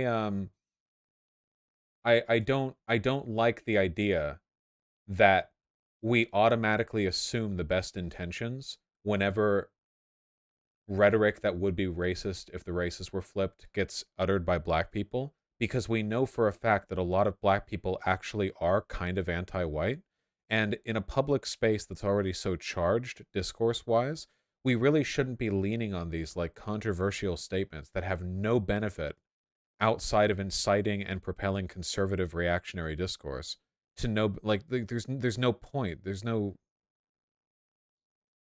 I think it'd be fine if they said they were supporting a fellow Irish person, right? Yes, I think that would be fine. Because there is a difference between, like, ethnic preferentialism and racial preferentialism. Broadly, we categorically distinguish between these things. If a white actress who was Irish was asked who she's written for, and she was like, oh yeah, no wait, that's Scottish. Okay, fine, Scottish. And she was like, oh yeah, written for any other Scots in the audience tonight? Yeah, or whatever the fuck they sound like. I don't think people would get super mad about that. That'd still be kind of weird. If they're an actor like known for being okay, if so, Joe Biden is Irish, right? If Joe Biden made a joke like, yeah, you know, oh, who's your favorite? Mr. Biden, President Biden, who's your favorite Democrat in Congress, sir? I can't choose. No, just let us know. Are there any Irish? Yeah, any Irish ones? And then he leaves. Like, I think that'd be very different from him being like any white ones. Because in America, we don't really have a history of ethnic preferentialism when it comes to racism. In fact, we have a history of the opposite, where white supremacy is about erasing the ethnic history of white people within that category and embracing them as a kind of holistic, ambiguous white with no like tie or no like in-group separations. You know, white supremacy is about pretending there aren't ethnic differences between Brits and Anglos and Italians and French and so on and so forth. But I think it would be different if we were in like Serbia or something, right? Because like if it was like a Serb versus Albanian thing, and they had like the cross Kosovo, Albanian, Serbian, Balkan thing, and somebody's like, well, who are you supporting tonight? It's like, I'm supporting fellow Serb. And it's like, okay, well, Serbs just tried to kill all the fucking Kosovars, so like maybe we should dial that back a bit. It's a contextual thing.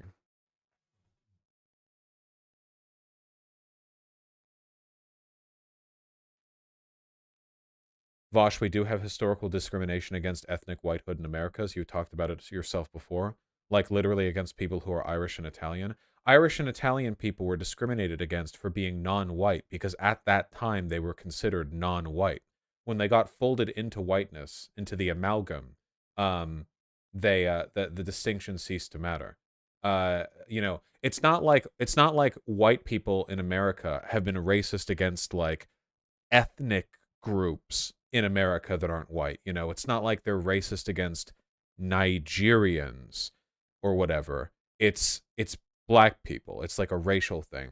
The closest counter I could think to that would maybe be like the Chinese Exclusion Acts. But like obviously the dynamic has advanced since then, right? Like it's not as though like there's a racism against like, I don't know. Well, actually with the COVID stuff, there was a kind of specific anti-Chinese racism, but even then the retards who got mad at Chinese people because COVID happened don't know the difference between Chinese and Korean and Japanese and all other people. So, you know, it's kind of like how people were like hate criming Sikhs after 9/11, like they had anything to fucking do with it. I don't know.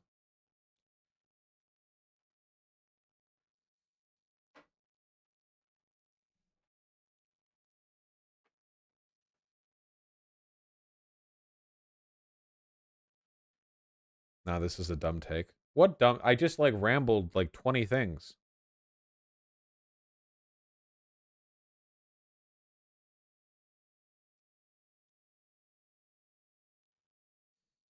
This?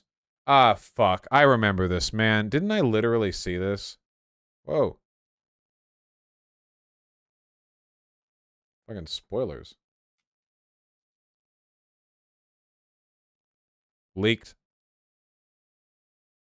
What are white people superior at? What exactly are white people superior at? They're real good at violence. Violence. Genocide.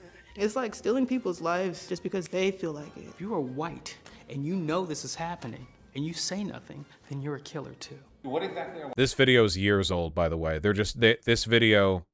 This was posted a couple days ago. This video is years ago. This is what conservatives do. It's like it's old shit, you know. Like you make one video and they never shut the fuck up about it. white people superior at? Insecurity? Pretending? Fear. Being fearful of nothing. Being ignorant? Blame. Letting their egos control their every move. Superior at being dicks. What exactly are white people superior at? Oppression, gaslighting, lack of empathy, Intellectualizing oppression. Are you not white? Never mind. Oppression. Did I say oppression? What exactly are white people superior at? Taking what's not there. Taking shit. Taking our ideas. Copycatting. Gentrification. Appropriating things that do not belong. Fuck. Holy shit, the drip. Oh my fucking god. Look at this. This is some crazy cool. Look at this hat. Dripping. To them. Taking over other people's cultures and making you believe that they invented it. Maybe they're thinking of it as repurposing. It's like recycle and repurpose.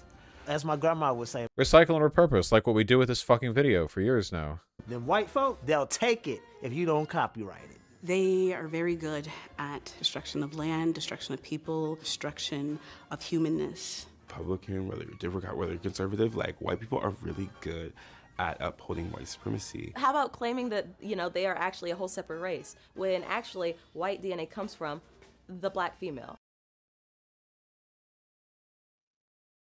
I bet this person has really interesting views on mixed race people.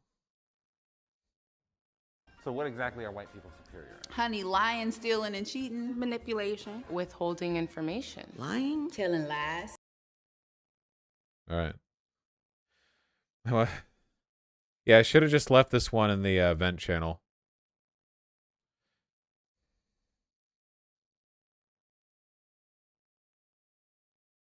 This is rage bait. Yeah, it is rage bait. For sure. The question is just phrased incorrectly, but the sentiment is fine. No, the no. The question shouldn't be asked at all, okay?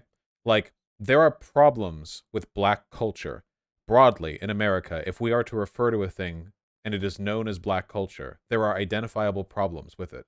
I know it. You all know it. We know there are problems with what we would call white culture broadly.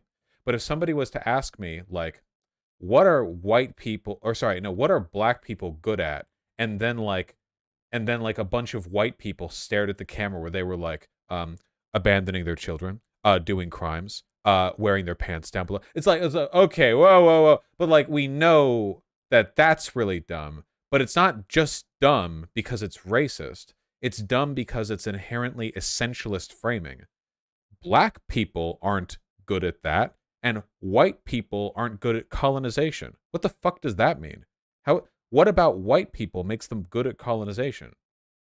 It's not as though all the different tribes and civilizations of Africa weren't fucking killing each other for thousands of years before the transatlantic slave trade happened.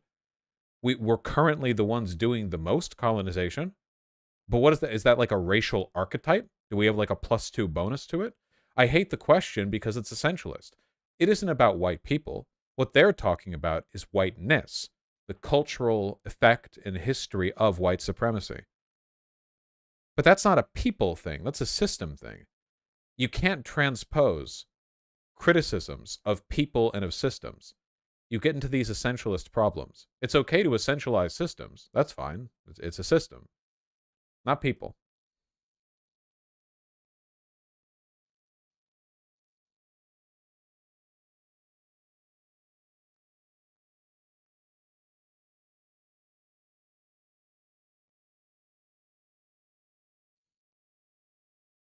Nice try, Dusty Poncho. But I'm not just going to watch your video because you started making them.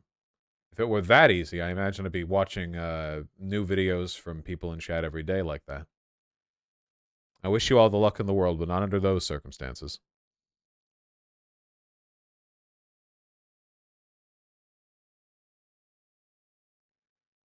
New PragerU. I love you, Dusty Poncho.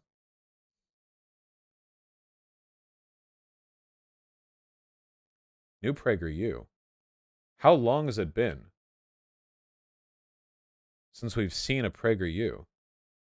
Oh no, this isn't a PragerU like animation. This is a 12-minute video cut from like another thing.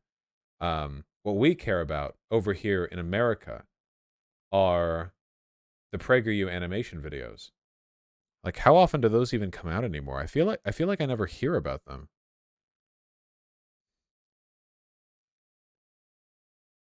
Is the trans agenda destroying Western culture? Yes. 20K views. Wait, seriously, how far back would I have to go before I find... Should all murderers live? What? That's just a fire chat thing. What cartoon? I'm 2 months back. Israel, Shira prays for peace. Okay, but that's their kids thing. What about, like, is this it? There we go. The truth about gender affirming care. We finally found one. Okay. Let's find out. I recently added some stuff on this to the research document. If I told you that I advocate for the... First of all, you can't tell me shit. Because you're in a PragerU video. But moving on.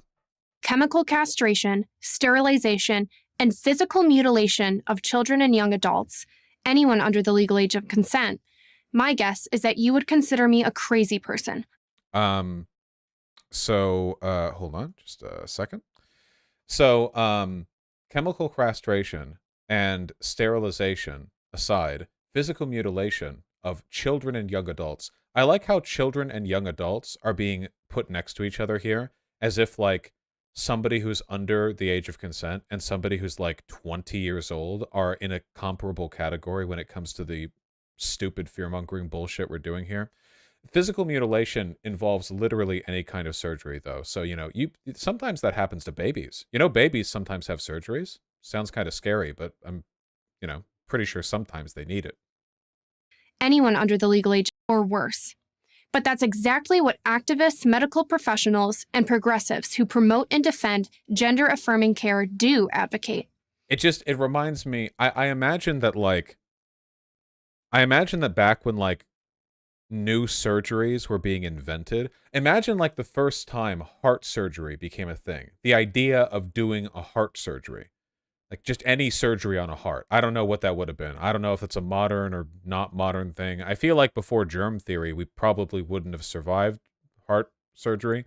And people are, like, screaming, you want to mutilate, you want to tear past the inner humors of our God-given bodies, and you want to molest the sacred core at the heart of our being for people as young. That's what supporters of heart surgery are. Like, you could do this with anything. All right, let's go. The problem for these gender ideologues, of course, is while it is possible to identify as anything, it is not possible for a man to be a woman or a woman to be a man. Damn. Well, that would be the case unless the concept we're talking about is one of identity, in which case actually identifying as something makes you that thing, you know? It's actually quite simple. There are lots of categories that we belong to that have nothing to do with some kind of deterministic empirical quota or trait. I mean, hell, being a goth, right? You know, we know that a person can be a goth or not be a goth. I don't know where exactly you'd find the fine line between the two, but being cool. I'm cool. Many people have said this. Find me the DNA strand that makes me this. It's dumb. You know, there's not actually a point in addressing these arguments because conservatives have been willfully pretending there isn't a difference between gender and sex for like 6 years now.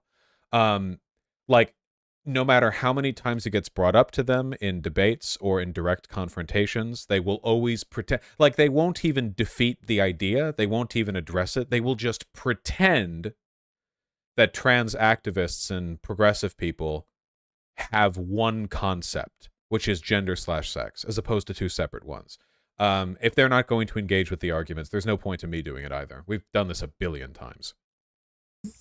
To obscure this fact, activists have manufactured a small dictionary of sweet-sounding terms like transgender. What? Wait. But conservatives use that term as what?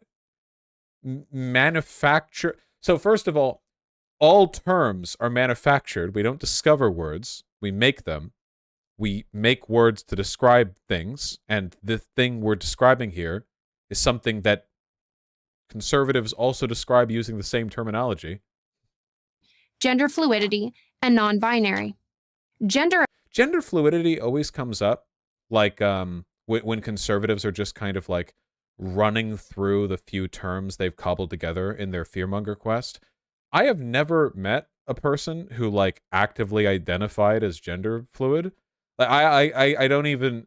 It's just such a thing that you just don't interact with unless you're already in communities that have people like that, like really progressive, like more online queer people, or if you're deliberately seeking it out. Affirming care is the phrase activists have coined to describe sex change treatments such as puberty blockers, hormonal injections, and double mastectomies. Okay. Puberty blockers are not sex change treatments at all. They don't do that. That's not a thing they can do. The thing they do is in the name of the medicine, puberty blockers. Hormone injections don't necessarily change your sex, but they do cause you to adopt different sexual characteristics. It's complicated. We'll probably get to that in a later portion of this video. And double mastectomies are when you take away the boobies. And cisgender women have done that before for cancer. It's not necessarily a sex change treatment, you know? Shockingly, children's hospitals are big players in this game. The Boston Children's Hospital's website has posted videos in which its doctors describe a full menu of medical treatments, including hysterectomies for gender-confused teens. The gender clinic... So, a doctor talked about medical procedures?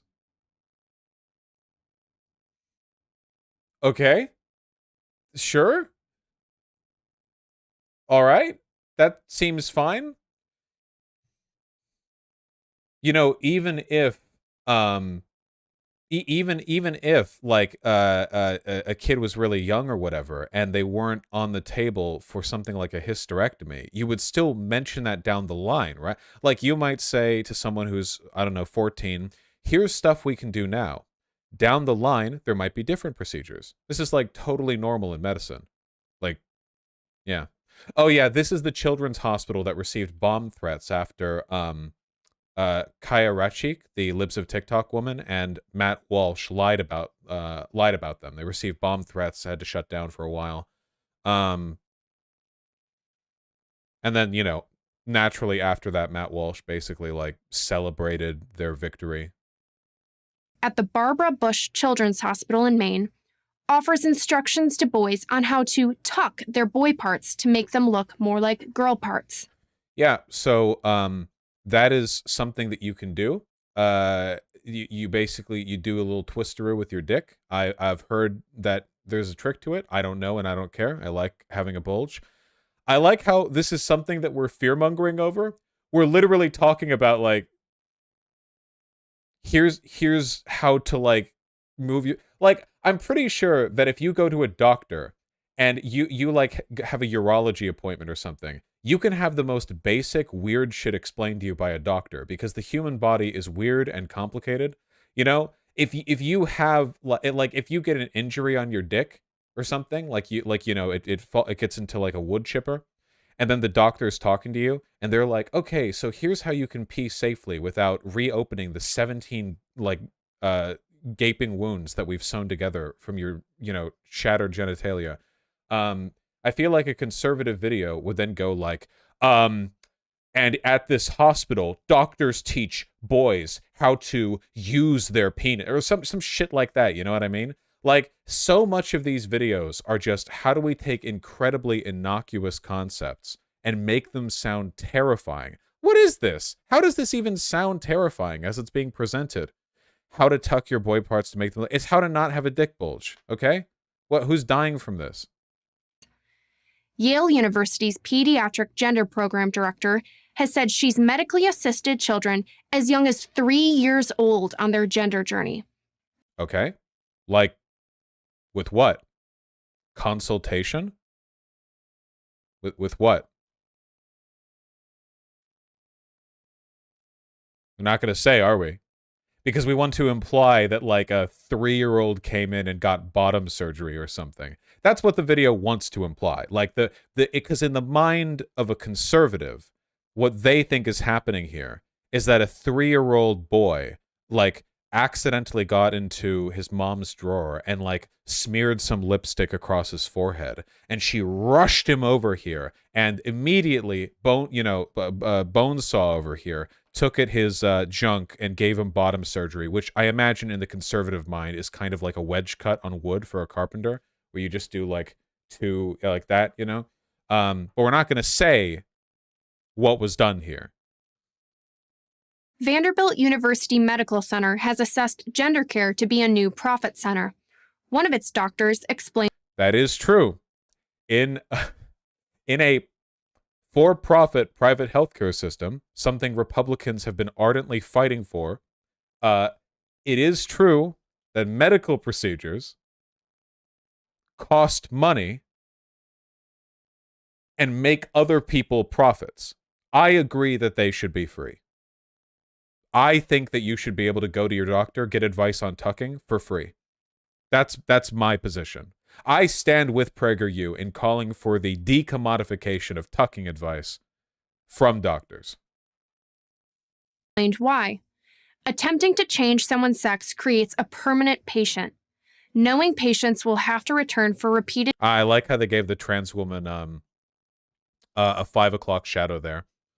...treatments is a guaranteed moneymaker. So, first of all, the same thing could be said of insulin. There are tons of medical procedures that you can get that require long-term medical care afterwards. Like, yeah, we're supposed to go to the doctor anyway. Also, I don't know if you guys know this, but the only long-term care that you, like, probably definitely need as a trans person is continued access to hormones. Hormones aren't that expensive. I mean, their price gets inflated massively because of our for-profit private healthcare system, but it's hardly like a monstrously profitable center of exploitation. It's medicine that trans people want. It's not that difficult to make or produce. Cisgender people have been able to get access to estrogen or testosterone for a variety of medical reasons for ages. Casually getting testosterone or estrogen to address a number of hormonal abnormalities in cis people, that's been a part of medicine for decades and decades and decades. I like how, again, we're basically making an argument against the concept of medicine, that the problem with the treatment is that you might have future treatments, you know? Like, oh, okay. Even the American Academy of Pediatrics has endorsed the medical and chemical treatment of gender-confused children. In what specific sense? We going to clarify that exactly?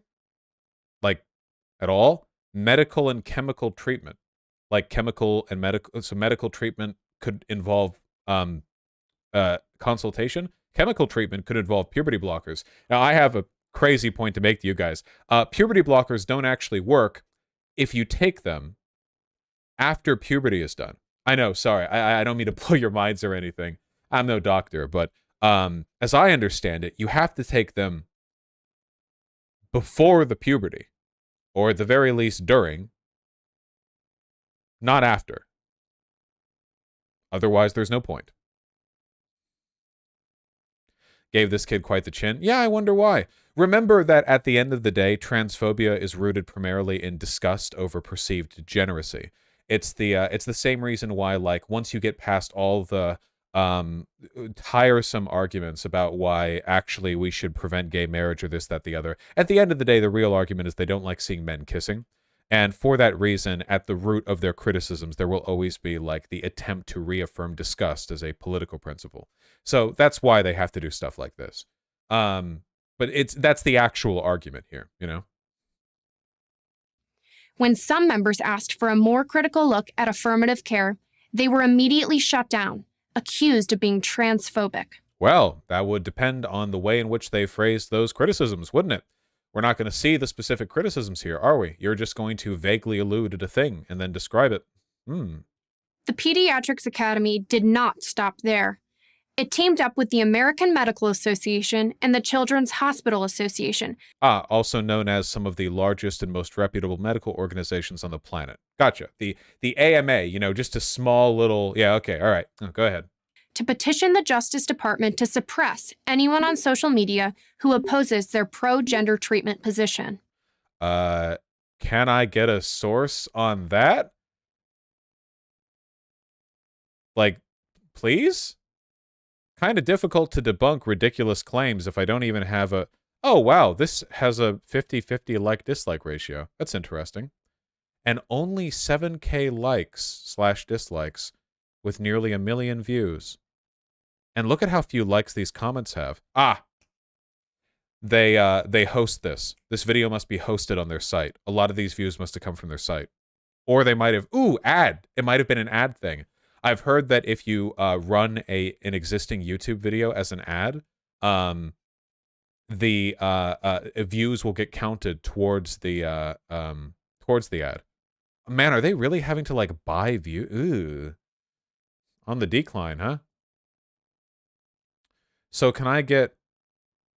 Okay, these aren't sources. This is a transcript. For the full script, visit pregu.com. Do you have sources? Stop. Okay.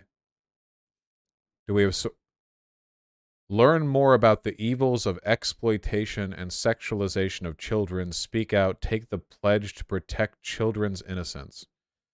Okay, facts and sources. Okay, here we go. Nice. Oh, it's even got like a cute gradient in the background. Okay.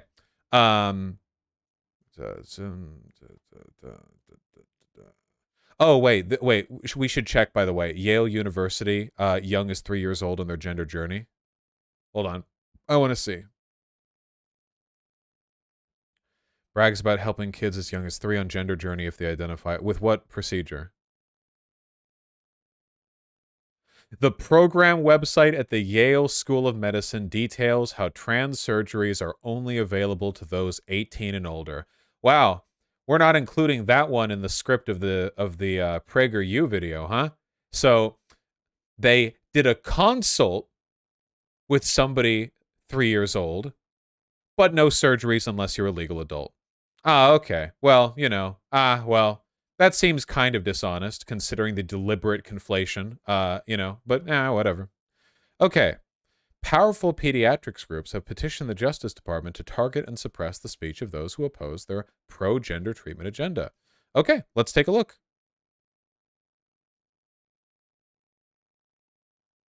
Here we are on WPDE.com. Pediatric group. GenSpect, an org that supports an evidence-based approach to gender distress, has called out the American Academy of Pediatrics for allegedly stifling debate on an internal proposal. What? This is an internal proposal. What does this have to do with censorship on social media? The Pediatrics Academy teamed up with the AMA to petition the Justice Department to suppress... Okay, here we go. Okay, here we go. Thank you. Health groups demand DOJ target transgender disinformation. Republicans warn against criminalizing civic discourse. Okay? From the Daily Signal. All right. 3 national medical organizations sent a letter to the DOJ under Biden urging the department to investigate and prosecute those responsible for an alleged campaign of disinformation about controversial transgender medical interventions, which the organization blamed for an increase in bomb threats to medical... Oh! I remember when this happened. This isn't just about randomly censoring people on social media. This is because there are people who are, front-running representatives of $100 million organizations encouraging stochastic terrorism that leads to the direct threats against doctors and the people they treat. Oh, okay. That seems slightly different from they want the government to ban mean people on social media, because in this case, they're saying the DOJ should investigate crimes. Something the DOJ should be doing.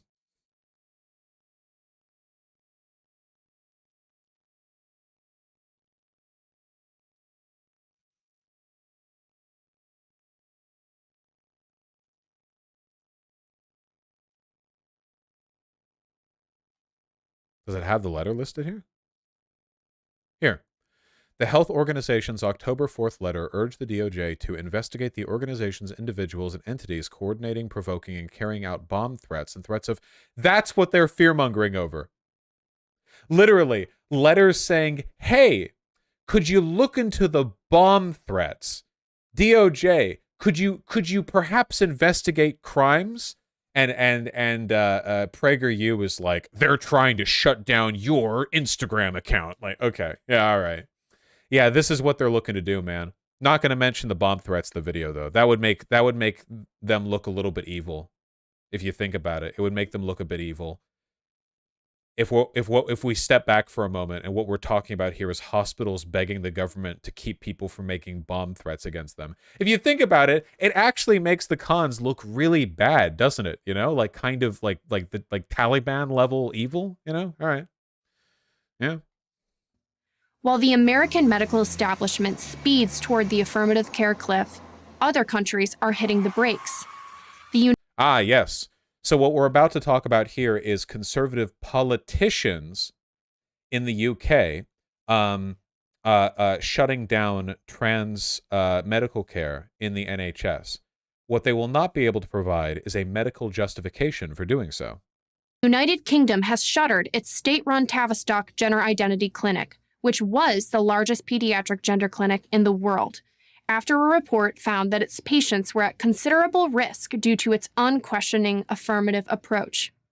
So we've talked about this before, but the affirmative care model is unquestionably and indisputably the best medical model for dealing with the concerns of trans youth. There's no medical evidence to suggest otherwise. The reason for that is because all the affirmative care approach does is say, whatever you do, don't argue with them about their gender identity. Because why would you do that as a doctor? Like, think for a second. If somebody comes in and they're claiming they feel gender dysphoria and they feel they're trans, or like you have a assigned male at birth, but they say they're a woman, okay? No matter what age they are, 8, 12, 20, 30, 50, what good do you get out of trying to convince them otherwise? Do you think they just came in there on a whim? Like they were getting some groceries and saw the gender clinic, bypass the months-long waiting list, sometimes years long, stepped right in and just sort of expressed the thought they'd casually had? No, obviously not. The idea of arguing against it is fruitless. This is the same thing that we had to do with therapists and people who said they were homosexual. See, homosexuality used to be considered a mental disorder, and when people who had homosexual urges would go to therapists or doctors, it wasn't uncommon for those therapists or doctors to say, oh, you're not really gay. Oh, you're not really gay. No, no, no, no, no. This, that, the other, you know. Oh, you're not really like that. This was a very ineffective model of healthcare and therapy for a number of reasons. The most obvious of which being they were wrong. Those motherfuckers were gay. I have not seen any compelling evidence that the affirmative care approach has put trans youth at any greater risk than any other medical approach. A more accurate description for this approach would be medical malpractice. In no If it could be proven, which it has not been. other part of the medical world is it considered acceptable or even legal to damage the body of a healthy person irreversibly. In all medical practice ever for all of human history. Always. Obviously. By damage the body of a healthy person, what she's actually saying, of course, is perform surgery. And surgery is something that we've been doing for a while. Oh yeah, leaving aside circumcision, that's actually a pretty direct gotcha right there. Literally a completely unnecessary procedure done forcefully to infants about their genitals for no reason. Well, sometimes there's a reason, but very rarely. For the most part, it's considered cosmetic. Also, we have cosmetic surgeries. Speaking of, thank you, Fallen. Cosmetic surgeries don't necessarily address life-threatening issues, but it's actually okay to get them done. Did you know that a cosmetic surgery that is relatively common and has even been done to underage people is breast reduction surgery? Sometimes the titties are just too big. Sometimes that can even happen to people when they're not even 18 yet. It's not super common, but it has happened. And it is entirely possible for, young girls to get breast reduction surgery. That is a healthy body of a young person that is being cut into. But we accept this because medicine often requires we cut into people's bodies.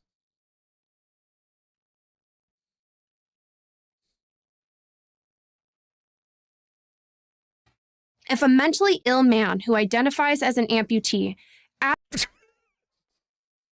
Why not go further? Hold up a picture of an Apache helicopter, okay? Hold up a picture of a helicopter. Please. Why not? Why stop here?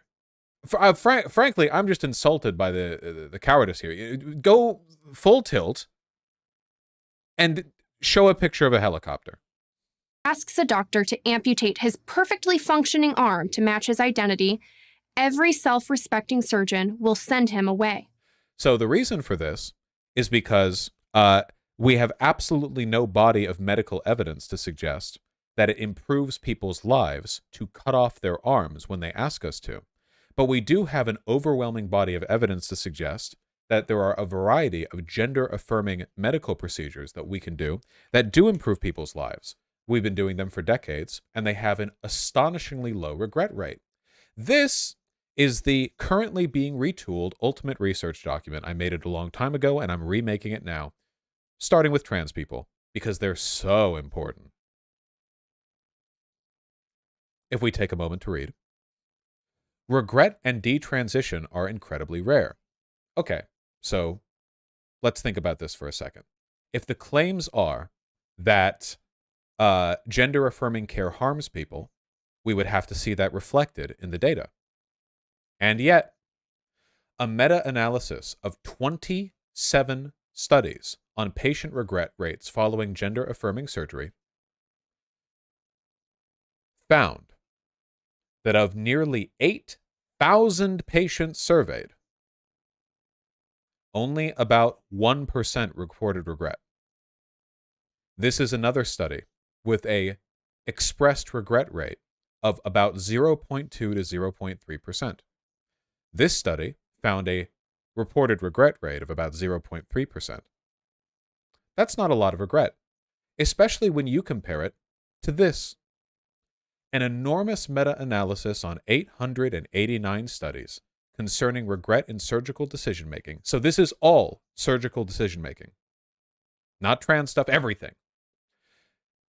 Found that on average, in procedures ranging from trivial to life-saving, the average rate of self-reported decision regret was 1 in 7, about 14%. The average rate of surgical regret is about 14%. Trans surgical regret, 1% or less. The regret rates following trans gender affirming surgery are astonishingly low. They're actually anomalously low. They're psychotically low. It's actually like it's mathematically ridiculous that they're this low. I guess they really want it. I guess that people aren't just hopping onto gender affirming surgery, which is very expensive and time consuming, and it places you in a category of people who are massively discriminated against. I guess they're not just doing this on a whim. If you can imagine such a thing. The distinction here in reported regret rate is insane. And what that means, of course, is that if PragerU is making the argument that this regret rate, this rate of harm, is too high, we could simply not do any surgery. You all understand this? Keep in mind that the regret rate that we saw in surgeries broadly included people undergoing life-saving surgeries. So we just can't do anything then, I guess.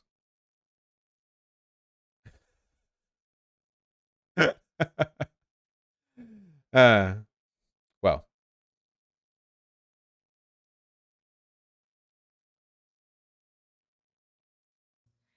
If a young girl suffering from anorexia walks into a hospital and asks for liposuction, no one in their right mind would grant her request. This is, of course, because unlike gender-affirming surgeries, we don't have a body of medical evidence to suggest massively improved quality of life after performing liposuction on anorexic people. See, this is why when we make decisions about what kind of medical procedures to engage in, we use things called evidence. We gather this evidence from research conducted by researchers on the behavior of doctors. And that is how we make these decisions. That's actually how we make basically all medical decisions. It's called standard of care. Doctors have to read big books on the subject before they can get their doctorate. By the way, guys, for those of you who have seen me do the song and dance before, I apologize if I sound repetitive compared to, the content we've done before. I want to make sure every time I go over something like this, I'm being comprehensive. So, there's always somebody new watching. And that's because physicians swear an oath to do no harm, to preserve and protect and heal a person's body as best as they can, in spite of any delusions the person may be experiencing.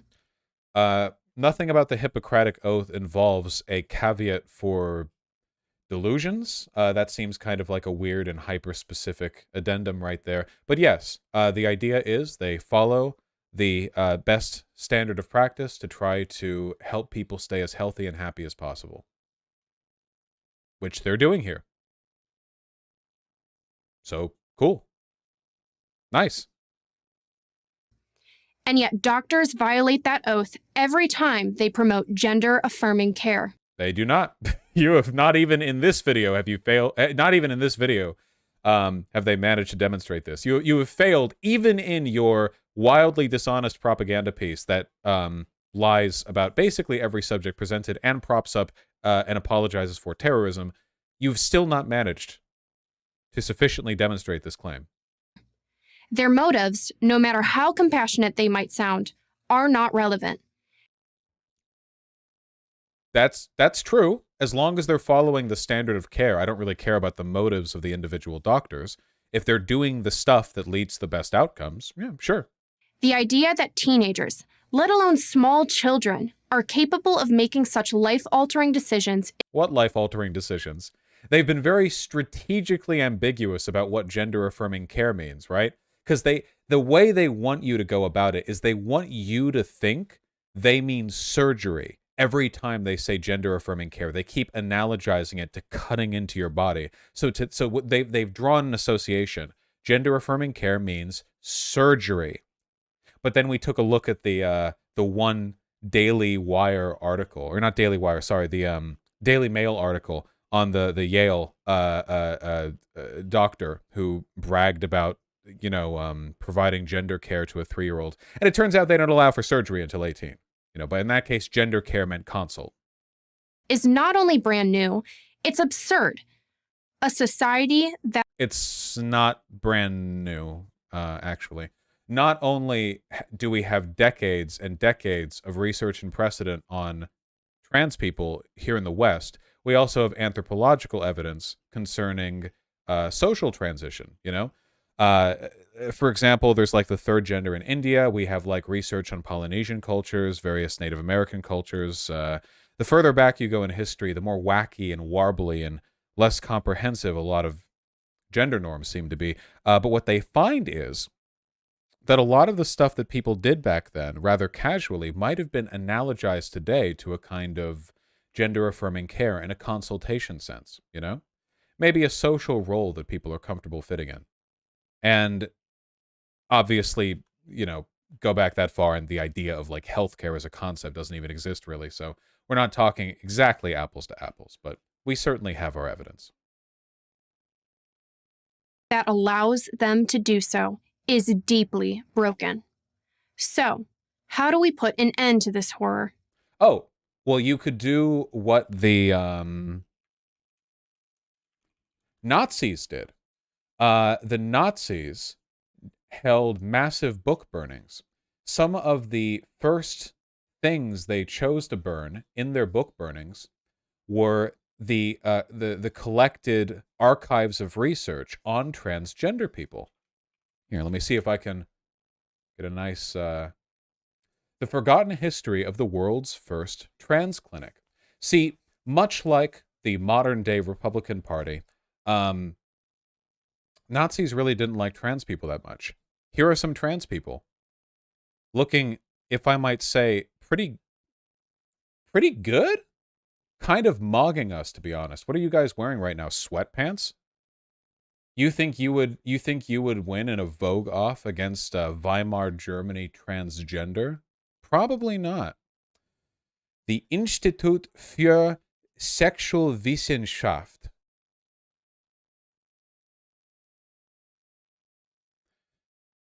was an early private sexology research institute in Germany from 1919 to 1933.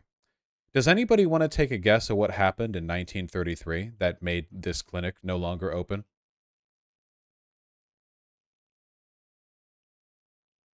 Right. Yeah. The Institute pioneered research and treatment for various matters regarding gender and sexuality, including gay, trans, and intersex topics. In addition, it offered various other services to the general public, including treatments for alcoholism, gynecological examinations, marital and sex counseling, treatment for venereal diseases, and access to contraceptive treatment. It offered education on many of these matters to both health professionals and laypersons.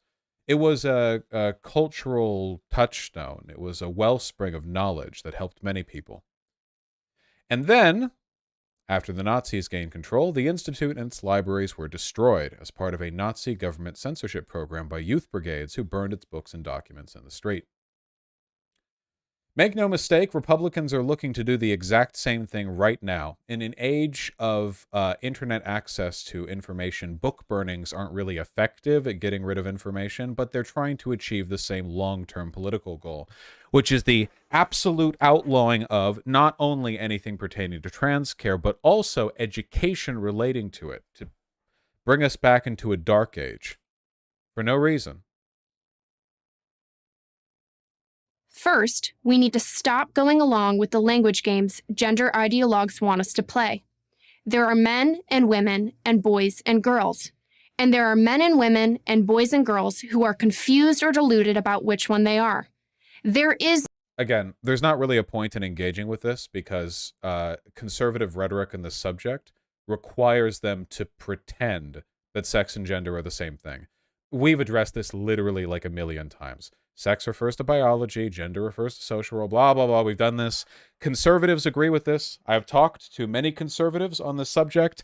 Ben Shapiro himself has multiple times, after being directly challenged, acknowledged the difference between the two. That's not a joke. He has directly said that. People have said, okay, well, can you acknowledge there are two different concepts here and we're referring to one, not the other? And Ben will say, okay. And then he just goes about in that conversation with the two concepts. And then the next day, they go back to pretending that there's only one. So, there's not really a point in engaging. There's no such thing as having a place on a gender spectrum. With the rarest exceptions, we are born one of two sexes. Not that rare. Intersex people are around 1% of the population. Also, gender is an abstract, incoherent, and let's face it, very gay construct. Sex actually is a bimodal distribution with a spectrum to it. After all, the characteristics that we associate with sex are not actually chromosomes, but the things that chromosomes direct hormones to do to us. Chromosomes don't make our bodies the way they are. Hormone washes in the womb and during puberty do. So if you could somehow have a set of chromosomes and then get a different set of hormone washes, you might end up being a different sex despite your chromosomes.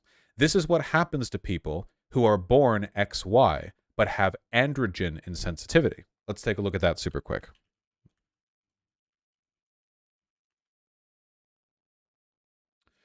When a person who is genetically male, who has one X and one Y chromosome, is resistant to male hormones, or androgens. Many people who have androgen insensitivity syndrome live their entire lives as women because they're insensitive to androgen.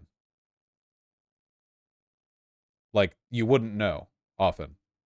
And there are intersex people for whom you might sometimes definitely know.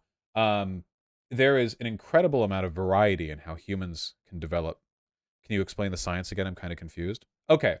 To put it very simply, when we are fetuses, or zygotes or whatever, when we're still being made, our body parts are analogous and sex undifferentiated.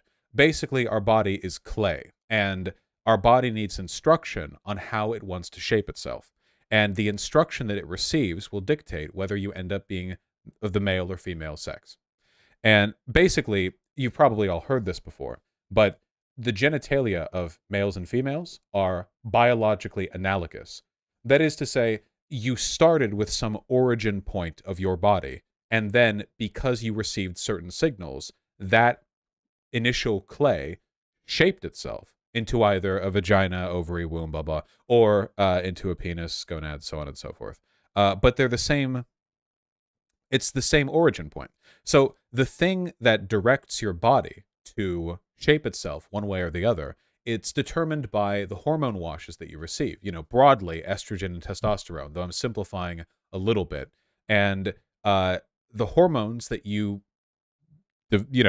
that flow through your body, that'll direct the process. You know, this is why puberty leads to so many like increases in not only your size but in the development of primary and secondary sex characteristics, because puberty floods you with hormones, right?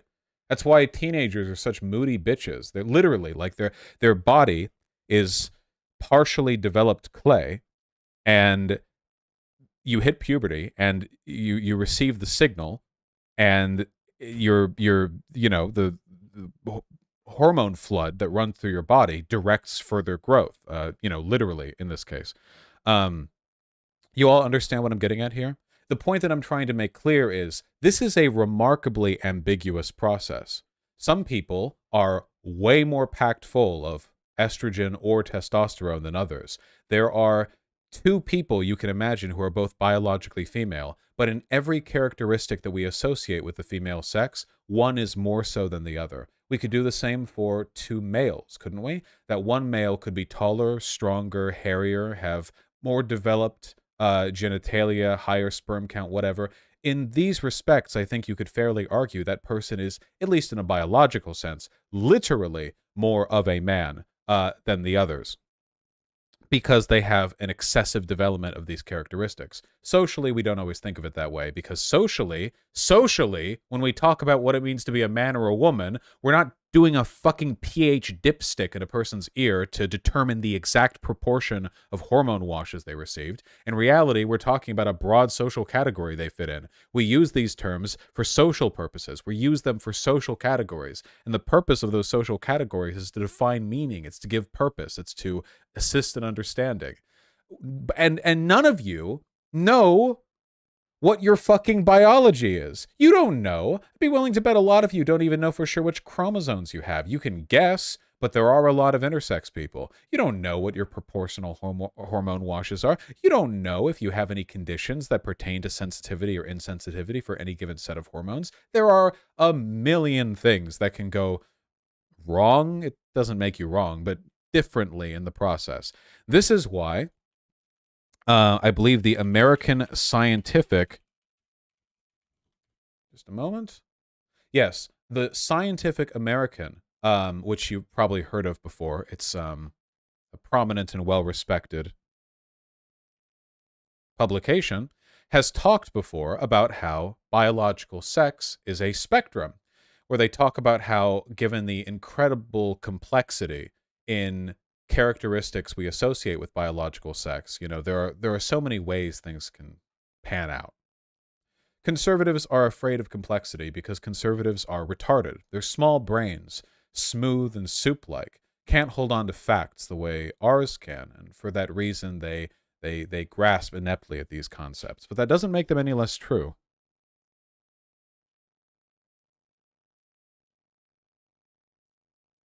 Let's finish this up. Male or female? That's the level of complexity they're capable of right there. That is the That is what they've got.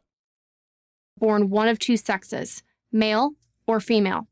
Sex is not assigned.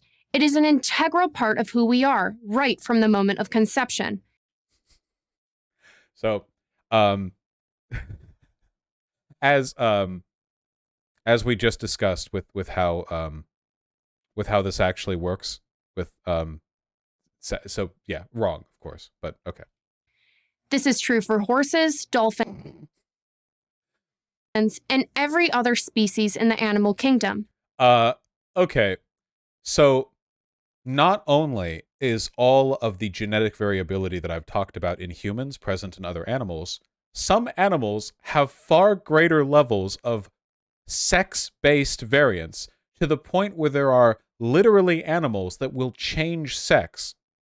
Like, I'm pretty sure that like the sex of a crocodile is influenced by the average temperature of the water that their egg is in, which means that it's not from the moment of their conception. In crocodilians, the temperature of egg incubation is the environmental factor determining sex. If the temperature is cool around 30 degrees Celsius, the hatchlings are all female. Warmer temperatures around 34 degrees Celsius hatch all males. Yes, clownfish are all hermaphroditic. They literally change sex over their lifetimes. When the female dies, the dominant male changes sex and becomes the female. Oh, wow. It's like a boy failure for Twitter transes. This life history strategy is known as sequential hermaphrodism. Because clownfish are all born as males, they are protandrous hermaphrodites. Oof. For another interesting example,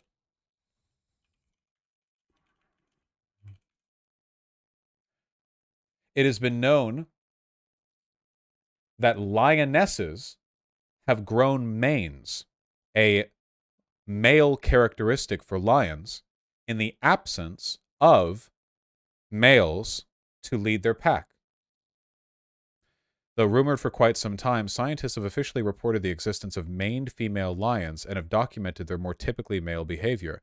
This is because they literally observe in their environment a deficiency in male lion behavior, and they just do it themselves. So, hey, human trans people, what's wrong with you?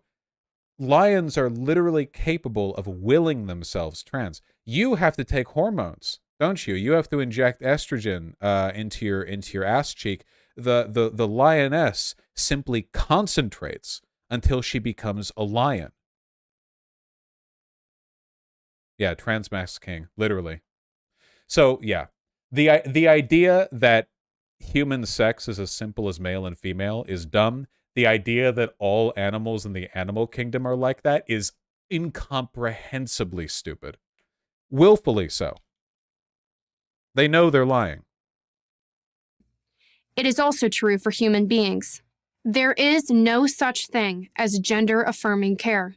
You Yeah, it is. You can Google it. It's a thing. But cannot affirm something that does not exist. What was that? Wait, hold on. First of all, gender-affirming care is a term that refers to medical care. The medical care exists. You've spent the whole video complaining about it. That doesn't make any sense. You're so dumb. Second of all, listen to how she says this. As gender-affirming care. You cannot affirm something. Cannot. It is cannot. She has that like soccer mom upper bite. Something that does not exist. What does exist is chemical castration, sterilization, and surgical mutilation. Interestingly, I noticed that at no point in this video have they actually talked about anything. They haven't talked about any trans surgery. They haven't talked about its rate of regret. They haven't talked about detransition. They haven't talked about what it physically entails. Don't get me wrong, guys. Bottom surgery, top surgery, they're trying procedures. Look into them. They're tough to do. I feel like, if anything, we could have gotten more. Did you know that for bottom surgery, they twist the penis inside out and then cut it up a bunch and then flip it and do a little doodad and then they do a pretzel knot? And like, I'm surprised we're not getting more grotesque, meaningless, surgical gore porn here. It's really dumb. Second, we need legal accountability. Patients who have undergone physical and medical gender treatments as minors should be able to sue the doctors and hospitals who performed the treatments.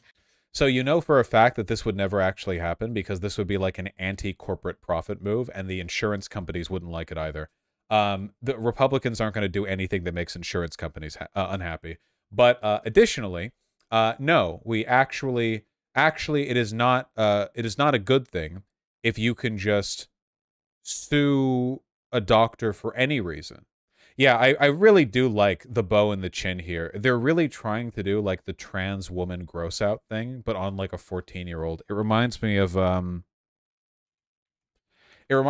kid that Saitama saves at the beginning of One Punch Man, you know?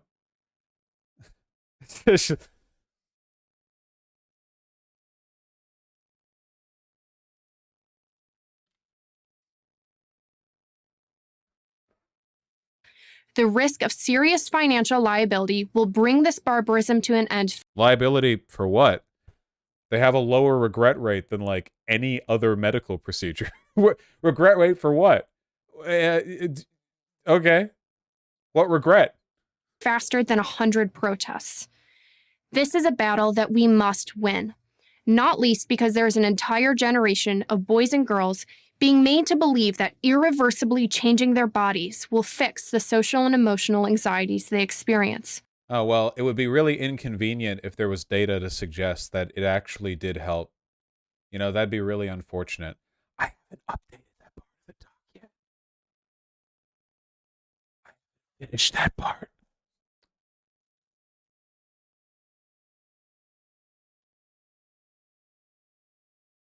Did my mic gate make that all go away? Fuck, I tried to do a whisper. I was trying to do a whisper, so it was like a joke. I'm not going to say it normally. I'm actually just going to go in my settings, and I'm going to remove the noise gate. Okay. I haven't actually updated that part of the doc yet. I haven't done that part yet. We have to wait for that part. Now I'm going to add the noise suppression back in. Okay. Nicely done, team. Well done. Oh, but the data we have does in fact indicate that trans people are happy after their medical care. So I think that we know for a fact that we have very high rates of satisfaction with gender-affirming surgery because of the incredibly low regret rate. What I'm interested in is research pertaining to reported increases in happiness after gender-affirming care, including just hormones. I do have some like that. This is a portion of the old document. I can't really vouch for... Oh, wait, yes, I can. I'm so sorry. My apologies. Because it opens up with this. Meta-analysis on trans people and the effect gender transition has on their mental health. Of 56 studies, 52 indicated transitioning had a positive effect on the mental health of trans people. The remaining 4? Mixed or no results. Not a single study said that transgender medical care resulted in a negative effect. 0. None. I'm glad I looked anyway. I just haven't updated this part of the document yet.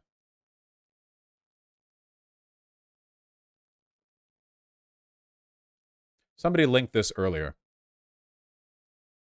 From Matt Walsh, the guy who prompted the bomb threat. The claim that gender transition prevents suicide is not only false according to all of the available data, source, but also deeply grotesque and morally repugnant. Oh, well, can I get that data? Whoa, wait, hold on. Can I get that data, please? Not only does it defy common sense, but I find it frankly grotesque that the way to stop Facts don't care about your feelings. a child from tragically hurting themselves is to affirm their belief that there's something wrong with their body, that they were born in the wrong body, that they're the wrong person. No, the way to help anyone... They're the wrong person? Well, are we getting at like epistemic identity arguments here? We have data that just regular cosmetic surgeries can reduce suicide rates. Burn victims or people who have, let's be fair here, severe and grotesque physical abnormalities have often reported significant increases in happiness and quality of life after cosmetic surgery to remove it. So, okay, so what? Is it wrong to say they were born in the wrong body? Well, it's not really about them being born in the wrong body. It's just, what are they now? How do they feel now? And how can medicine improve how they feel? And, you know, that can take a number of forms. In this case, gender affirming care. Anyone who's in despair in that way, especially a child, is to help them towards actual self-acceptance, who you really are. So if you're a biological man. So this is what many researchers tried to do with homosexuals as well, and still continue to with conversion camps. They are considered torture by many more civilized countries than ours. These parents will beat their children and then send them to conversion camps where predatory religious fundamentalists will molest them, tase them, starve them to try to de-gay them. Because to them, of course, being gay, it's not a thing you can be. It's just a kind of degenerate perversion that is, can be taught out of somebody. Obviously, conversion therapy doesn't fix anything. It unfixes a lot of things. And the same is the case with trans people. What he's advocating here for here are trans conversion camps. Male and you're a boy and you're 15 years old and you feel like you're a girl. The message should be, no, you're a boy, and that's a wonderful thing to be who you are, and we will help you to. Yes, trans women have never heard that from the people in their family. That would have stopped them in their tracks. No trans girl has ever heard their parents say, no, you're a boy, without immediately dropping the issue. To accept that, because it's wonderful to be who you are. This is who you are. That should be our message. Instead, the message they get from the medical community is, well, oh, okay, if you feel like you were born in the wrong body, then you were, and we'll start chopping pieces of you off. Always with the alarmist language referring to surgery, you know? Always. Until the bad thoughts go away.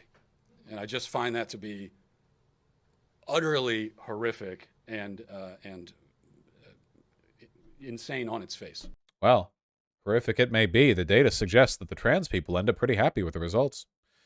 I wish I could see any of this so-called all of the available data on the relationship between gender transition and suicide rates.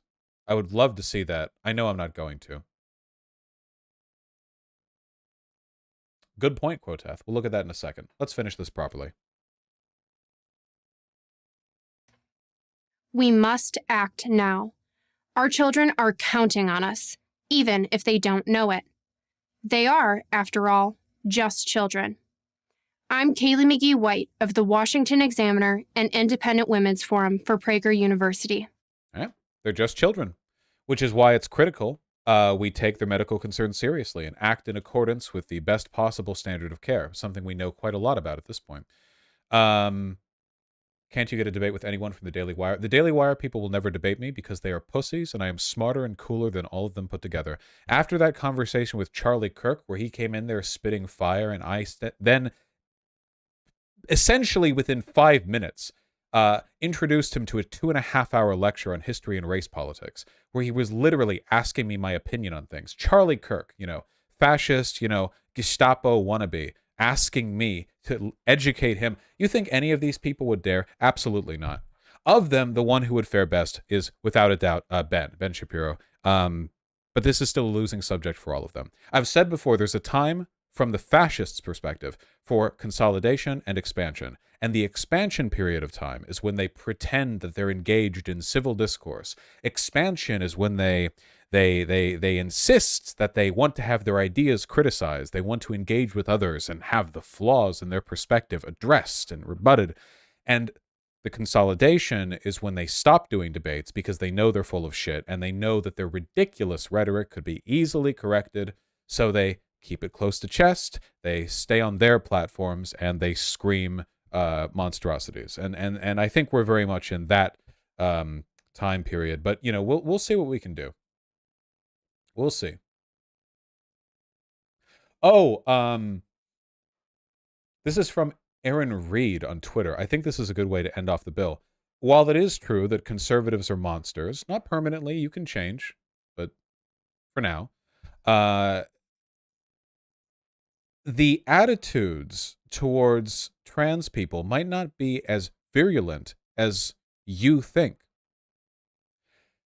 Republicans have doubled, tripled, quadrupled down on trans culture war talking points being the thing they're going to run on. So how do their voters feel? A new poll out of Kentucky, not a Democrat stronghold here, shows that 71% of people in Kentucky oppose laws that ban gender-affirming care. Wow. 71% of people in Kentucky oppose laws that ban gender-affirming care, the main thing Republicans are trying to push on a statewide level right now. Even 62% of Republicans oppose those laws. In Kentucky, nearly 2/3 of the Republicans there oppose those laws. After Republicans' poor performance in the 2022 midterms, I think, you know, it might bear asking, how do you think the average Republican, who is, by the way, struggling right now with inflation, with low wages, with a variety of things, how are they feeling when they go and they take a look at any of their preferred conservative news sites, articles, YouTubers, politicians, and all they hear about is trans.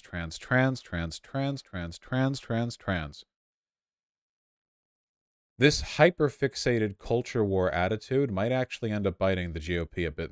You know, it might actually get him back a little. That being said, keep in mind that Republicans historically are a lot more progressive on single-issue polling than they are when it comes to the candidates they vote for. Florida, after all, voted to raise the minimum wage and re-enfranchise felons. And then they voted for Ron DeSantis.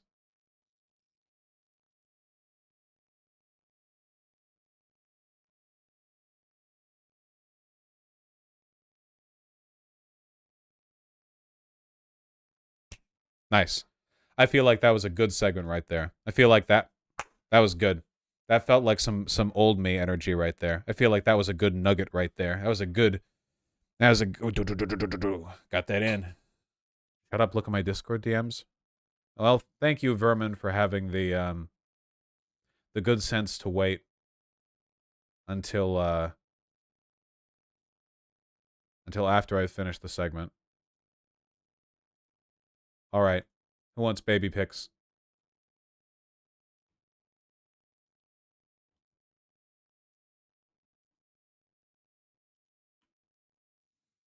Behold.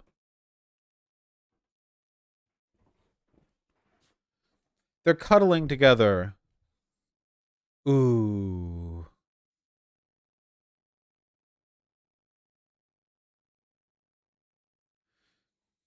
Dumbass little babies.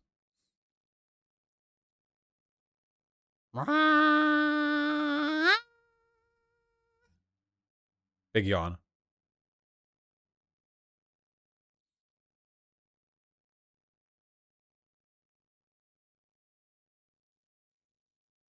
Big meow. Oh, for sure, gay fish. Big meow.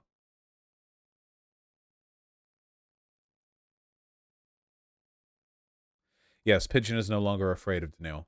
Though they did have a funny moment the other day where Pigeon was nestled in some blankets and Daniil marched over and started basically waddling on top of her because he wanted to get in the blankets. So Vermin lifted up the lip of the blanket so that Daniil could go in. And rather than Daniil going in a bit and then flopping next to Pigeon, Daniil circled Pigeon, walked all the way behind her to her butt, and then started trying to get up against her butt, between that and the really densely packed blanket right behind her. So he's warming, trying to bury in, and eventually she got fed of it and stood up and turned around and stared at him. Fucking idiot. Dumbass little cat. All right, lads. It's just about 11. I didn't actually expect to stream late tonight because I started stream in a bad mood, but now I feel good. So I'm going to finish these donos. Half-witted Diplodocus with a tier 2 sub. Vosh, you have a unique ability to relate to boomers, zoomers, noomers, coomers, bloomers, and all other oomers. I appreciate your horsefuckery. Thank you. I appreciate that. Troubled Dreams, thank you for the 5. I was very center-right on trans issues till I started watching Fosh and Hassan. Q to today, I just hooked up with a trans woman in LA. And I hope you had a good time. There you go. That's the pay dirt. Jared, thank you for the $3. Yes. Somnio, thank you for the gifted tier 3 sub. Damn straight. Literal Panic, thank you for the $5. Maybe Literal Panic. I gotta see. Arlo with the $5. I once nutted so hard my balls went back into the hole they descended from. Is that tucking it? Yes, that is tucking. Tucking is when the balls kind of slip back into the abdomen. Lil Lily, thank you for the $5. Ao Voosh, when will the new and improved research doc be available? Well, it's currently available. If you if you exclamation point doc in chat, you'll be able to access it yourself. I'm working on it live there, so you know the scaffolding is visible. It'll take a little bit to update everything, but right now I'm going to be focusing primarily on trans stuff because let's be real here, it's like 90% of current political discourse, right? Like, I don't want it to be that way. I'm tired of trans. I go on Twitter and there are trans e-girls with assholes just out there, you know? And then I go in chat and you motherfuckers are all trans and you trans flag all your white people happy emotes. And I live with 2 trans people. When all of this is over and we've won, I'm never seeing any of you again. I'm going to find the 5 remaining cisgender people and I'm going to live the most boring life with them with no regrets. Okay?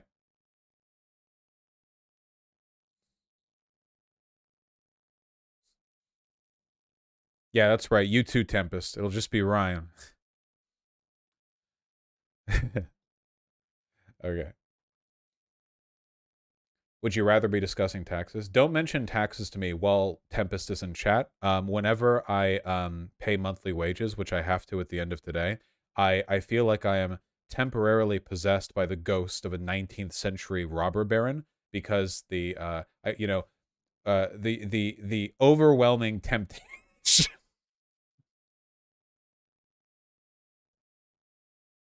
All right, hold on.